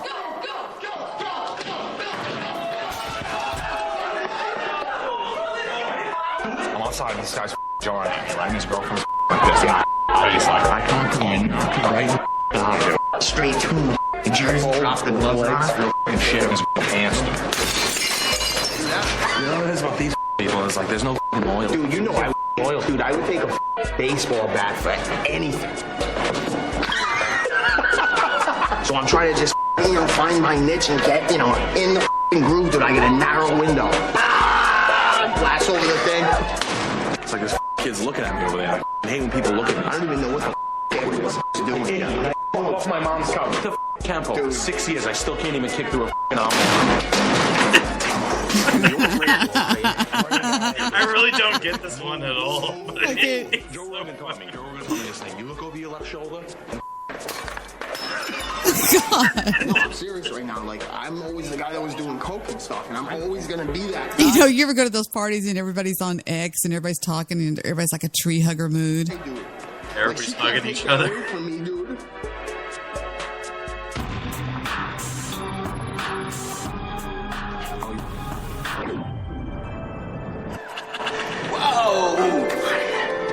Hello. Hiya. Welcome to Hypergenex. My name is Chos. How may I help you? This is fucking hysterical. Well, we waited some time, but I think it's about time to have a child, so we're open to know. We're here because we need to find suitable genetic material for commingling with my own, okay? Not necessarily using my husband's DNA. Let me show you what we got. They're looking at noses. Meet my friend Vermouth. He's a bit odd. I think you might like him. What do you think? I mean, I think he's a start. Is he funny? Funny? Well, if you want to perform for you like a little jester, you just give him the balls right there. This is so stupid. You can sit on his head, you can ride him like a dog or a pony, whatever you want. I like that. I call this guy Chigger. He's gonna come over here and he's gonna give you a deck to the face. This guy, he's a little bit darker. He's got tattoos. He's got no underwear, you know. He can just pull down his pants really quick. You can play him like a guitar. You know? Pull his pants down really quick. You can play him like a guitar. A doll's eyes, okay? How's he doing it for you? My ovaries feel like hot soup looking at my future son. God, this is horrible. This is going to be a mix to your son. But, you know, this current year, your own business. I don't care. I want to feel tingles. I'm gonna swing old Your little Chigger baby over man and your little baby. My man Skip, come on. Look at that guy standing back there in the thing. He's gonna take you down to the containment unit, and we're gonna commingle your genes, splice them up to see if they're compatible with the standards that you hold yourself to. Sweetheart. Come over here, right there. Sweetheart. You just wait there, honey. We don't have to do this. You just do They're it. actually going into cuckolding in this show. Be safe, baby. Are people watching this? Speaking Sputnik after she blows your brains. Are Yeah. they are? Yeah, a lot And of it's people. on It adult. really- Is it on Adult Swim? Yeah, it was really popular. Looks like your wife is out of the oven. This is what this is what I got into it about with that Bernstein guy, that BuzzFeed dude. That's what he was writing about is this show. That's what I got into it. Come on, man! Get up! Get you! Don't embarrass me! Come on! Sammy! Are you kidding me right now, man? Get the ball, bud! Sure thing, coach. The ball, bud! Yeah, get the ball, bud. I'll get the ball, bud. Get the ball, bud! I'm getting the ball, bud. Hey, bud, why don't you get the ball? I'm getting the ball, bud. You gotta listen to Coach, man. This is trophy season. Yeah, Coach. You know, they're really making fun of some good issues, though. You know, get the ball, bud. You know, they all call each other bud. You know, all the dads call each other Bubba. And No, it goes deep. King, he's the best. Hurry! Tell you the truth, We're though, waiting. he kind of does look at us sometimes. That's fine! He's scouting us for private school. Expensive private school, free. Is that really what you think? do you think they're ad-libbing this? If they are, they're genius. You know? God. Some of it's improvised. I can't wait to tell the... Sam Hyde, like, that's his whole shtick. Like, when he does stand-up, like, most of it's improvised. I'll show you something later that's really fun. Where is he from? Is he a social justice star or a social media star, or what? Is he from? He's big on he's got his start on like YouTube. $1 Million Extreme is his YouTube channel. You're pretty talented, Goose. You could do something like this. I saw that crazy, that stupid it's not video. Really my shtick. That stupid video you did. maybe earlier in life, but nah, this ain't my shtick anymore. Sam Hyde's got this shit on lock. But nah, this ain't my thing. Rhode Island back pain. That's what I think. Are you serious, dude? Yeah. Why did he make me dye my hair blonde? Not allowed to be on the field. I don't know. Doesn't look bad. Can I tell you something privately?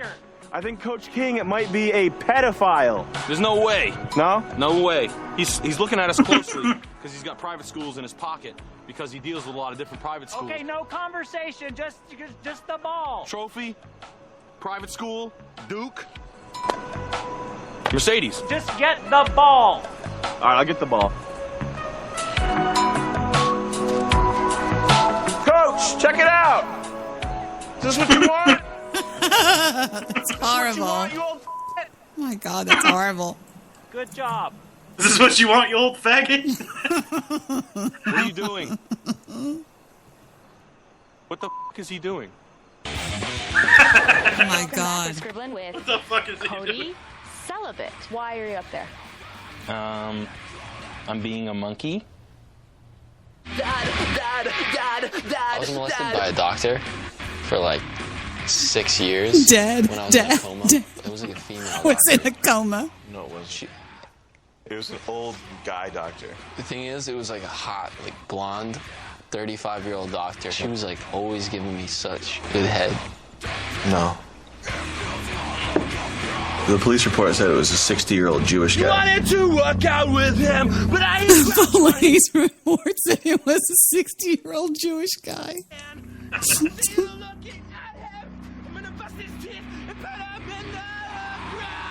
If your personality was a drink, what would you be? I like to think of myself as a little bit of yoo-hoo. He just tears So it was his something I pants loved as off. a kid, and everyone always got it for me. Like my parents got it for me when I was down in hell, daycare for years. What is a yoo-hoo? Is that like chocolate? Nah, yeah, it's like chocolate water. You don't know what a yoo-hoo is? I don't know. You Chocolate dumb water. bitch. No. I'm just kidding. I know a lot of people in real life that will love this. This is great. Oh, it's the shit. I hope they get renewed. I have to take 54 milligrams of Concerta every morning, and it's making me different. My mom says soldiers are hyper-masculine and bad for the world. I post pictures online. I'm owned by the Satan. I'm owned by the Satan. I'm owned by the Satan. My parents are totally misinformed. My teachers have been discussing sex in class, and my mom and dad think it's just fine.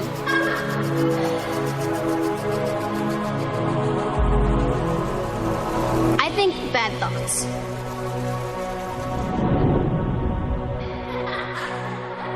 I don't want to be a soldier anymore. I want to be a marketing executive, like my mom. My mom told me that Donald Trump is racist, so I have no choice but to root for him.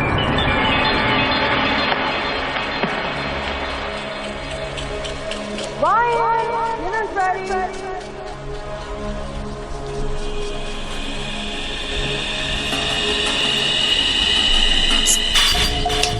Is that fucking awesome? That was fucking awesome, guys. Y'all gotta check this out. I'm gonna drop the link in the chat. I hope this link works for everybody. That's pretty badass. You want to see another one? In Georgia. Exit out of that. No, I'm gonna bookmark it first.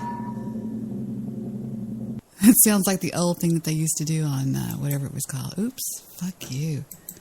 Man, it's a redirect site. Be careful on it, but it's gonna be on my history. Yeah, there's like some spammy links in there. It's an awesome show.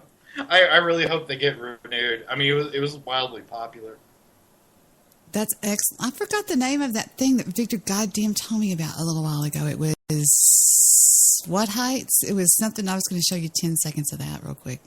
I forgot what it was. It was Wuthering Heights, or what the fuck was it? Chamberlain Heights. Okay, watch this just for a second. It's sort of like a black South Park. It's really funny. Let's check it out. Okay, people. The school board is making us discuss the dangers of drugs with you. 2 cops are here to talk about it. Listen, don't listen. I don't give a shit. So, you little kids like drugs? Who doesn't? You think a little puff, snort's cool, huh? Sound like fun? Yeah, I'm high right now. Well, we'll see how you feel about drugs after this slideshow. The fuck is a slideshow? This is Timothy. Handsome, innocent, smart, only half Jew. He was on his way to Harvard Business School on a full scholarship. Until he met Jamarcus. Jamarcus introduced Timothy to marijuana. Now Timothy is a fat blimp loser who can't see his feet and smells like Funyuns. Legend. This is Chang Chu Lu, Legend. Honorable disciplined, and we're assuming excellent at math. Until he met Jamarcus. Damn, Jamarcus out here slinging like the boy Marlowe. It only took one. Jamarcus out here slinging like the boy Marlowe. One snort of nose candy before Chang believed he could fly. He couldn't. Oh, snap! Last and least, meet Daryl. Daryl was an honor student and star of his football team who surprisingly had no illegitimate children or police record. Until he met... Who surprisingly had no illegitimate children or a police record. Jamarcus! Jamarcus gave Daryl Molly. It's a popular party drug known to help kids lose their inhibitions. Yeah, get it, Daryl. Daryl caught AIDS. Oh. Not the Magic Johnson kind, the full-blown Matthew McConaughey and Dallas Buyers Club kind. Nigga, what? So, kids, if somebody offers you drugs, just say no. Man, don't nobody have to offer us drugs. We already got them shits. You don't got them shits anymore. We raided your lockers this morning. As of right now, Chamberlain Heights is drier than your teacher's clam. Oh, come on, blood. Is my insulin in there? So it's kind of new on the scene, and it's pretty funny if you ask me. I mean, a lot of people are going to say it's racist and shit like that, but I think it's pretty funny. Yeah. It's kind of Oh, goofy. well, okay, so now that this opening season is over, they have some YouTube clips on here from the show. That way you don't have to watch the whole damn thing. From which show? From the show we're talking about with you? Yes, Oh, okay. yes. Okay, so just to give you some background, because it's kind of a running skit throughout the show. So this is kind of the middle of it. There's this guy helping this handicapped kid in a wheelchair, like, try to find girls because he's lonely. You know, he's stuck in the house, and he wants a girlfriend, right? So this like guy with a TV show wants to help him get the ladies, right? So this is kind of where we pick up on Seriously, after this. We've got to get down to the gulch right now. Scott's down there. He needs our help.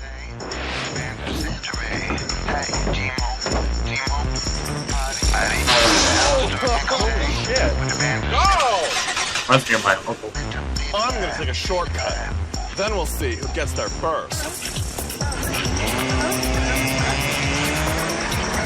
Oh my god! Oh my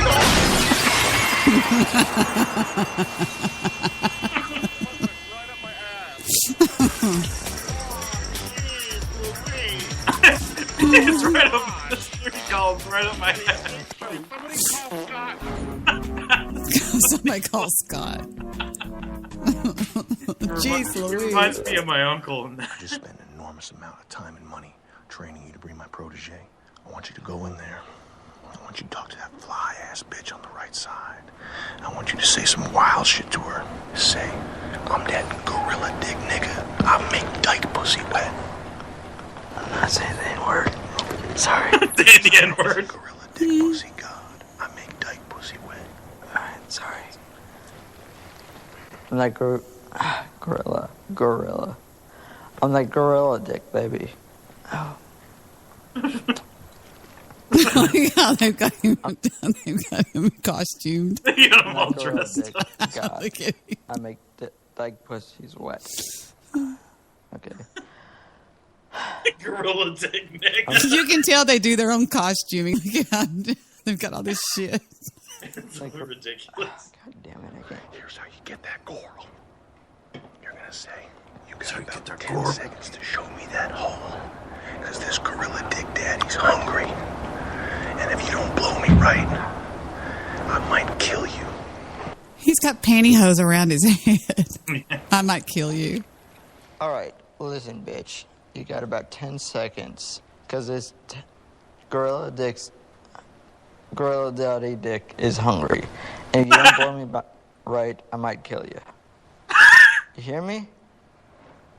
No thanks. Is this guy for real, or is this one of the actors? No, it's an actor. Okay. It's an actor. No. He drags this kid out of his house and does this shit. God, that's funny. Well, I want to find the one with this black dude. It's Sam Hyde in blackface. Oh my God. Yeah, like I was saying earlier, you know that BuzzFeed guy that I got into it with? Right. What was his name? Yeah. Great Bait? Joe Berenstein. He's the BuzzFeed writer. Right. And he was like saying, yeah, this show needs to be fucking banned and taken off the air and shit because it's racist. And yeah, I made that tweet and he wrote an article about it and shit. Yeah, that's what this was about. Oh shit! All right, well it's that. It's the link before the link I just posted. It's that World Peace Season 1, Episode 3. Should be like the first skit in there. He's dressed up like a black dude. Man, I lost my console again. I can't end my show. Oh, I keep hitting the wrong. I can't end my show because I don't know where my fucking console went. Wait, I don't have a link. There you go. Boop boop. Oh no, it's this. Oh no, it's one of these again. Okay, let me give it a try. Here we go. God damn it! Stop it! Just exit out. Go away! Fuck you. Okay, let me try it one more time. And action. Just close out the tab. Yeah, there you go. I can't do it. Why does it do that to you? I don't know. Hold on. Before you do anything, hover over it. Hover over the play button. Just hover over it. Directly on the play button. Press that. No. All right. Now go back to the tab. Fucking Start playing. shit. Okay, got it. Got it.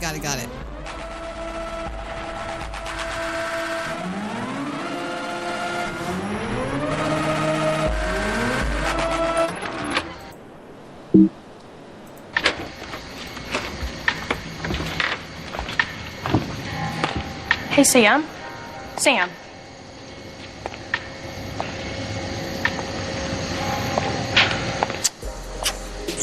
Look. I can't blow this one up. I don't think I can do this anymore. And I think we should go our separate ways. Oh, I see. Oh, shit. You know what, Katie? You always was a silly hoe.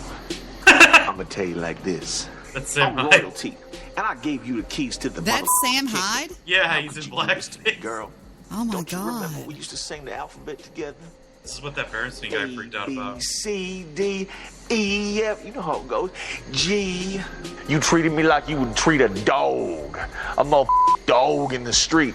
Maybe this little puppy wants to come in out of the rain, get some milk. Maybe this little puppy wants to go down to the pound house and find him another bitch. What I'm supposed to do with that, Katie? Am I supposed to put a collar on that? Feed you some biscuits? Ho, the way you treated me was undesirable, unwarranted, undeserved, unflatulous, unconscious. That's why you a hoe. Listen, I told you one time. I'm gonna tell you 2 times. You lie to me once, I'm gonna put your ass through a motherfucking wall. You lie to me twice, I'm gonna start screaming. I'm gonna start screaming on that ass. Start screaming. I'll be like, oh! That'll be the last thing you ever hear, bitch. This car right here, they call me the Silver Bullet. They call me all kinds of things. They call me Argon. They call me Dark Child. They call me Night Master. They call me Peabody. They call me Peanut Arbuckle. They call me Doorway. They call me Pink Dress. Doorway. Now she almost cracked up. Yeah, she's like trying not to. They call me Go-Go Nuts. They call me Pineapple Man. They had to cut away from her. It's like that. Every moment together with me would have been pure, golden, obliterating light and pleasure. Bitch, I'm angelic.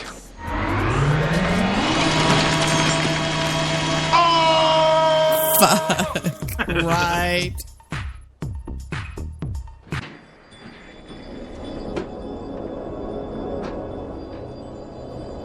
See what Charles is up to. Hey! What's up, Sam? How you doing? Come on in. You're here early. Chuck, I'm kind of thirsty, I'll be honest with you. I've been out there on the streets all day. You know, if you feel like maybe giving your immune system a charge, a nice, good tap will do the trick. And I know how to make tap straight fresh. You can make fresh tap? Mm-hmm. Totally from scratch. You get a nice, cool glass. Tap water. Put it down over here. But you see, the thing about the glasses these days, is that they got to be sterilized. See what I'm saying? Hairspray. There we go. The first thing I start off with is a nice, sweet apple. Okay, there we go. And I only take a little bit, like. Oh, so we have to actually sterilize this apple real quick. Here we go. Take a bite. It's clean. I'm full. I'm so full. What I like to start off with is a little bit of gunpowder. Now, Charles, are you being serious that this is how municipal tap water's made? Oh, yeah. If you ever go to, what is it, Flint, Michigan or something, you're going to have sulfur water, things lighting on fire, you got egg water, you got all different kinds of stuff. So, God, they people talk are crazy. really used to this flavor. And you know what else they're used to? Flint, Michigan, They're though, used to is taking real. the gas. As in, they pay taxes and they get that water, and they do nothing about it. They might scream a little bit and say, oh, our water's bad, but they end up not doing very much, so it doesn't really matter. So I like to emulate that sort of that sentiment of paying taxes, paying really high taxes and getting nothing in return, not even clean water. See, it's got tissues in it. Half shower, half bowl.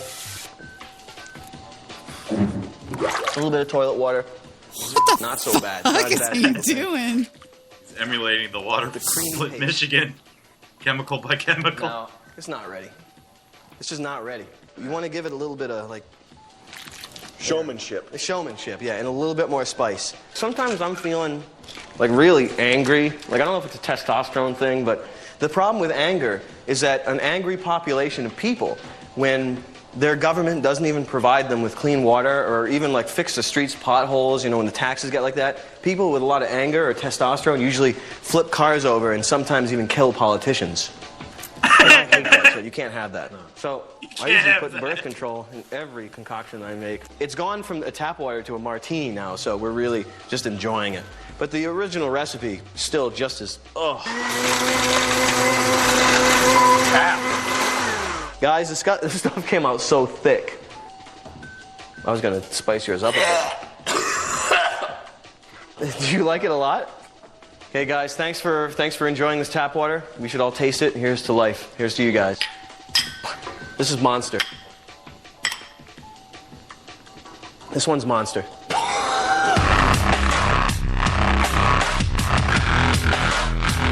Insane. I had no idea this was out there. Charles, listen, this just isn't working for me anymore. I think it's best if we break up. You see that in back of me over there? That's a big tricycle over there. And that back seat is yours. Like, who am I gonna put in there? I don't even know anybody else. Backseat girl, you're always back there. And I'm riding the thing. You can't ride it. Like, it's me who's riding you. Who's gonna ride you if I'm gone? I'm f***ed. I'm so f***ed, Katie. What happens, huh? What happens if I kill myself? Like this, huh? What happens if I just kill myself, huh? Are you gonna clean up the mess? Who's gonna clean up the mess? Your family, your mom? How about your little sister, huh? Is she gonna be there? Is she gonna be like growing in, you know what I mean? I'll shoot your cat, I'll shoot your dogs. Guess I won't need these anymore, huh? You know what these are? Jimmy hats. Remember Jimmy Hat? Used to call me Hard Hat before I used to put these on. No. Remember you sticking them on with your mouth? No. Remember you used to promise we would never rubber it up, always raw? In the back of the bike. I got a bike. I got a nice bike. I'm dead. That's it. I'm dead. You bastard. You think I still got the magic? Huh? You think I got the magic?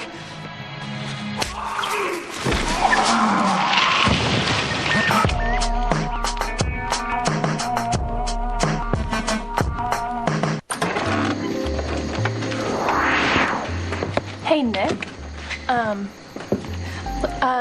No, Nick. Listen, this isn't working for me anymore, and I think that we should start seeing other people.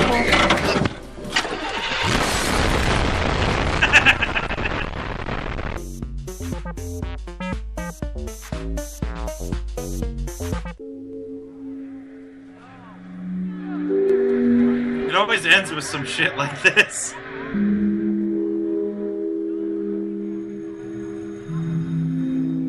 It's just the same things over and over. It's weird. It's like I'd hate to be stoned and watching this. I teach. Black Is that real, Samhad? God damn it! Is that Samhad? Fuck. No, that's one of his. That's one of the other guys in the troop. Well, I'm going to check all of this out. I'm going to watch it. I'm going to watch it with Vic, I think, because he's out there listening. Yeah, like, there's only 6 episodes out right now. When it started, they're all on Project Free TV. It started recently. Yeah, just make sure you have your ad blocker turned off. Yeah, just the past couple months it came out. There's only 6 episodes that came out every week, so just like past 7 weeks. But they might get picked up for a second season. They've been playing reruns of it, so that's good. They haven't been canceled. And are you dropping links in the Spreaker chat? I'm not. Who's dropping those links in there to the YouTubes and stuff? It's that NNY guy. Who is that? I have no clue. Let me see what it goes to. It goes to kids yelled at their drunk bus driver. What?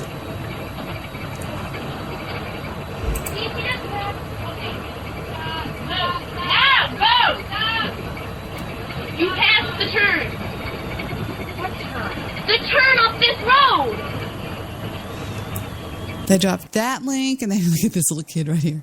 And they dropped a bunch of links in there. They dropped let's see, this one they just dropped. Oh no, that's the same one. Hold on. They dropped this one. We're going to turn now to the young mom in Oklahoma who aimed her gun at an intruder while she was on the phone with 911. 18-year-old Sarah McKinley says the operator told her she couldn't shoot until the man broke into her home, and the stunning moments that followed were all caught on tape. ABC's Ryan Owens has the story. I wouldn't have done it, but it was my son. I had to protect him. This young mother takes maternal instinct to a whole new level. I walked over and got the 12 gauge. Went in the bedroom and got the pistol and put the bottle in his mouth, and then I called 911. 18-year-old Sarah McKinley killed a man, she says, to protect her 3-month-old baby. I'm here by myself with my infant baby. Can I please get a dispatcher out here immediately? Late on New Year's Eve, police say 2 men, one armed with a 12-inch hunting knife, were trying to break into her home outside Oklahoma City. McKinley recognized one of them as someone she thought was stalking her. He was from door to door trying to bust in. They said I couldn't shoot him until he come in the door. Are your doors locked? Yes, I've got 2 guns in my hand. Is it okay to shoot him if he comes in the store? I can't tell you that you can do that, but you do what you have to do to protect your baby. The teen mother killed the 24-year-old intruder the second he stepped inside. Police call the shooting justified. You're allowed to shoot an unauthorized person that is in your home. The law provides you the remedy and sanctions the use of deadly force. The second intruder turned himself in. McKinley was home alone that night because her husband just died of cancer on Christmas Day. While her son may grow up without his father, this is one little boy who will always know Mom will do anything to protect him. Oh, fuck off. What? I just got an email. From Twitter? No, an email. No, just an email on my regular email. Oh, cool. So, that documentary, the troll documentary. Yeah, whatever happened to it? So there's a bunch of film festivals happening throughout October, November, and December. Throughout Europe, they're gonna have BBC, and then they're gonna go to Canada. Basically, they go to these film fests and they shop it out to BBC, Sky News, or Sky Channel, whatever it's called, and all these different TV networks show up, and they're basically shopping these documentaries and movies to different TV places, right? Mm-hmm. Mm-hmm. And so basically, they're shopping it out at these festivals. So that's where it's starting out, is in the festival network throughout Europe. Are they getting any bites? Do you know? Have they said anything? It's fucking cool. Yeah. Well, they're going through the festival network first, but why doesn't he pitch it to Netflix or Showtime or something like that? I brought that up with them. That's a possibility. We could call that producer that we know out in Hollywood, that bitch Chloe, or what's her name, Chloe or Zoe? Zoe, but no, they got their shit. They got their shit handled. No, as far as I know, this is a really reputable distributor. And they've gotten some shit on like BBC, like all kinds of major networks. Here, I'll show you this. It's a badass documentary. It's an Oh, excellent. cool. They got like a little they got like a synopsis here and everything. Check this out. It's an excellent documentary. Very well done. Yeah. So this is like their distributor. These are the people that are going to be taking it to these film festivals and stuff. Oh, I see what you're saying. So basically what they're doing, they're going to all these different film festivals in the next couple of months and shopping it to all these different TV stations and movie companies, people that would want to show it on their own thing. And that's how these documentaries end up on TV, is they end up in the festival circuit first. But check out that one of the internet's most notorious trolls who spends hours every week insulting and infuriating as many people as he can just for the laughs. What the hell are they talking about? I don't know. I'm one of the internet's most notorious trolls. Wow, that's excellent. So it's out there anyway. It's on this website. I mean, what the fuck? Exactly. So they're taking it through the festivals. I was really hoping it would be like fucking on goddamn TV by now. But no, I get that this is how it works. They take it through the film festival circuit first, and then the BBC, Sky, and all the major networks go there and they check it out. They choose to buy it or don't, and that's how it works. So. That's cool. Progress. All right, finally. I didn't realize, like, this much shit went into fucking putting on a documentary. I didn't realize it was that fucking time-consuming. You should check with Bathtub Girl. After all, she did all that webcamming, that cam whoring, because she was writing a documentary for Showtime. I can't even say that straight face. I'm trying to play this. I wonder... Oh, password required.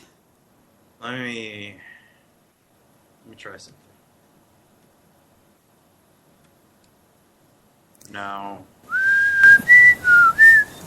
I typed in sideways. No, side.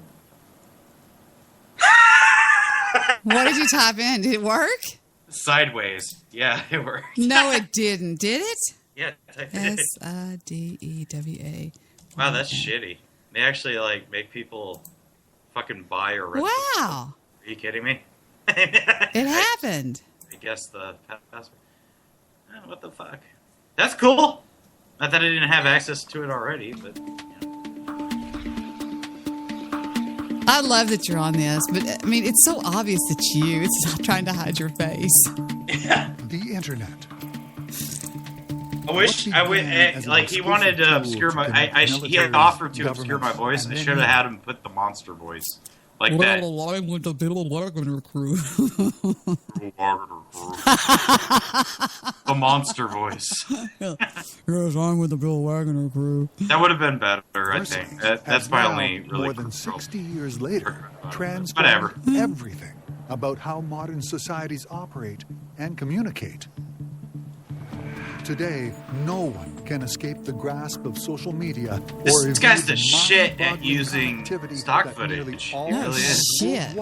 Now have access to. Look at all that But stock few footage. have been prepared for what has also emerged with all this human connectedness. A new and ominous strain of human behavior has been unleashed. Increasingly, people are hiding behind a cloak of anonymity, waiting to provoke, harass, and even... I'll look up something. Shut your feminazi mouth. I'll look up something. And my favorite parts where that professor's like pouring food coloring into I know. That's excellent. What a faggot. Now this is the troll. It's like you this either black... have the Machiavelli, or what was it called? The Machiavellian. Whatever. It's the troll juice. Shit. These are the bad people. This is going to be on a website that you hate, but it has the episode I was talking about, and it's great. Oh, don't give me that.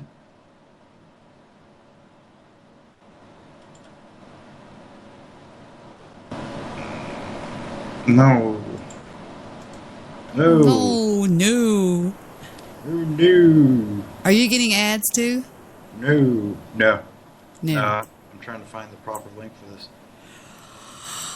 I'm trying to find this South Park episode for you because you're gonna love it. Yeah, give me South Park and then I'm getting off the air. I'm tired. I love the fuck out of it. What are they doing? They're talking.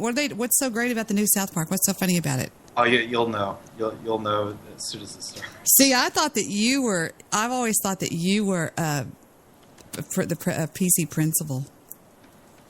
No. He even looks like you. No.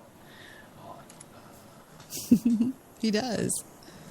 Big old strapping, handsome boy like that. You know, it looks like a Marine or something. That's what you remind me of, like a guy you would want to take home to your mom. You know, until she finds out what he does on the internet. Skank Hunt 69. Here, try that. Yeah, that's good. All right, let me go look. Oh no. Oh, sweet. I do Put Locker really well. So let's see, this is called what?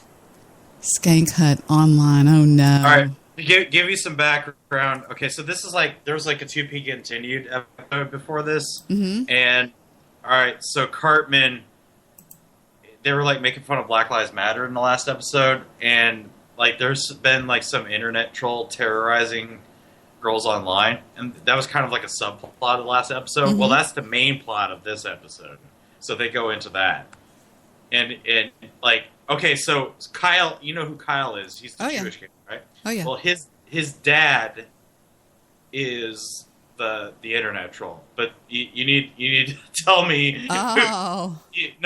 Tell me what group he reminds you of. No. Okay. It'll come to you immediately. I'm going down south, I'm gonna have myself a time.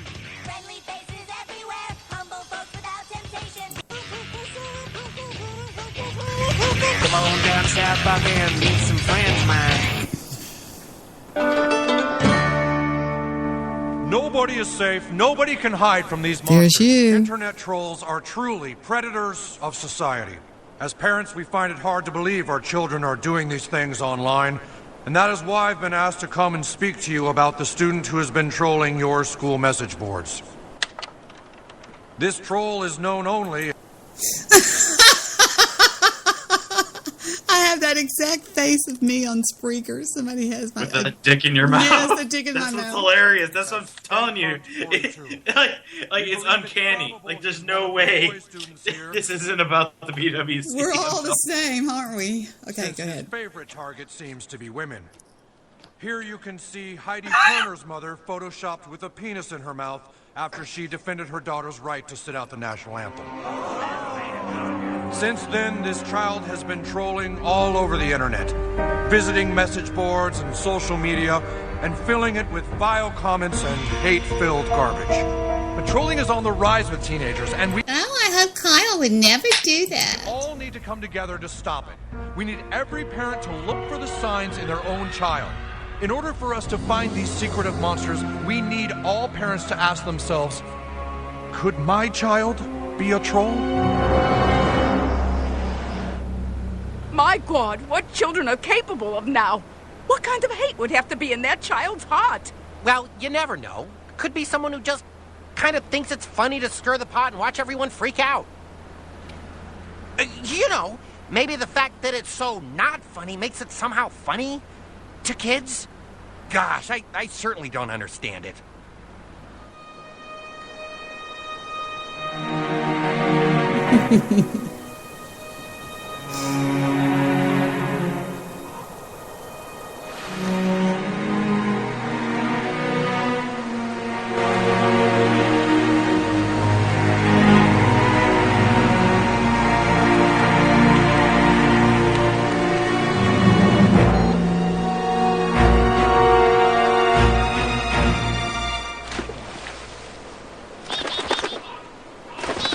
Well, you died.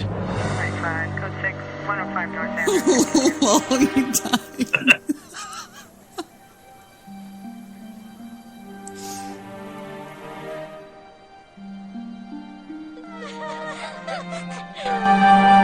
Dude, what's going on? You didn't hear? Hear what? What happened? Heidi Turner, she quit Twitter. Oh, no. She quit Twitter. Yesterday after school, she wrote one last tweet that said goodbye forever and then just got off for good. She'll get back on. No, dude, she threw her phone in the river. She's gone. All right, students, I know we're all dealing with the loss of a good friend. We have to accept the fact that Heidi won't be on social media anymore. I know we're all going to miss her, okay? We're going to miss seeing what she's up to. See that poster said read or die. But this is what can happen when someone gets bullied online to the point they just can't go on anymore. I know that some of you are feeling anger, okay? Some of you are feeling a little guilt, asking how something like this can happen. But the best thing we can do for Heidi is come together as friends and as students, okay? So now why don't we all get on Twitter, okay, and just tweet some of the things we loved about Heidi, okay? Okay. Oh, that's nice. That's nice. Oh, that's a good one, Sarah. That's a pretty poem. Nice, Butters. Oh, Heidi would have loved this so much. This is so special.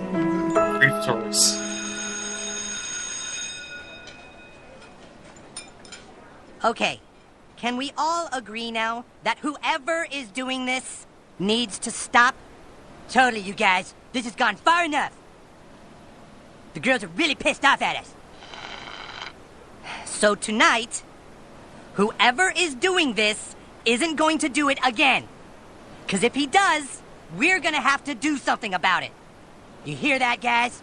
It better not happen again tonight. I am so seriously.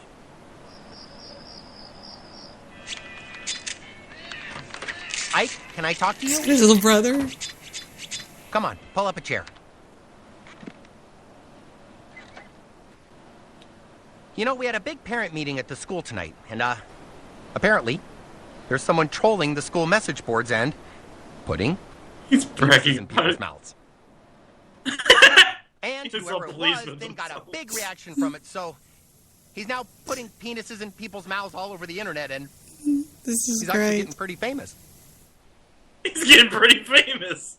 So, Annie Durkin's mother started an online campaign to stop internet trolling with a picture of her and her daughter, and you know what happened? She got a dick in her mouth. Okay, I know, it's just guy humor stuff, you know, we can laugh about it. You can tell here, he's the troll. It is serious, too. Well, love you, pal. Get to sleep, it's a school night. He's getting pretty famous. Hey! Did you talk to him? Yeah, we talked. It was good. Oh, that's good. Yeah, well, I better go and get some of my work done. Oh, right, yeah. Yeah, don't wait up. I'll be a while with these stupid case profiles. All right, night, Gerald. Night, sweetie.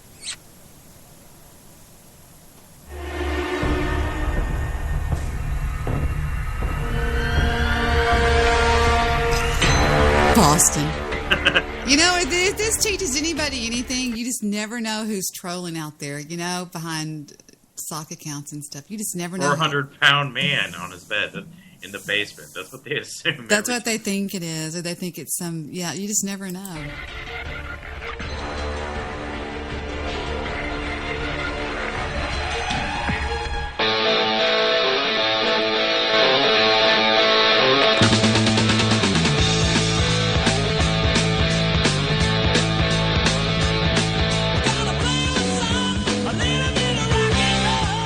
Just want to remind everyone about the ice cream social to benefit homeless teens.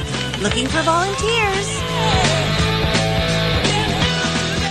Hey, I'd like to volunteer to kick you in the vagina. Where do I Look at his little angry eyebrows. Let's get into it. It's Facebook. Look at the Facebook. Oh my God, my daughter at the triathlon today. Go, little girls. Your daughter has a mustache. What the hell is wrong with your ovaries, bitch? Shit. Look. You've been dick slapped. You've been dick slapped. Somebody's been paying too much attention to the BWC here, Goose. I swear to God, somebody is. Been dick slapped.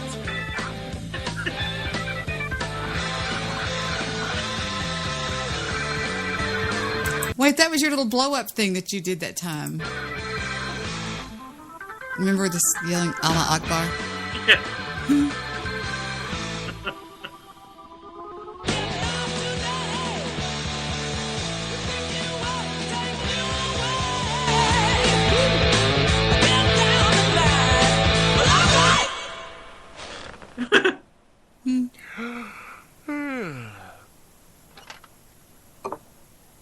Pretty much. You should have seen what he said about my mother on her Instagram.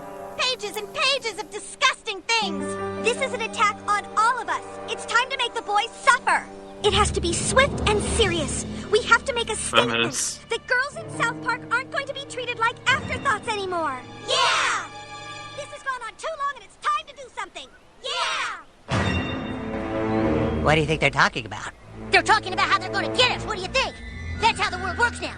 You get blamed for the group you belong to, even if you didn't do nothing. What are we going to do about him?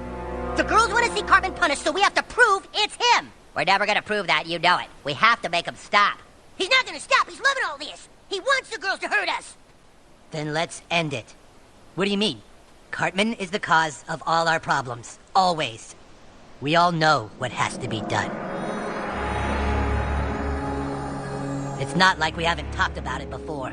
Fantasized about how we do it. Yeah, but not like we'd actually do it. Clyde's right. Stan, you can't be thinking what that else do we do, Kyle? Wait, are they going to make a complaint to Twitter? They're going to have him banned off Twitter? He pushed everyone too far. It's him or us.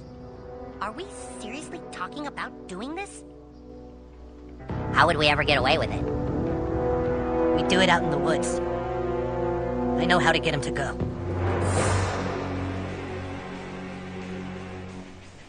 Accept it. After school, we're gonna go to my uncle's cabin in the woods. We're gonna have a slumber party and play Counter-Strike all night with no one around to bother us.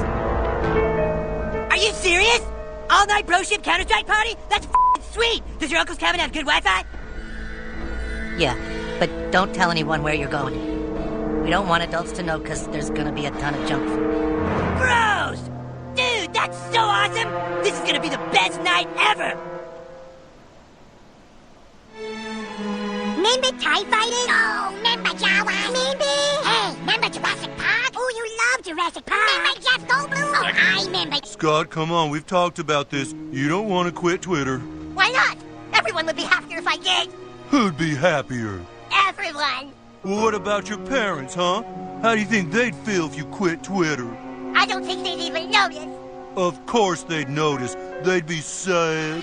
Okay, they'd be sad. You've got so much ahead of you, Scott. So many posts and tweets still ahead of you. You haven't even started to see what social media has to offer you. You can't just end it all. Not now. You're right, I guess I don't want to quit Twitter. There you go, okay? But now you come back here anytime you're having bad thoughts, okay? Okay, thanks. Twitter would be better off without me. I'm quitting. Okay, no, Scott. What's the point? Better to just end it all now. Okay.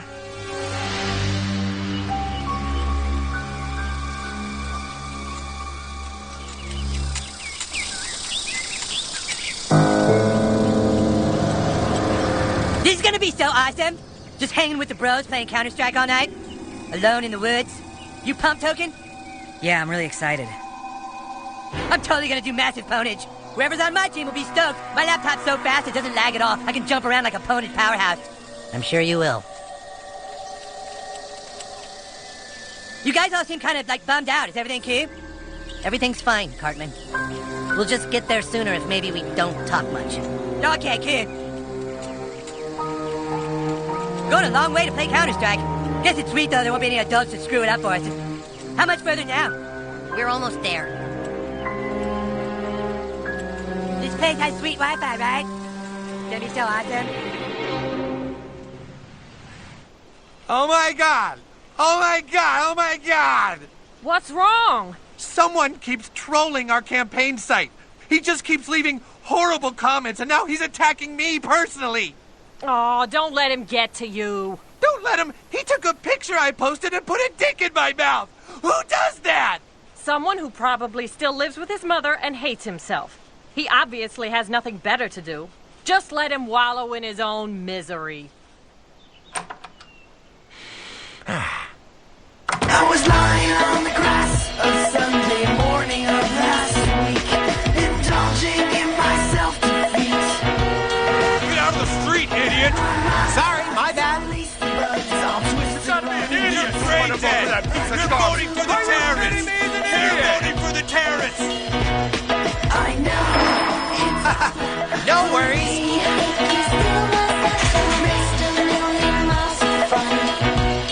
Remember the cantina? Oh, remember Star Destroyers? Yeah, I love Star Destroyers. I have a coupon for that, too. And those are 6 for $4 with this coupon. Sorry. No, please. It's no problem at all.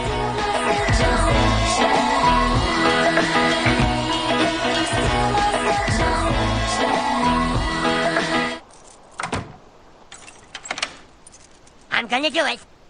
I'm gonna quit Twitter. I mean it this time. Oh, Scott, it's sort of after hours.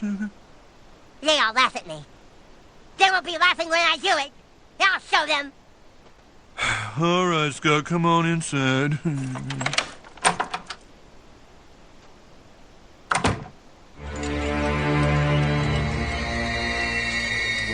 Oh, dude, is this it? This is cool. So isolated. Check it out, there's a shovel next to a hole dug in the ground. Dude, is this where we're gonna play? I called dibs on this side. What's the Wi-Fi called? Is there a password? I don't see it. I don't see it coming up on my laptop. I don't know, I think maybe the Wi-Fi is not working. Where's the box? You gotta unplug it and plug it back in. You guys? You guys? There's no Wi-Fi. The girls are gonna do something drastic to us. We have to take matters into our own hands.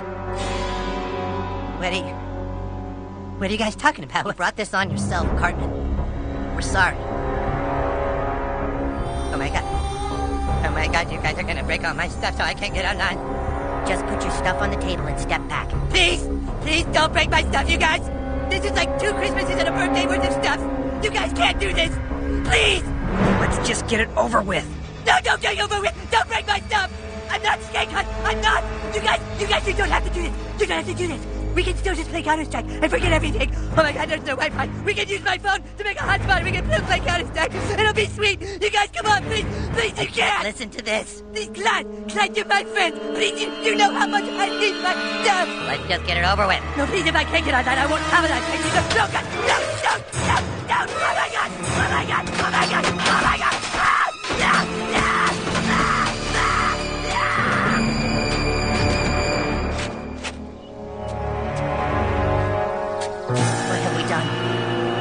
What we had to do.